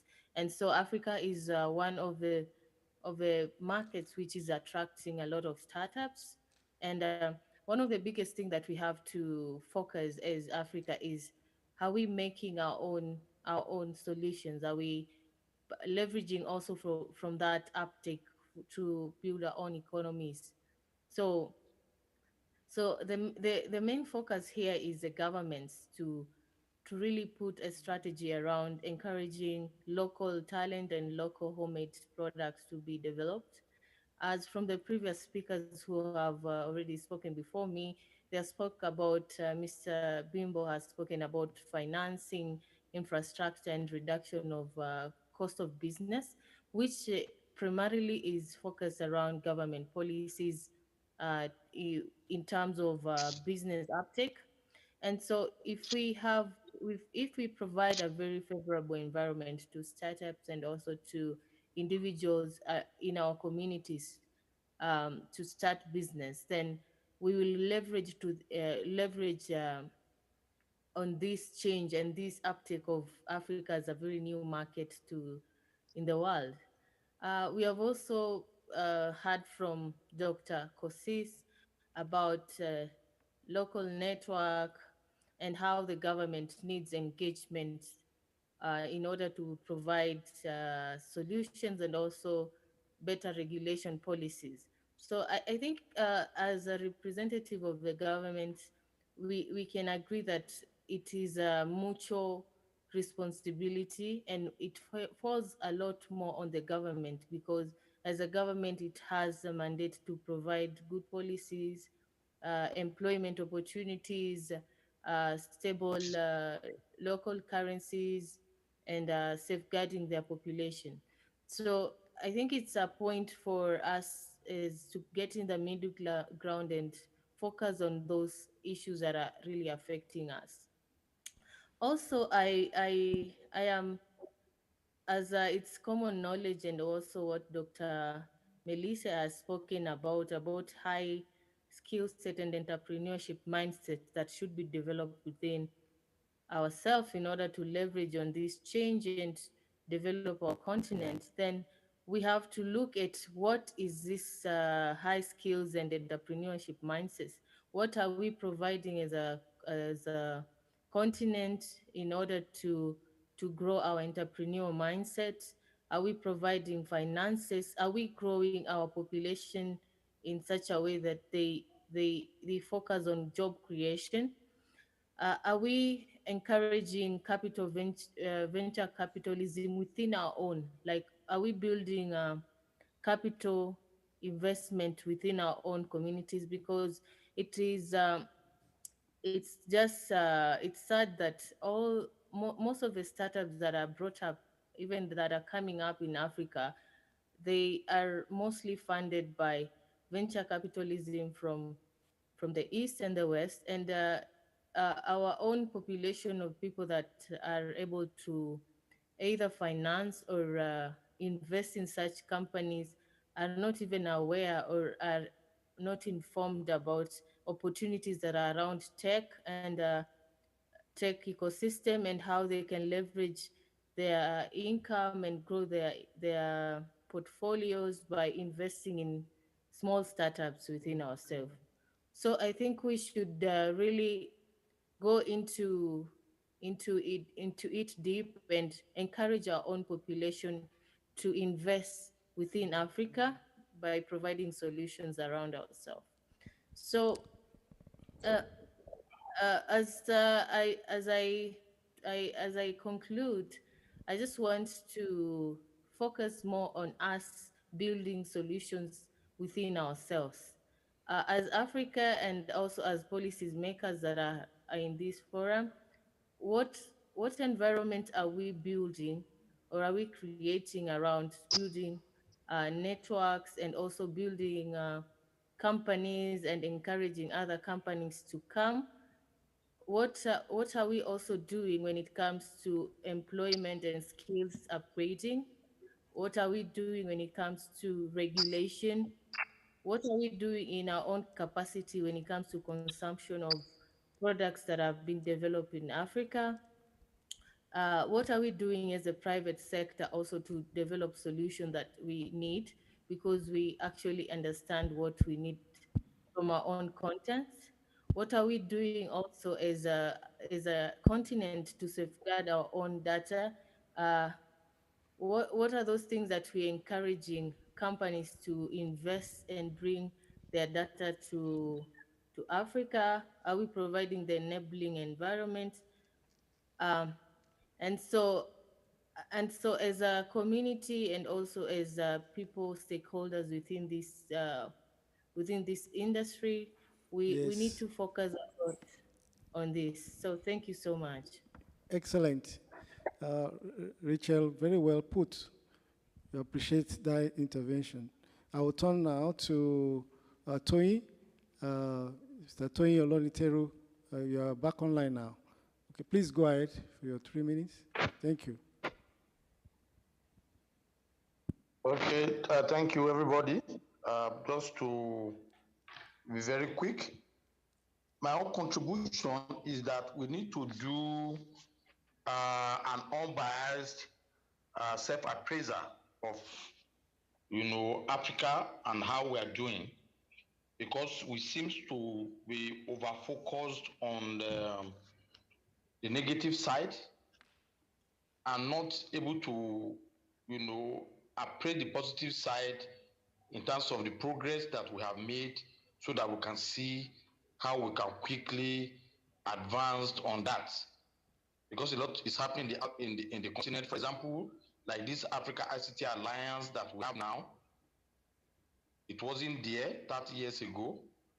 So today, that shows that there's a progress that we're making. And I know a lot of things that we're doing on this African ICT Alliance to change the dynamic of things. So we have to look at that. A lot of business expansions that is taking place in Africa, just like MTN came to Nigeria, Econet Wireless came to Nigeria. I know a lot of Nigerian companies that are also going to other African countries, Kenya, just like our banking system have done. We have technology companies that are expanding to other African countries. So, in the same way, we have a whole lot of things that are happening. For example, we have the DNS Africa now, where right now, I, as a Nigerian, as a fellow of the Encryption Associate Council, mentoring a lot of other young Africans from Kenya, from Tanzania, from elsewhere in Africa. So a whole lot of things happening, and we need to also recognize these things so that we can now see how those things can help in the transformation of the digital value chain for Africa in the medium to long term. For example, if I have met a lot of people now and I want to expand my businesses to other parts of Africa, this my mentees definitely become part of the value chain process. And right now in our companies in Nigeria, I'm recruiting some of those people from other countries in Africa to work in Nigeria remotely. Vulnerability assessment, penetration testing, creating jobs for them, making sure that they're part of the value systems, making sure that we are doing things. So we need to point these things out. And what am I trying to say? We need to have behavioral modification in terms of change of attitude. And my recommendation is that we need to lay a lot of emphasis on crowdfunding and crowdsourcing. We look at Africa as a whole. we can crowdfund Africa. If you have over 1 billion people, let us say we develop something. I would say people should subscribe to it at say $10 or $100, and you have 1 million people in the whole of Africa. Let's say for technology development, how much would that be? If that funding is put there by Africans, then we can determine the utilization. Maybe young people, new investment, new startups, that Africans will give this thing to Africans rather than the funding coming from the East and the West. Because if the business model and the design of the funding is from Western countries or from Eastern countries, I can bet you that they cannot design it without looking at how they're going to make return on investment. So we are undermining ourselves because we think that we are poor. We are looking at ourselves from a poverty point of view, which is wrong, because there is a lot of capacity in terms of funding capacity. It will not be government and government only, that government will go and also borrow from the West and be paying back. We can fund ourselves through crowdfunding, and we can also deliver the service also through crowdsourcing. If I want to have a solutions in Nigeria, why can't I get somebody from South Africa, somebody from this? And it has happened before, because look at all of us using Moodle and e-learning software now, whereas QNextGen as one of the first e-learning software which I'm part of, that NCC put 4 universities in Nigeria to learn other telecommunication development for Africa when telecommunication regulations first comes into being, was developed by University of South Africa, and a copy of it was given to University of Jos to use. So now, if instead of using QNextGen, so why do we now decide to go and use Moodle or those ones that were developed by Western countries, popularize it and kill yours? So to me, we need a change of attitude. We need the right attitude. We need to look at the little progress that we have been making, rely on crowdfunding and crowdsourcing and African solutions to African problems, including manufacturing of hardware, which is also happening in Nigeria. I know one of our directors in NIDA, Dr. Abu, is doing a lot, mechatronics, at a village in Abuja, Kuje. We can go there, so things are happening. So why can't we patronize? Instead of patronizing, for the government to go and patronize products from outside Africa, and they will keep on complaining and complaining. If it's going to create jobs, it's creating jobs in Lubedi, not even in the city center, in the remote area. Well so this will be made. my immediate contribution for now, that crowdfunding and crowdsourcing and the right attitude to look at the positive side of what we can do. Thank you. Very well made. Very well made. We need to look inwards. Excellent. Thank you very much, Chief Toyin Oloniteru. Let me now turn on to Dr. Ben Ewa, NIDA.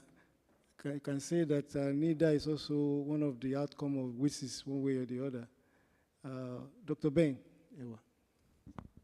Thank you very much. One of the benefits of speaking last is that you get to summarize all the ideas that have been made by previous speakers. And I must say that I quite agree with every view that has been expressed here. By way of introduction, yes, I work for the National Information Technology Development Agency, where we intervene through regulations. As I said during the session on data governance and trust yesterday, we are beginning to see regulatory interventions that are more market-facing, less risk-adverse, designed to trigger new markets.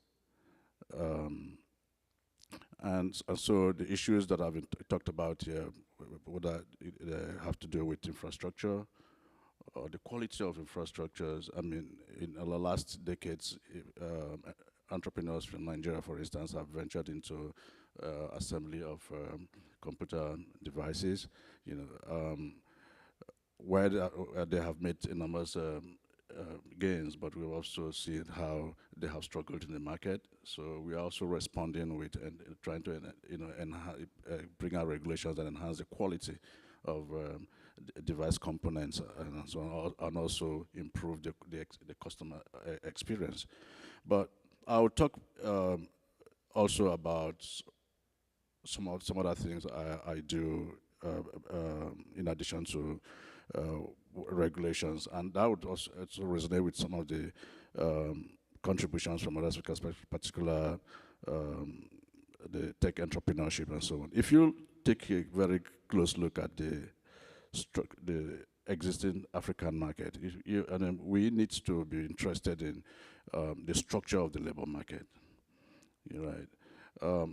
Where a large proportion of the economy is in the informal sector. If we are serious about tech adoption, we must be also interested in understanding where our needs are, what the structure is now, and how technology can impact on the existing structure, right? And for instance, we consume a lot of goods that are unstructured, low quality, but which a huge percentage of our population rely on a daily basis.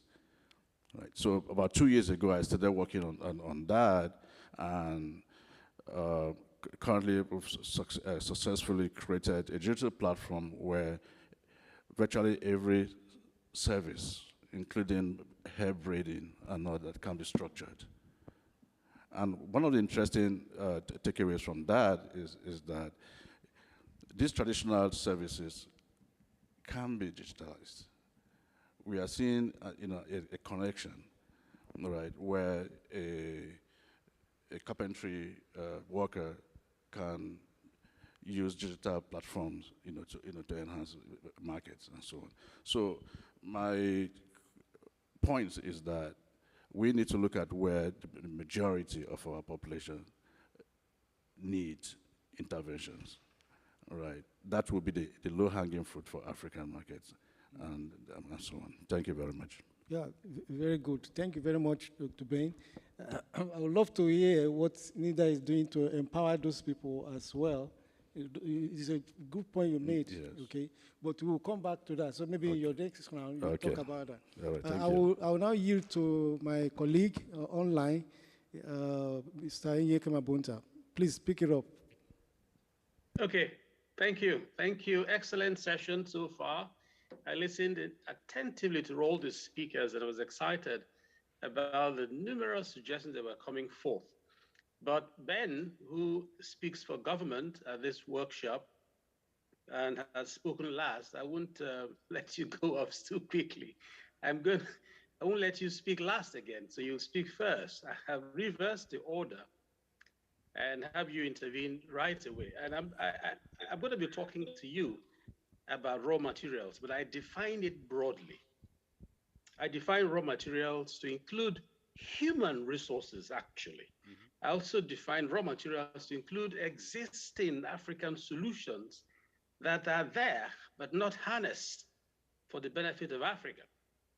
So and by the way, before I ask my question directly to Ben, Dr. Belewa, it would be nice for government, as you represent, to be part of AFICTA, even if at not a membership level, but at affiliate level of some kind, so the interaction can be more robust. We'll not be talking to ourselves.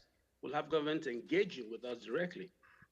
So I'm appealing that you make this constant, since you represent the very powerful and important agency in Nigeria, the NIDA, the Technology Development Agency. But that's an aside. So let's get to the question. We're home to resources, really. Africa is home to so much resources, human and natural. What went wrong that we are not able to convert those resources to enormous part of the value chain globally? Take, for instance, let's look at government. Has government of Nigeria, which you speak about, taking steps in what direction to ensure that those resources are used even for the benefit of the nation, as an example? So you go first, Dr. Ewa. Thank you very much. Yes, 1 minute. On the first part of the question about membership of AFICTA, I'm already here, and I'm going to take this words back to my boss and ensure that NIDA continues to participate and contribute effectively in this process. On the second part about conversion or utilization of natural resources, this is interesting because every age defines how or the value of natural resources. We can talk about what the coal industry are still meant some couple of decades ago to some economies, including advanced economies, and what it is today. But today we are also looking at new resources like data, right, and so on. So I think the key thing for government is to recognize the transition, in the resource utilization and how they can be effectively employed to achieve national development. Thank you. Yeah, yes, so Mr. Ye, just to bring it to your attention, we also have another of our powerful government agency representative in the House, NCC. So Dr. Chidi is here, seated with us. So please, I'm sure you want to also... Dr. Chidi from NCC? Yeah, exactly. The Nigerian Communications Commission? Exactly, yes. Oh, why don't you have his intervention for a minute at once? Since government is speaking. The telecom sector is what he represents, and most of that are actually in foreign hands, as it were. So let's hear his own intervention. You have a minute, sir. We're talking about resources. Africa is home to natural resources for production. And I defined resources to include human resources. I defined it to be broad. Natural resources include human resources and also solutions that already exist. How has that fared in the telecom sector? Are we contributing to the global value chain, as it were? Thank you. All right. Thank you very much, the moderator. Your question is very relevant. Human capacity development is very critical as a raw material for the subject matter. As you may have gathered by now, NCC is a major, in fact, the only sponsor of the Digital Bridge Institute in Nigeria. So Digital Bridge Institute is designed to upskill Nigerians when it comes to digital literacy. There are so many programs going on there, like the Advanced Digital Appreciation course, and there are programs that are designed to upskill public servants. But that is on a very high level. The NCC is very much keen to develop research and development, and that is why we have a full department dedicated for research and development.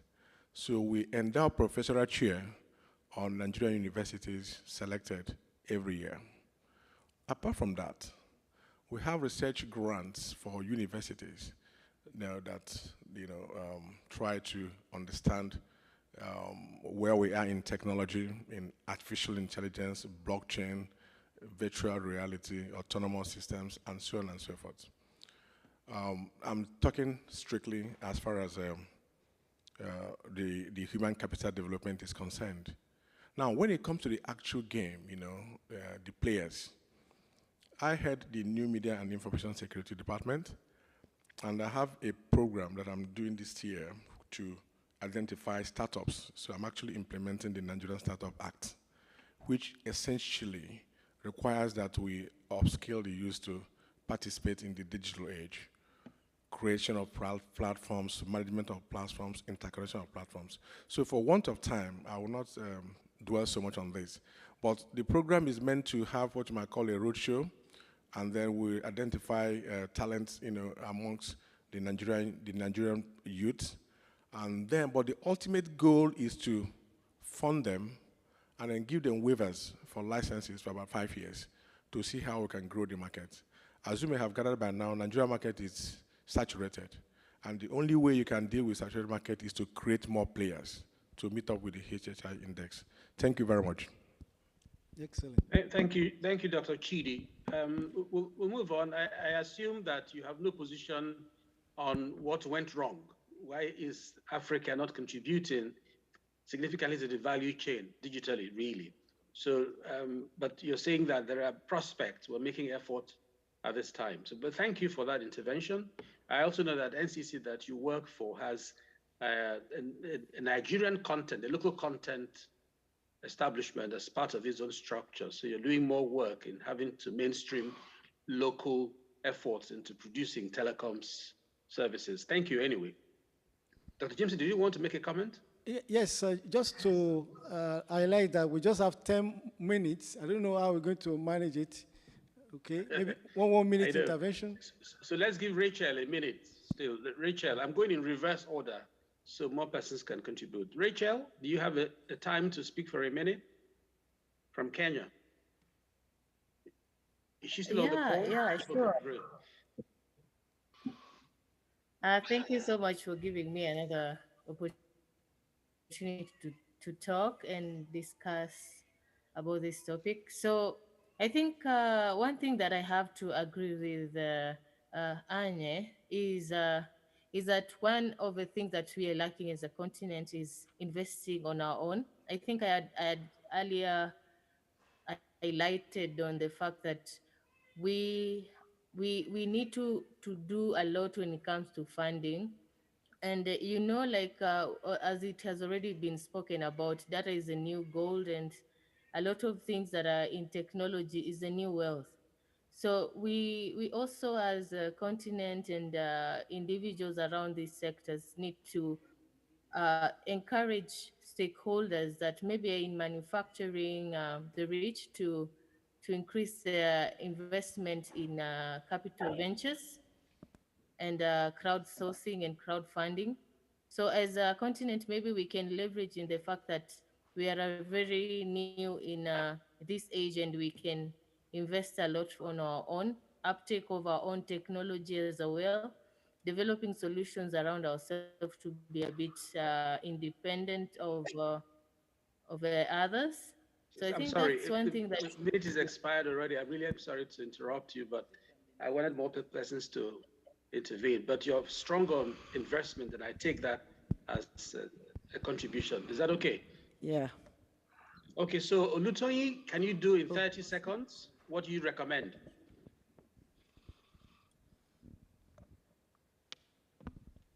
Yeah, Already you that's were quite Tony. elaborate when you spoke about Mr. recommendations. Tony. So let's go to Melissa. Okay, we need the younger generation. We need to structure them, guide them to be focused, because there's a lot of distraction. If somebody studying material engineering, I actually don't want elaboration. Go straight to the point, sir. We need to upskill their skills. Listen to what I'm saying. If you cut it at the 30 seconds, we're talking about manufacturing and production here. That is why I'm going there. If somebody studying material engineering, let the person study up to higher level, up to PhD level, so that they can know how to convert mineral resources to something that we can use for production. Excellent. Not Excellent. somebody who study mechanical engineering going to become a cybersecurity and accountant because you want to make money. Otherwise, we won't get there. We will not get there. Thank you. Absolutely. Thank you. Melissa, are you still on the call? Yeah, of course, I'm here. I'm not going to take up a lot of time. I'll just quickly say that I think, I come across the most innovative founders when I'm working on the continent. And I think sometimes we, talk about the doom and gloom of what's wrong and not what's right. And I think when I spent time in Cape Verde in October, I spent a month there. I met some of the most amazing young people with the most amazing ideas. And I think we need to move toward positive stories, more positive stories from local. All right. Thank you. Excellent. Positive stories should be highlighted more. So, Mary, what do you recommend? Let's change our curriculum in bringing up our young people, not laying more emphasis on certificate only, but bringing entrepreneurship in our curriculum and developing them young. And I want us to hold the business people responsible for the development of our youth, because if they give them opportunity to develop, they will be able to contribute more. Okay, but you're not saying how we should get them in. That would be something we should think about. It's good to bring them, but how do we bring them in? Never mind, we'll think about it back home. But that's the way I look at it. How do we get the business people more included? It's a national question and a continental question. Thank you, Mary. Yeah. Joanna, I only have a minute.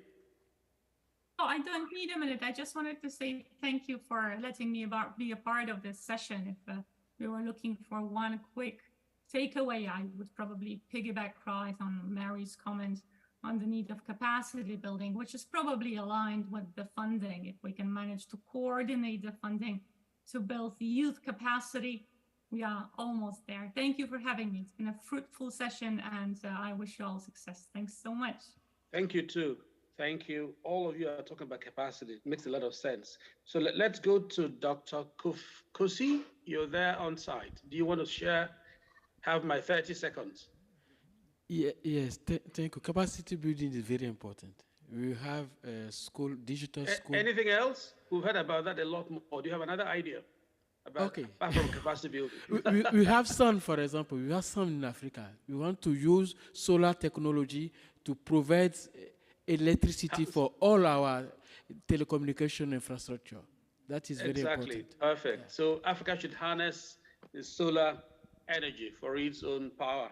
Okay, so do we then move to Bimbo, if you're still on the call? Yes, I hope you can hear me. Yes, and I do have just about a minute to the end of the session. Okay, so I'll offer you 30 seconds of it. I will take half of it. Yeah, at ISPON, we are putting together a memorandum to the new Honorable Minister, Federal Ministry of Communication and Digital Economy. One of the key things there is to leverage existing capacities and existing solutions that are already on the market. I would say let's focus on solutions. We'll talk about capacity a lot. If you have an example of a solution that can be leveraged, existing solution, just mention it. Oh, like we have, even in Nigeria, we have ERP that the government can leverage for its e-governance. Okay, we have workflow solutions, we have document management solutions that can be leveraged, but oftentimes we look out for solutions that is the bane of our problem. So we are going to bring this to the fore in our engagement. All right. Thank you very much. Excellent, excellent closing. So let's return to Rafikta quickly in summary. So Rafikta, it's listening to all this. It means we have to get back home to Africa and put together all of these thoughts and have a way to bring in the private sector and then also harness our own solutions that exist already in preference to foreign ones. That's what I hear. And then build the capacity of our young ones. So ladies and gentlemen, I thank you for the session. We will now have Dr. Jameson bring it to a close. Okay, so we have about 1 minute. Jane, you're online. Can you just say something within 30 seconds, Jane? Jane Coffee? Jane? She's sharing us online. Oh, she's sharing us online. Thank you very much. So, on behalf of all of us in Africa ICT Alliance, AFICTA, I wish to appreciate all our speakers and participants, both on site and online, AFICTA Secretariat, and of course the technical team, a wonderful technical team. Can you put our hands together for this great technical team? Big thanks to the government and the people of Japan for their overwhelming hospitality. Okiki arigato. Thank you all very much. Itrashai. Itekimasu. Have a good day and goodbye. Thank you very much. Thank you. Thank you, everyone. Thank you. Excellent.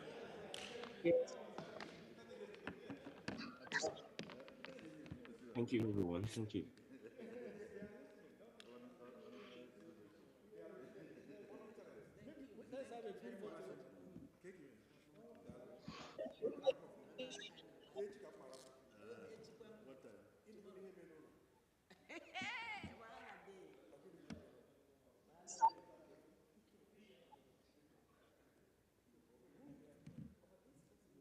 I think we had a very wonderful session. The time was a bit of limitation. You can go through the chat and see some of the comments that we have there and questions. I hope we'll be able to do justice to that. Maybe if we have another version of this discussion next year, it's something we really need to further discuss going forward. Thank you, everyone. Thank you so much. Thank you too, and goodbye.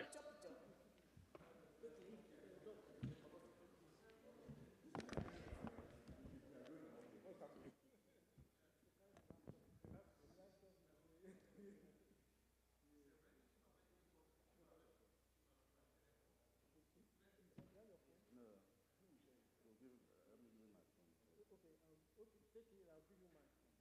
All right, 1, 2, 3, go. Go.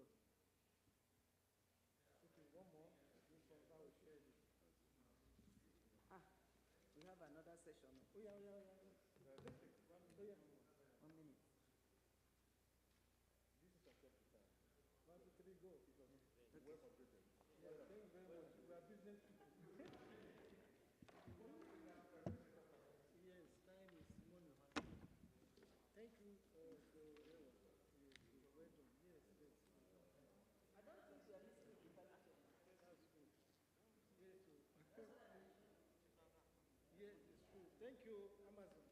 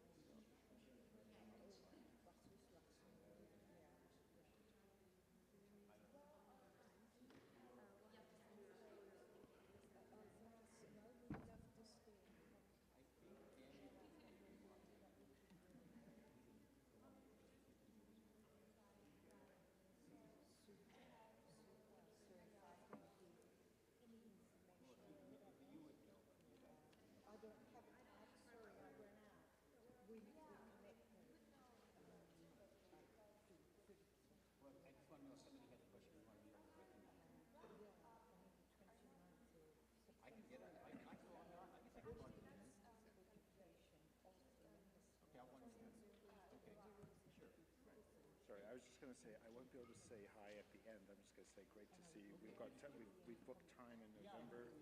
Yeah. So I'll look forward to the panel, but then I've got to run because we've got to get out of town. Get out of town.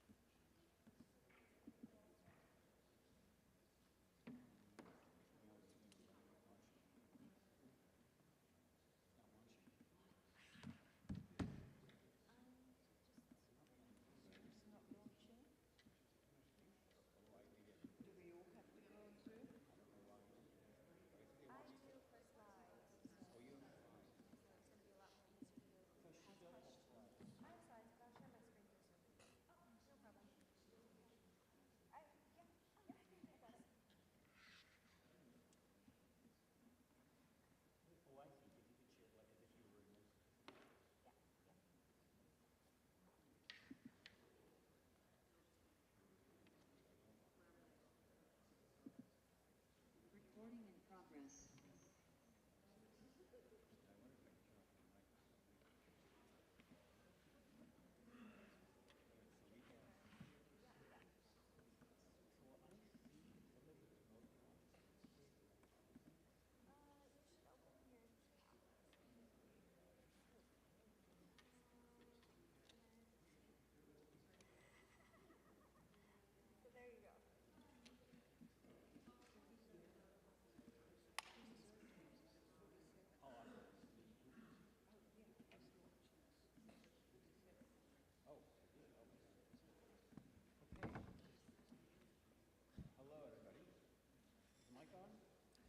Hello, hello, hello.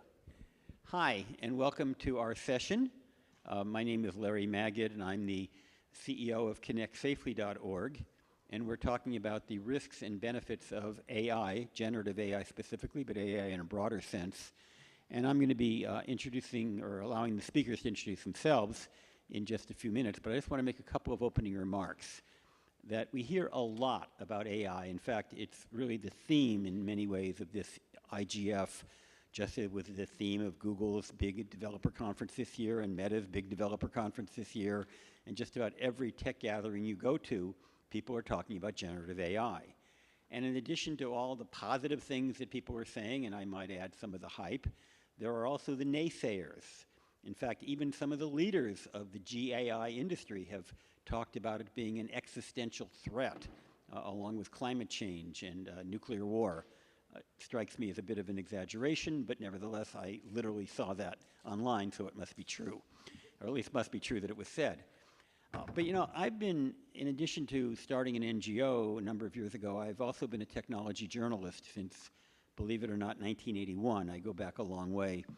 And in my career as a technology journalist, I've seen a handful of what I would call paradigm shifts. Not too many, but every once in a while something big comes along, like the graphical user interface on a computer, the World Wide Web, broadband, the iPhone, and then, of course, other similar phones like the Android phones.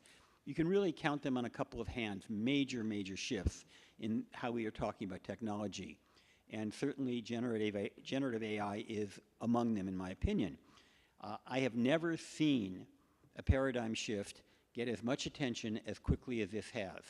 Usually it takes a while, right? You know, somebody comes up with broadband and then it gradually gets better and better and rolls out, and it takes years before it becomes anything close to critical mass. And the same was true even when the iPhone was introduced. I mean, it was not a bestseller the year it came out, but eventually became a major product. And that's generally true. And in some ways, it's probably going to be true with GAI, although it got off to an extremely fast start with the launch of ChatGPT just a few months ago, followed very quickly by Microsoft Bing and Google Bard and other consumer-facing GAI products. Now, when you think about new technologies, there's always concern, and there's good reason to be concerned. I think that if Henry Ford and others in the early automobile industry had had a conversation, had gone to a meeting like this, and talked about the future of the automobile in terms of safety and its impact on cities and its impact on the environment, maybe the automobile, as great as it's been, wouldn't have had the harms, the unintended consequences that it's had, or at least maybe not as many, had they given as much thought to that particular invention as we are giving to GAI. But as far as I know from the history of the automobile, they didn't put this depth of thought into it. But the other thing is the moral panic that emerges with any new technology. In 1888, when Kodak introduced the first handheld camera, there was this great fear that this new invention was going to destroy privacy as we know it. Well, it probably did have a negative impact on privacy on some levels, but life went on.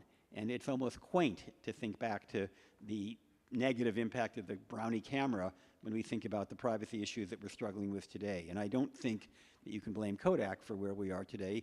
And I also don't think that the moral panic around the camera was fully justified, but it existed. And that moral panic has been around almost every new technology and every paradigm shift. I'm reminded to around 2004, when MySpace, the first popular social networking platform, became available. And there was predator panic. 49 attorneys general from around the country were making statements about how dangerous this was. There was a television show every week on NBC, one of America's largest television networks, called To Catch a Predator. And it was mostly about internet predators, as if you couldn't go online without a high probability of being molested if you were a child. And while that was and continues to be a serious risk, it is statistically unlikely, at least for the vast majority of young people online. But there was an enormous attention paid to it until there was research and experience and perspective, and we began to put that in perspective with all the other risks. And again, it is a risk, but it's a risk that we have now a much better understanding on. So as we talk about generative AI in terms of both the risks and benefits, we need to put in perspective that A, there's a lot we don't know, and B, the history of technologies suggests that we will find a way to come to grips with it and live with it. And yes, it will have some negative consequences, but it will also have some enormous benefits. And we need to kind of keep an open mind as we usher in this new paradigm shift, which is going to take us places where we don't quite know where we're going, but it's kind of fun to be along for the ride. And I hope by having these conversations, we can shape it in ways that the unintended negative consequences are minimized compared to the benefits that we will reap from it. With that, I'd like to open it up to my colleague, Britton Heller, who is a co-moderator, a co-organizer of this event, who unfortunately couldn't come to Kyoto, but hopefully she's there from California and is able to join us. Britton? Yes, hello. I hope you can hear me. Yes, we can. Larry, are you able to hear me? We are able to hear you. Oh, that is incredible. Thank you all for having me here today. I'm Britton Heller. I am affiliated with Stanford University, with the Cyber Policy Center, and with the Atlantic Council as a senior non-resident fellow in the Digital Forensics Research Lab. My job today is to talk to you about several general issues and concerns related to artificial intelligence, in particular generative AI, that can lead to unintended negative consequences. I've tried to make kind of a more general list, as some of my colleagues that will follow after me will get more into specifics. But to kind of set the pessimist scheme, first I'd like to call attention to ethical and bias concerns. Conversational AI systems, such as chatbots, can inadvertently propagate moral and ethical biases, potentially eroding trust and leading to public dissatisfaction. Next, there can be a potential lack of accountability. In environments where it could be difficult to authenticate content or indicate provenance, or spaces that may lack proper accountability or authentication mechanisms, AI systems may lead to avoidance of responsibility for harms, resulting in biased or even misleading AI products. Next, we have malware and cybersecurity risks.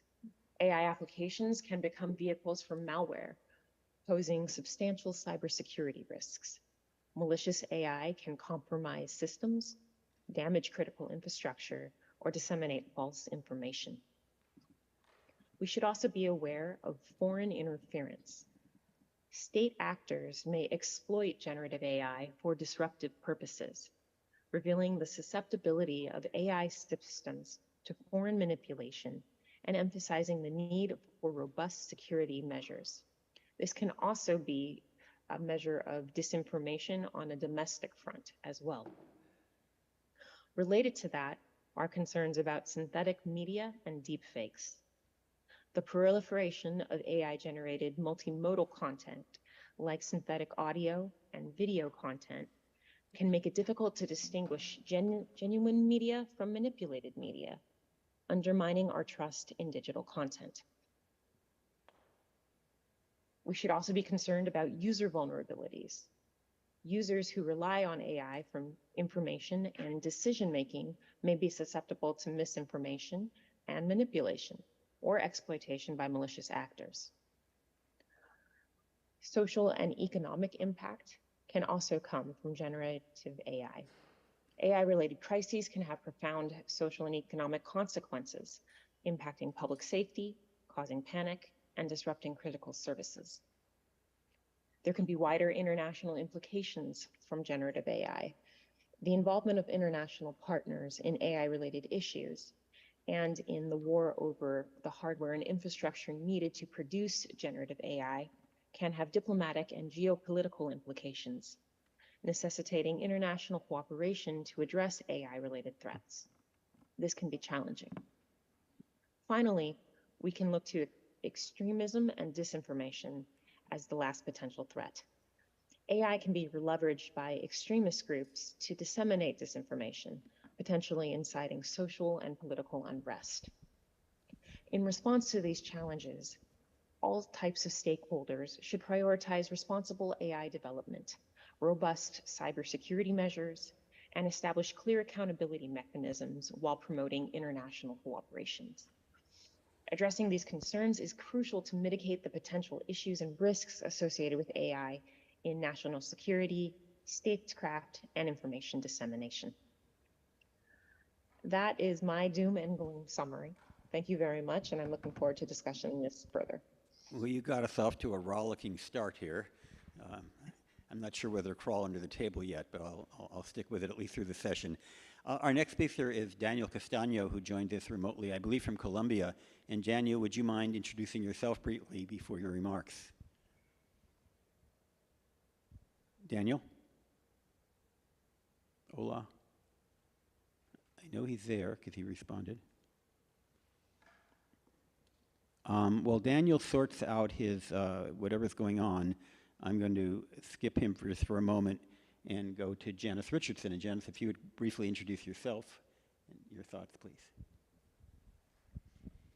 Thank you. Good afternoon, everyone. Well, I'm an educator, but I also studied law, technology, and instructional design. And you can see how they all come together in the topic we're talking about. About 30–40% of my work is for the Council of Europe. And I think it's very important to tell you that on the 29th of September, all of the member states of the Council of Europe agreed on a resolution to develop a legal instrument to shape, to control in a way, or to master the way that AI is being used in education.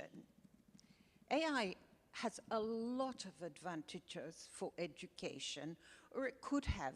For example, more personalized learning, overcoming many of the physical and other access barriers, giving learners database feedback, giving a teacher a better overview of vulnerabilities, reducing the skill gap, and providing personalized, I say, between inverted commas, assistance.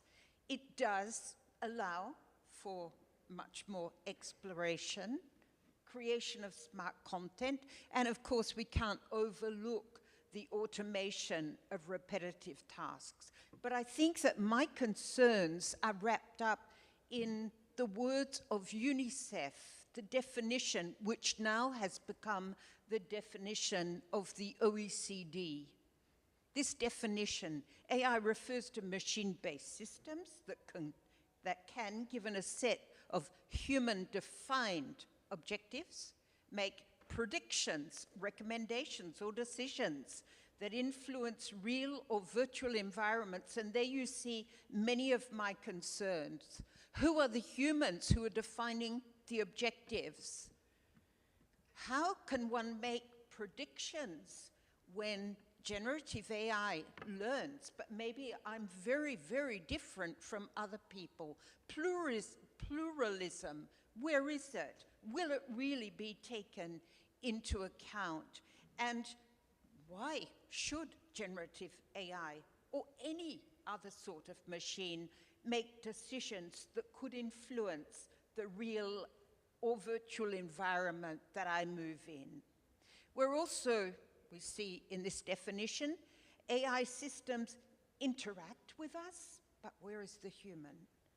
They act on our environment, either directly or indirectly. Often they appear to operate autonomously, and they can adapt their behavior by learning about the context. All of these things give me a lot of concern. At the Council of Europe, I work in digital citizenship education, which I think is an extremely important area of education. We are citizens, all of us, nowadays mainly of this online world.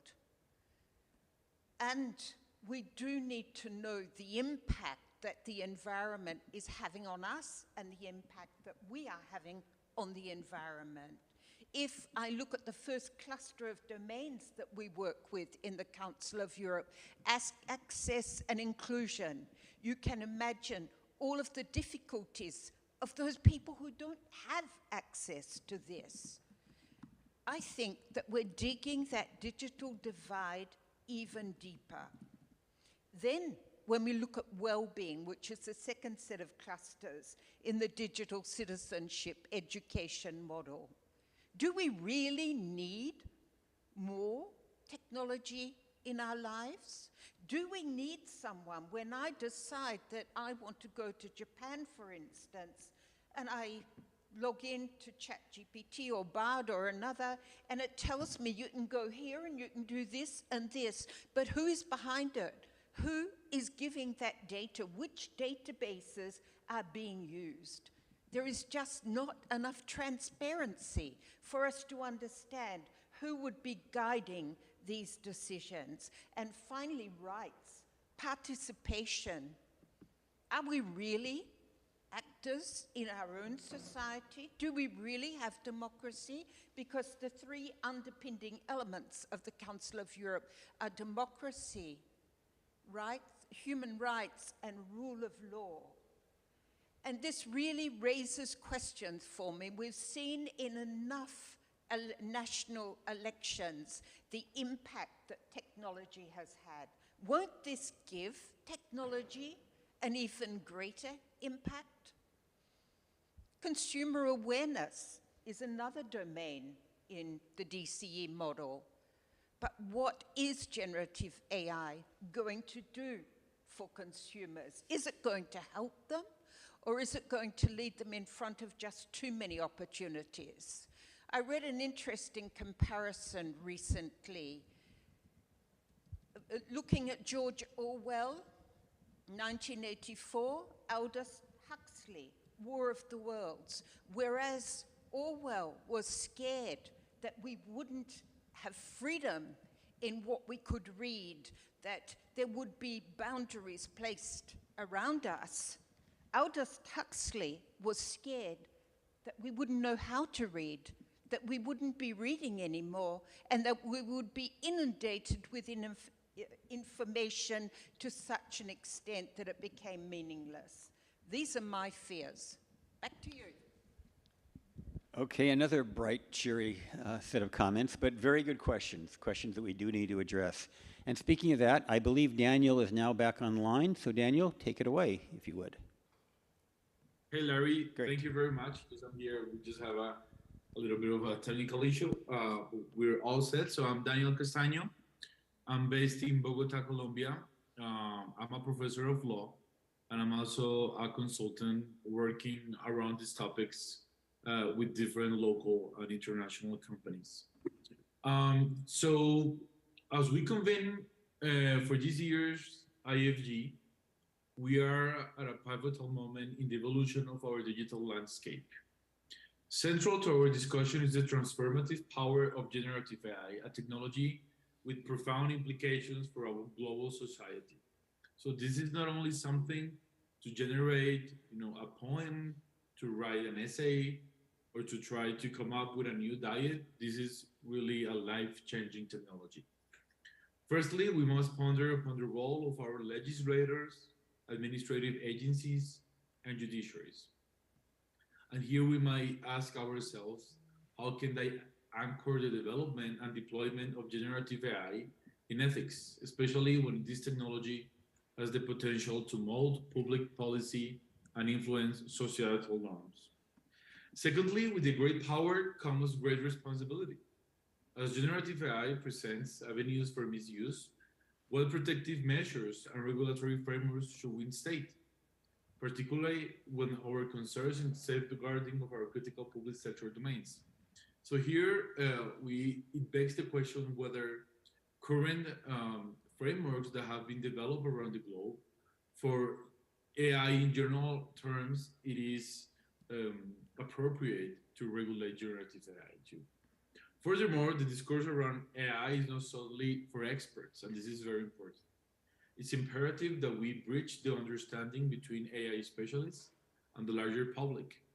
How can we dispel myths and foster a well-informed public view rather than allowing misconceptions or fear to cloud judgment? So we have been experiencing this in Latin America, where we don't have a strong scientific basis upon which we can ground these debates.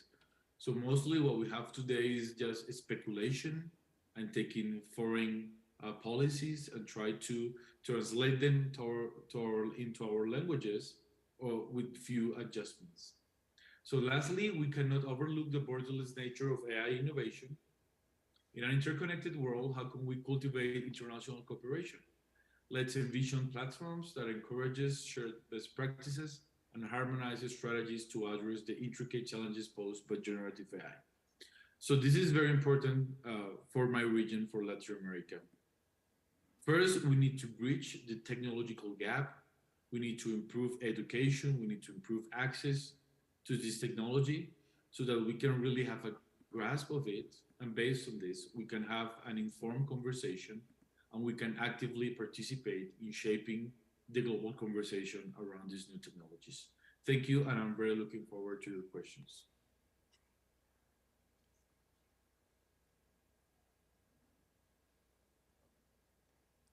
Thank you very much, Daniel. And Zoe, I think you're having a little technical issue here. Did we get that solved? Yeah, the host has disabled screen sharing, but I have some slides, so maybe we can just quickly fix that. And while we're doing that, I just want to start by saying maybe we should set a baseline for what Gen AI is and what Gen AI isn't. So first of all, I'm Zoe Darmé, and just want to, everybody should just give themselves a round of applause for making it through IGF. You are the diehards. You are here. It is now 3:09 on the last day of IGF, so well done, all of us. And as we figure out screen share, one thing I want to mention is that generative AI models are not information databases. They're not deterministic information retrieval systems. They are probabilistic. So it's not like a search engine. I work on search. It's not like you're searching, you put in a query and then the model is like searching a large corpus of data and pulling something from the corpus. They are predicting, essentially, I've heard it described by a few people earlier, including like Nick Clegg has said this, I've heard this from others. It's sort of like autocomplete on steroids. It's really predicting the next set of words that are likely to come next. So just wanted to set that out as the way that generative AI models run. Now, what I'm going to take you through, oh, no, you can share on your screen. Maybe someone can make me a host. I don't know if the Secretariat can do that. Can you make Zoe a host so she can share? We're working on that. But Yeah, while go we're ahead. doing that, I'm going to go over a couple of ways that we're thinking through generative AI and misinformation, generative AI and the information ecosystem. So at the risk of aging myself as a child of the 90s, can I just see a show of hands of how many people remember tips like watch out for misspellings or check for suspicious links? Just quick show of hands. Who saw that, right? Okay. So that was when we all kind of first signed up for email. But we're seeing something kind of similar today. And it's not about spam and phishing, but it's really about whether a given piece of content was AI generated.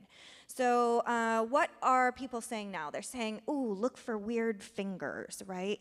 Or look for overly smooth contours in an image. And I think it's reasonable that people want shortcuts, right? We're busy people. They want easy heuristics to figure out whether something is trustworthy or not, because we're busy people. But we can really end up in some traps here. And so I did have a slide that gave you one example, which is digging into one thing that we hear a lot is like check for shadows, as if we're all shadow experts in visual literacy experts. And there's a famous photo, I don't know who's seen the photo of Lee Harvey Oswald standing in his backyard holding a rifle and communist newspapers. So very famous photo. And ever since this photo was first released, conspiracy theories have swirled around it. They say, no way can there be a shadow pointing down on his nose, but like to the back and sideways from behind. And so there have been a number of studies that have been done to debunk this. And most recently, Dr. Hani Farid, actually led a team of researchers who debunked this once again. And Hani Farid is a world famous expert in computer science, right?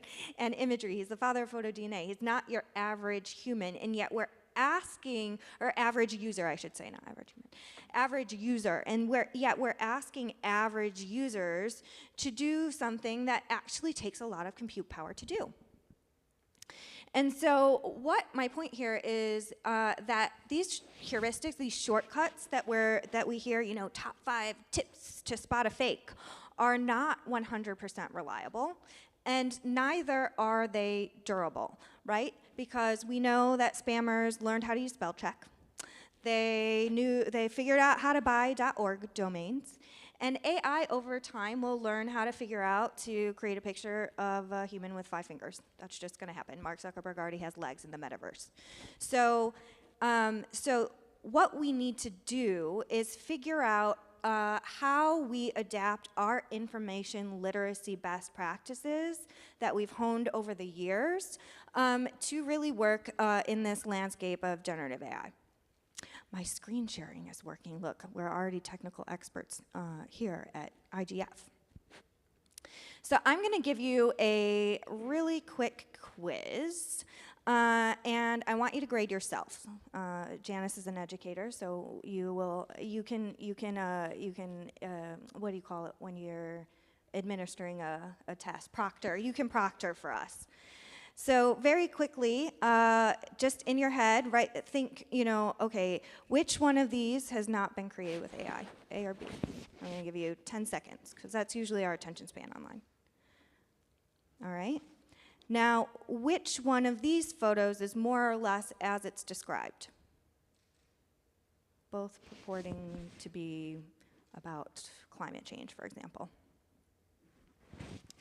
Okay, and then lastly, which one of these is a real product?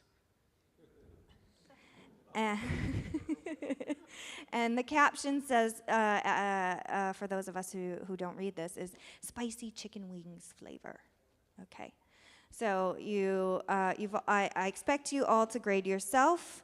For quiz number 1, the Curvy House is actually a real place. The other one is generative AI art.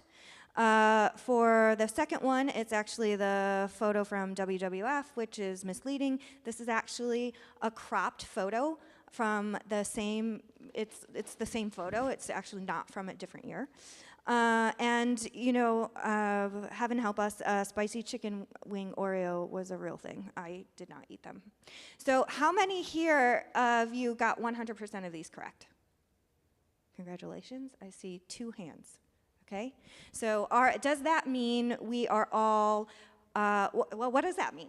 So there were a bunch of researchers at the Australian National University who inspired this quiz. They gave a very similar test, and they actually studied people's eye movements. And what they found is that, like us in this room, people aren't actually that great at being able to tell whether a given image is manipulated or not. And mean accuracy rate was about a little bit better than a coin toss. And moreover, by tracking their eye movements, they could tell that people were not able to focus on what was salient in the image, what was manipulated or not. So we know that our information literacy tactics have to evolve, and they especially have to do so to prepare for more generated content. But the question, is this AI, is not the same question as is this trustworthy, and we are seeing so much conflation of these two questions. So here on this image on the left is non-AI generated. It's supposed to be of trash left by climate activists in Hyde Park. Does anybody know what this really was? It was a 420 celebration, so makes a lot more sense that this is from the aftermath of a weed smoking convening rather than some claim about the hypocrisy of climate change activists. Now, the image in the middle here is one that I put into an image generator saying, art of Hyde Park, London with trash. Now, which one is trustworthy here and which one is not? The context really matters. So mis and disinfo can happen with generated images. I'm not denying that it can't. But what I'm saying is it can also happen with plain old vanilla taken out of context images. Sometimes real and trustworthy map onto each other and sometimes they don't. And so because of these complexities, we're going to need multiple tools in the toolbox, some combination of both assertive and inferred provenance. So I'm not going to go over the differences between the two of these, and we have a lot of inferred provenance tools in Google search. But what I'm going to share right before I close is some early research on assertive provenance. And so what we did was a study with about 8,000 participants, and we showed them an image with one of 3 labels. We asked them a question about their interpretation of what the label meant, their confidence in the accuracy of that label, and how trustworthy that label content seemed to be. And what we found is that comprehension really varied by the label, and it was the lowest for unlabeled content. Moreover, 14% of participants totally misinterpreted the meaning of a piece of content having no label. So the correct interpretation is that no label means we don't know. But these participants thought that that meant that the image was not changed at all. And so here we have to talk about the implied truth effect. So this is a phenomenon where when some content is labeled as false, some users can infer that unlabeled content is true. And we actually tested this. We presented respondents first with labeled content, asked them how trustworthy they thought it was, And then we showed them unlabeled content. And some got labeled content first and unlabeled content second. Some got unlabeled content first and labeled content second. And the TLDR here is that the presence of an AI label on some content seemed to make unlabeled content more trustworthy in the eyes of participants. So what does this mean? It means that, it doesn't mean that I think that labels are necessarily bad. But I think we really are always like very quick to say, this is a technology problem, it needs a technology solution. And actually what we really need are multiple different types of tools in the toolbox. So we need better information literacy. We may need labeling as well, but we need also inferred provenance tools like we have through About This Result and other features. Because we don't want to inadvertently increase user misperceptions by over-relying on any one tool. So there are no silver bullets.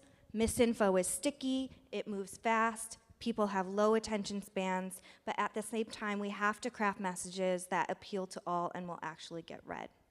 So finally, the last thing I'm going to say is, one of my engineers said, I've been hearing a lot of questions, and to me it all sounds like, how can I trust steel if you can make it into a sword? And I think that's how a lot of people are approaching generative AI. So thank you very much, and I'll pass it back to you, Larry. Yeah, thank you. And I guess a general question I have for the panel, and I'm going to start with Britton, since she was the one who started us off this road of negativity. No offense, Britton is a good friend of mine, and I know for a fact, Britton, you're a very positive person in your real life.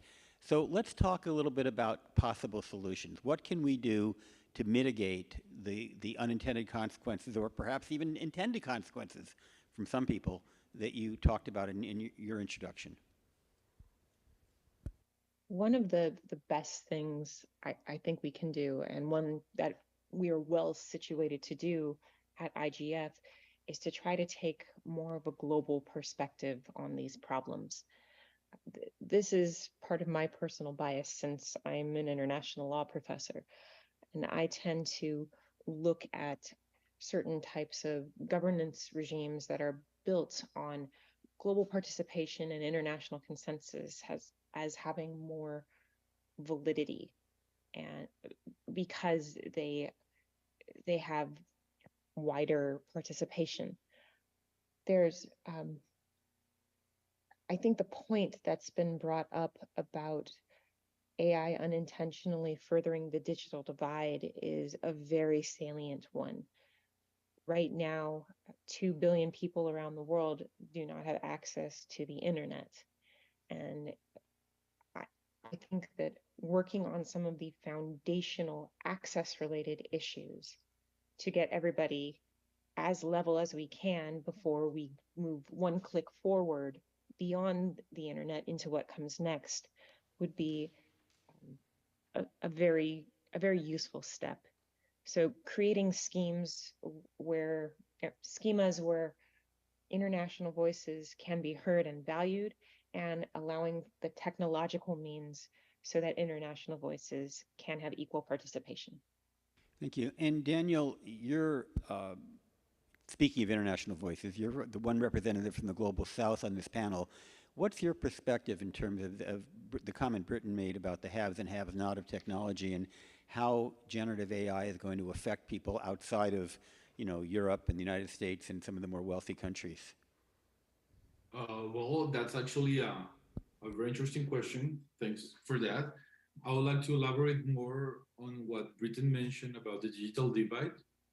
I would say that's the biggest challenge for our region, for Latin America, in terms of education. So first, we actually do not have the curriculum. We don't have undergraduate programs. We don't have enough graduate programs. We're not producing enough people that are working around these topics. And that's a big problem, because that means that we don't have access to this knowledge.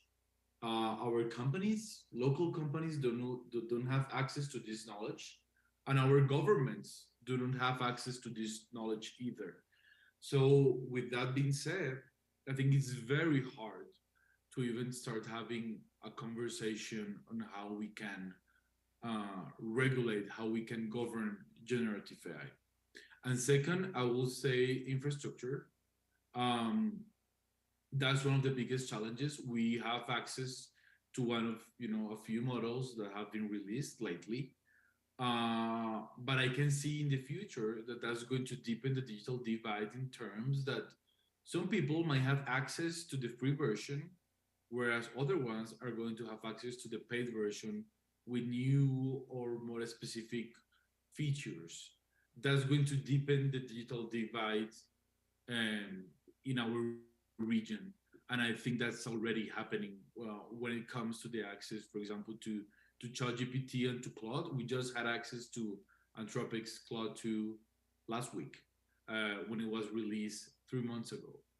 So I can see that the big challenge is around bridging the digital divide and just bringing us into this conversation, not only by giving us paper, because that's what we're getting. We have this declaration of principles, recommendations, and so on. That's very important, but we need to actually have access to this technology. So I would say the best way to start is by helping Latam like get that education and that infrastructure that we need. Janice, as you said, you're an educator, and even though you're based in Europe, I happen to know you do a lot of work all over the world, including Africa and other continents. But I wanted to especially focus on the comment or what Zoe had indicated about how difficult it is, even for people in this room, to know right from wrong, real from fake, because we talk a lot about critical thinking. And I suspect everybody in this room is probably a pretty good critical thinker, yet with a couple of exceptions, most of us got that wrong, or at least partially wrong, despite our critical thinking skills. So I'm curious, from your perspective as an educator, how can we begin to educate the world to be critical thinkers in this technology that even people in this room, many of whom are experts, are having trouble grasping?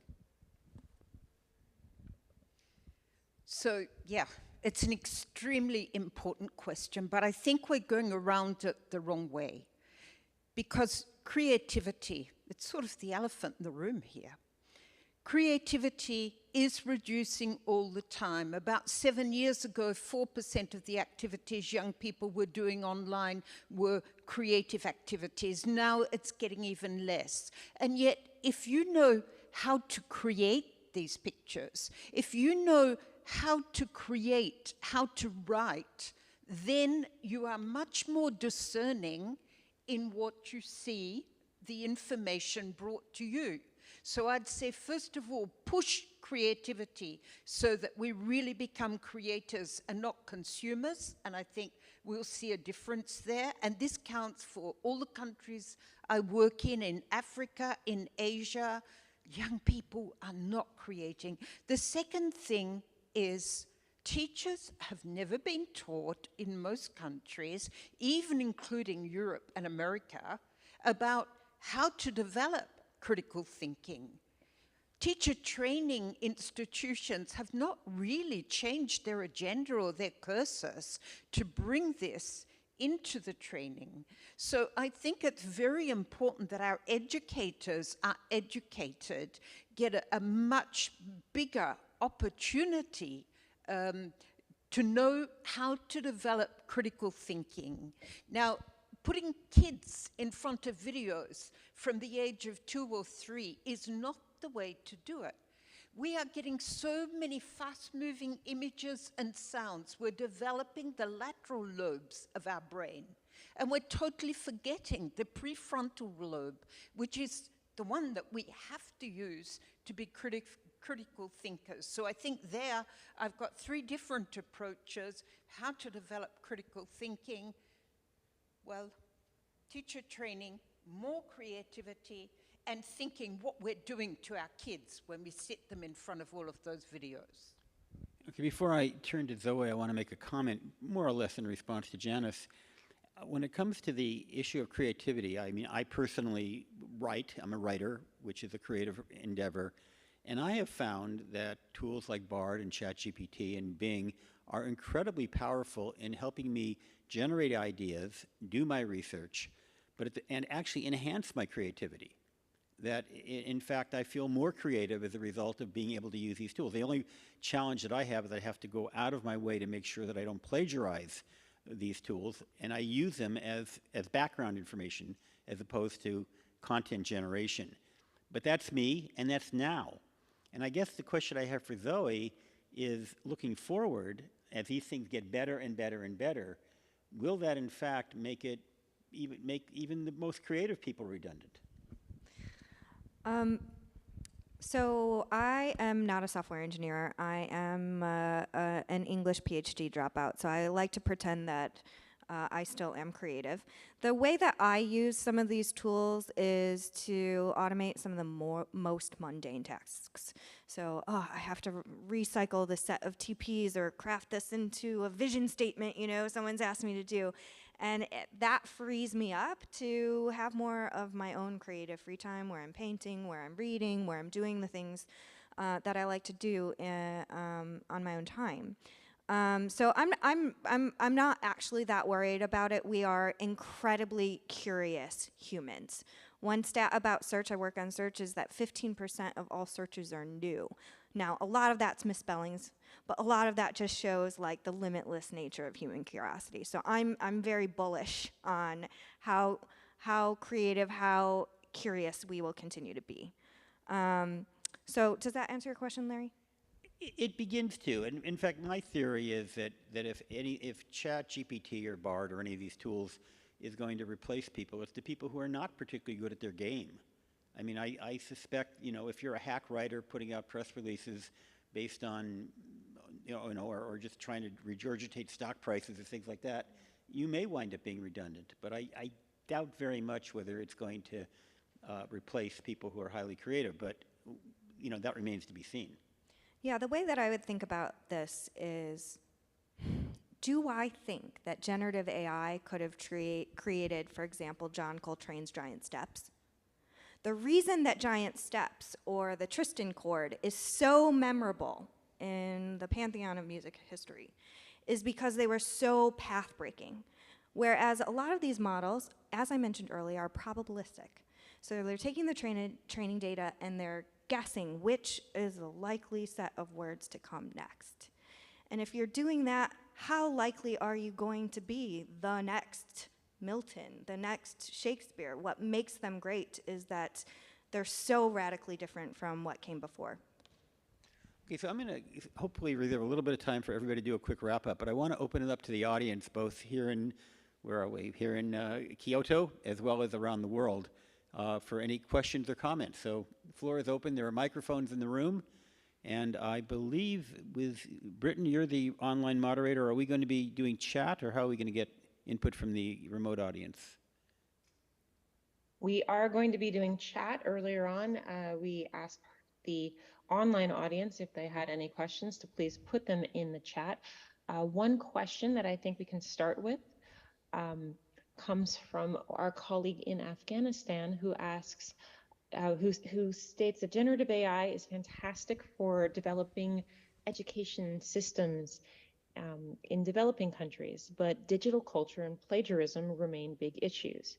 What is the best way to cultivate generative AI in these circumstances? So we're talking about plagiarism, which is, of course, always an issue, has been an issue long before computers, let alone generative AI. Madam Educator, do you have any thoughts on that? Yes, I certainly do. When I was lecturing at the Sorbonne University back in the 90s, and I allowed my law students to bring one book into their final exams, the other educators, the other lecturers said, "What? How can you do this?" And I said, "It's easy." I asked them a question where they apply their knowledge. They can't find it in a book. They have to find different bits of knowledge in their own head. And if they know their book well enough to find the specific knowledge, good on them, because no lawyer will ever settle a case without having dozens of books. So this is pretty much my answer. give kids questions where they apply their knowledge, where they're not going to find a ready-made answer. And if they do, a teacher is going to be able to see through it. So it just means that the educators have to think much more strategically than what they had to. Yes, but I am concerned, and Zoe, perhaps you can address this, about the fact that these tools currently typically don't cite their sources. So, for example, if I were to ask a question into one of the popular chatbots, whatever you want to call it, I'm going to get an answer, but I don't know where that answer came from. And so if I rely on that answer, am I inadvertently plagiarizing? And if so, what can we do about that? So one of the things that we just added to BARD is the double check feature.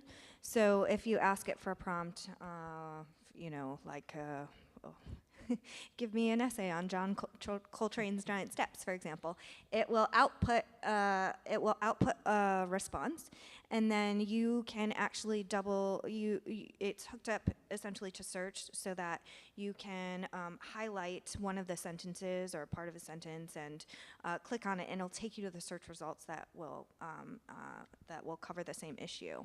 And so I think we're getting better and better so rapidly with these models, but I think innovations like that will really help over time.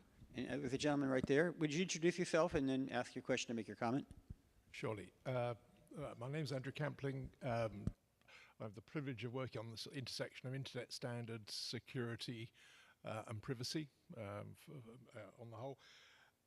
I'm also a trustee of the Internet Watch Foundation, so to continue the gloomy tone, and then I'll ask a question. Major concern that I have, we're already seeing AI-generated CSAM. Helpfully in the UK, doesn't matter if it's AI-generated, it's still illegal, but that's not true in all jurisdictions. It raises issues because it may not be based on a real human, so there's a risk if you can't tell that it's not real, that you might look for a victim to try and rescue them from the abuse, but they may not exist, so you can waste resources if you can't detect that it's unreal. The other issue it raises, and I'll try and word this delicately, you can, in the prompts that you give to generate the imagery, you can ensure that the victim that's being portrayed is enjoying their experience, which wouldn't happen in real life, but that actually then creates more issues for the people that consume that horrible content. Also, there's a trade in prompts that bypass the guardrails in the various closed platforms, but also where you have open platforms, they're very popular for the people that generate this illegal content, because that means they can download them and sort of play with different prompts in knowing that they won't be found out because it's on their system rather than on a closed system.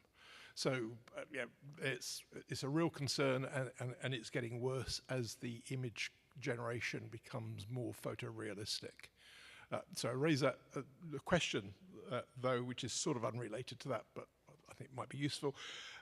Given the potential for generative AI to poison the global data pool, should the precautionary principle be applied to the development and use of generative AI? Be interested in your thoughts on that as well. Before I turn that question over to my colleagues, I just want to comment. I'm not an expert on CSAM, but I did serve on the NCMEC, National Center for Missing and Exploited Children's Board, for 20 years. And it's important to understand that among the various evils of CSAM, one, of course, is the exploitation of a real child, which may not be the case with generative AI, but the other is the normalization of sexual exploitation of children and the grooming of children. And that actually is a risk that obviously needs to be considered.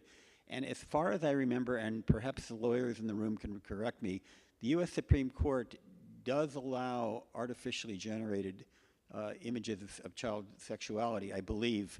And I know there's been a lot of controversy about that, so that is something I think that will have to be looked at. But in terms of your other question, do you guys have a grasp on that, or do we need to have him restate it? Yeah, restating. Would you mind quickly restating your question? I'm sorry. Yeah, I got off on a tangent. Yeah, sorry. Yeah, so it's, should we apply the precautionary principle to the development and use of generative AI because of the risk of it poisoning the global data pool? Because if we find out in the future that it's caused a problem, it will be too late to fix it. So I think this is an issue where we shouldn't allow the regulation to follow the technology. I'd argue it probably should be the other way round because there's no going back. So it's not to discriminate against our friends abroad. Do either of our remote participants want to address that before I open it up to the panel here in Kyoto? Okay, well, Jennifer, you had to comment? I can only agree with you, not only for this reason, but for many others. This is why we are looking at developing an instrument at the Council of Europe, a little bit like the Lanzarote Convention for the child sexual abuse that you're talking about. So we need to take precautions. I've been reading a lot about autophagy also, when generative AI uses generated material until it reaches a sort of an incestuous point where the content is incomprehensible. So yes, the precautionary principle, please. One thing I will point out, I said to Larry at the beginning, okay, you want slides on misinfo or you want slides on gender? And it was hard to decide. But one thing that I'll mention on the gender slides is that we're actually using large language models to make Google search safer in a couple of ways. So one example is we're using a model called BERT to reduce over-sexualization of neutral queries by 30%. So let's say you're searching for something like the query amateur, which in and of itself is neutral, or Latina teenager, for example, or le chef lesbienne. We are now better able to return neutral, non-explicit queries because we're using BERT, and the last T stands for transformers, which is the same T in GPT. We're also using a model called MUM to help us better detect suicide-seeking queries, especially ones that are not overtly and explicit, something like, ways to commit suicide.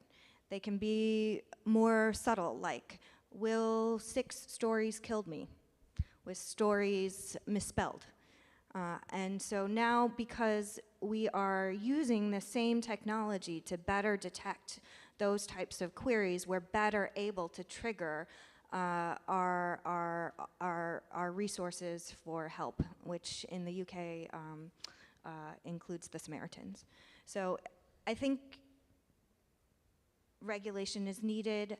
I think guardrails are needed. I would like to see the ability to continue using these innovations for safety as well. Thank you. And we have a gentleman, I think, who wants to make a statement or ask a question. Yes, my name is Julius Endert from Deutsche Welle Academy, German public broadcaster.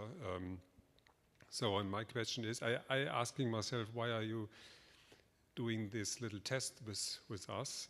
Because I also find it misleading, because it gives us the illusion that we will be able to decide what's real, what's not real in the future. And I think this will not be the fact anymore, and the case anymore. And I also think that this is not what we can do and what we are made for as human, and how we perceive our environment. And for me, it means that everything I see digital is by default. I need it, and this is also the message you give us, is by default wrong, because maybe I can detect a picture from right or wrong, and maybe it is made up by Photoshop and not by AI.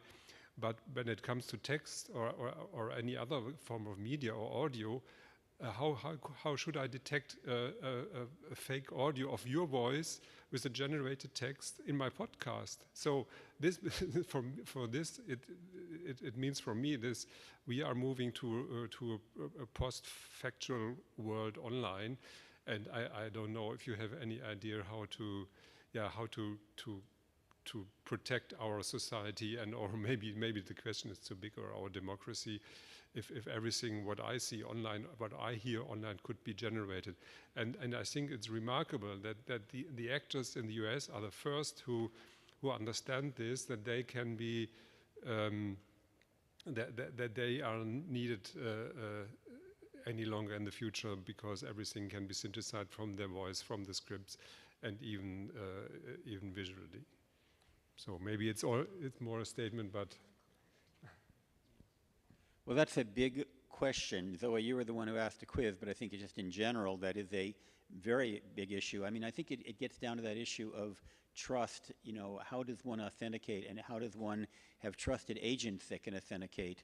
And I know that Google and Microsoft and a lot of companies are working on ways to authenticate the reality of different things, but there's no question that the issues you raise are real.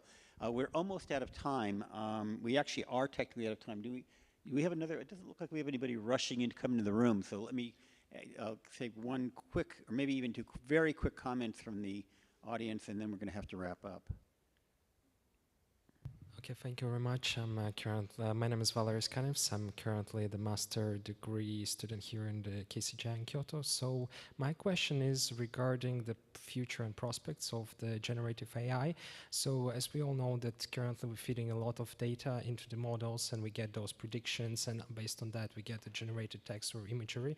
My question is, if we gonna feed the models even more, because we're gonna filter and sort data, and we're gonna get generated more data, and it's being generated every single year. So will the models become more precise in determining what is going to be generated? I mean, like, will we be at the point when the human creativity and the model creativity will be on the par?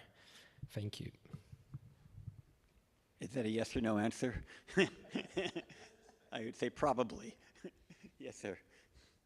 Okay, just a quick point about the precautionary principle. The cat is already out of the bag, or let's say the llama is out of the bag, because you can run these models on your own PC. And I predict here that within 2 years, it will be easy enough to teach them even that the let's say a typical 10-year-old kid can be doing their own models on their own PCs. And it's completely hopeless to try to prevent that. And another point is that there are other type of AI systems, and when those start mixing with a predictive generative AI, think of AlphaGo, which invented those strategies that no human being had ever thought of. You can't still combine them. Computer power isn't enough, but when that happens, then we are starting to get really interesting things. But what I really worry about is the system context. If you can generate them on your own machine, on your home, there's no way nobody can detect that, really. They don't travel on the internet, nothing. Well, on that bright note, thank you. If it'll make you feel any better, or perhaps a lot worse, even without AI, we've managed to convince more than 30% of Americans that the person who didn't win our last election, in fact, won our last election. So it doesn't take AI to, create a lot of false information that people are willing to believe. Very quick last comments from our panel. Let's start with the remote. Britton, do you have anything to say to wrap up? Thank you all for having me here today. It's been very interesting. I think what I've taken away from this panel is that this may be a technological problem, but it may have human solutions. And that's something that I think ends us on a note of optimism. I appreciate that. Daniel? Is he still with us? Yep, I'm here. Well, Great. Thank you all for having me here too. What I take here is that we need to work a lot on just putting everyone on the same page when it comes to technical literacy and, having the human rights discourse as our guide. So thank you all for having me around. Janice? Yes, I think we've covered some very interesting questions. I sort of feel like we've opened a Pandora box. You have reinforced me in my mission to go out and educate and really strive for democracy. Thank you very much for being here. Thank you, Janice. Zoe? I think the last thing I want to mention is I cut some slides around inferred provenance, but I think that has to be part of the solution. We're really a lot of times focusing on what can you do? Can you put watermarks in? Can you put labels on? Can you put something in meta tags? You know, but we're adding more and more new features directly into the search results page to make it easier for people who want to engage in best practices like lateral reading. Now, this doesn't mean that you have to question everything, but you should question claims. And it's really not about the content itself, but the claim associated with it. One of the tools that we have is called About This Page, where you can learn more about what others say about a given source. And we also earlier this year announced About This Image, which will also make it easier to search, to essentially do better and more enhanced reverse image search. So thanks, Larry. So at the risk of plagiarizing and not being able to cite a source, someone yesterday in one of the sessions brilliantly said, we want to teach people to be curious but not cynical.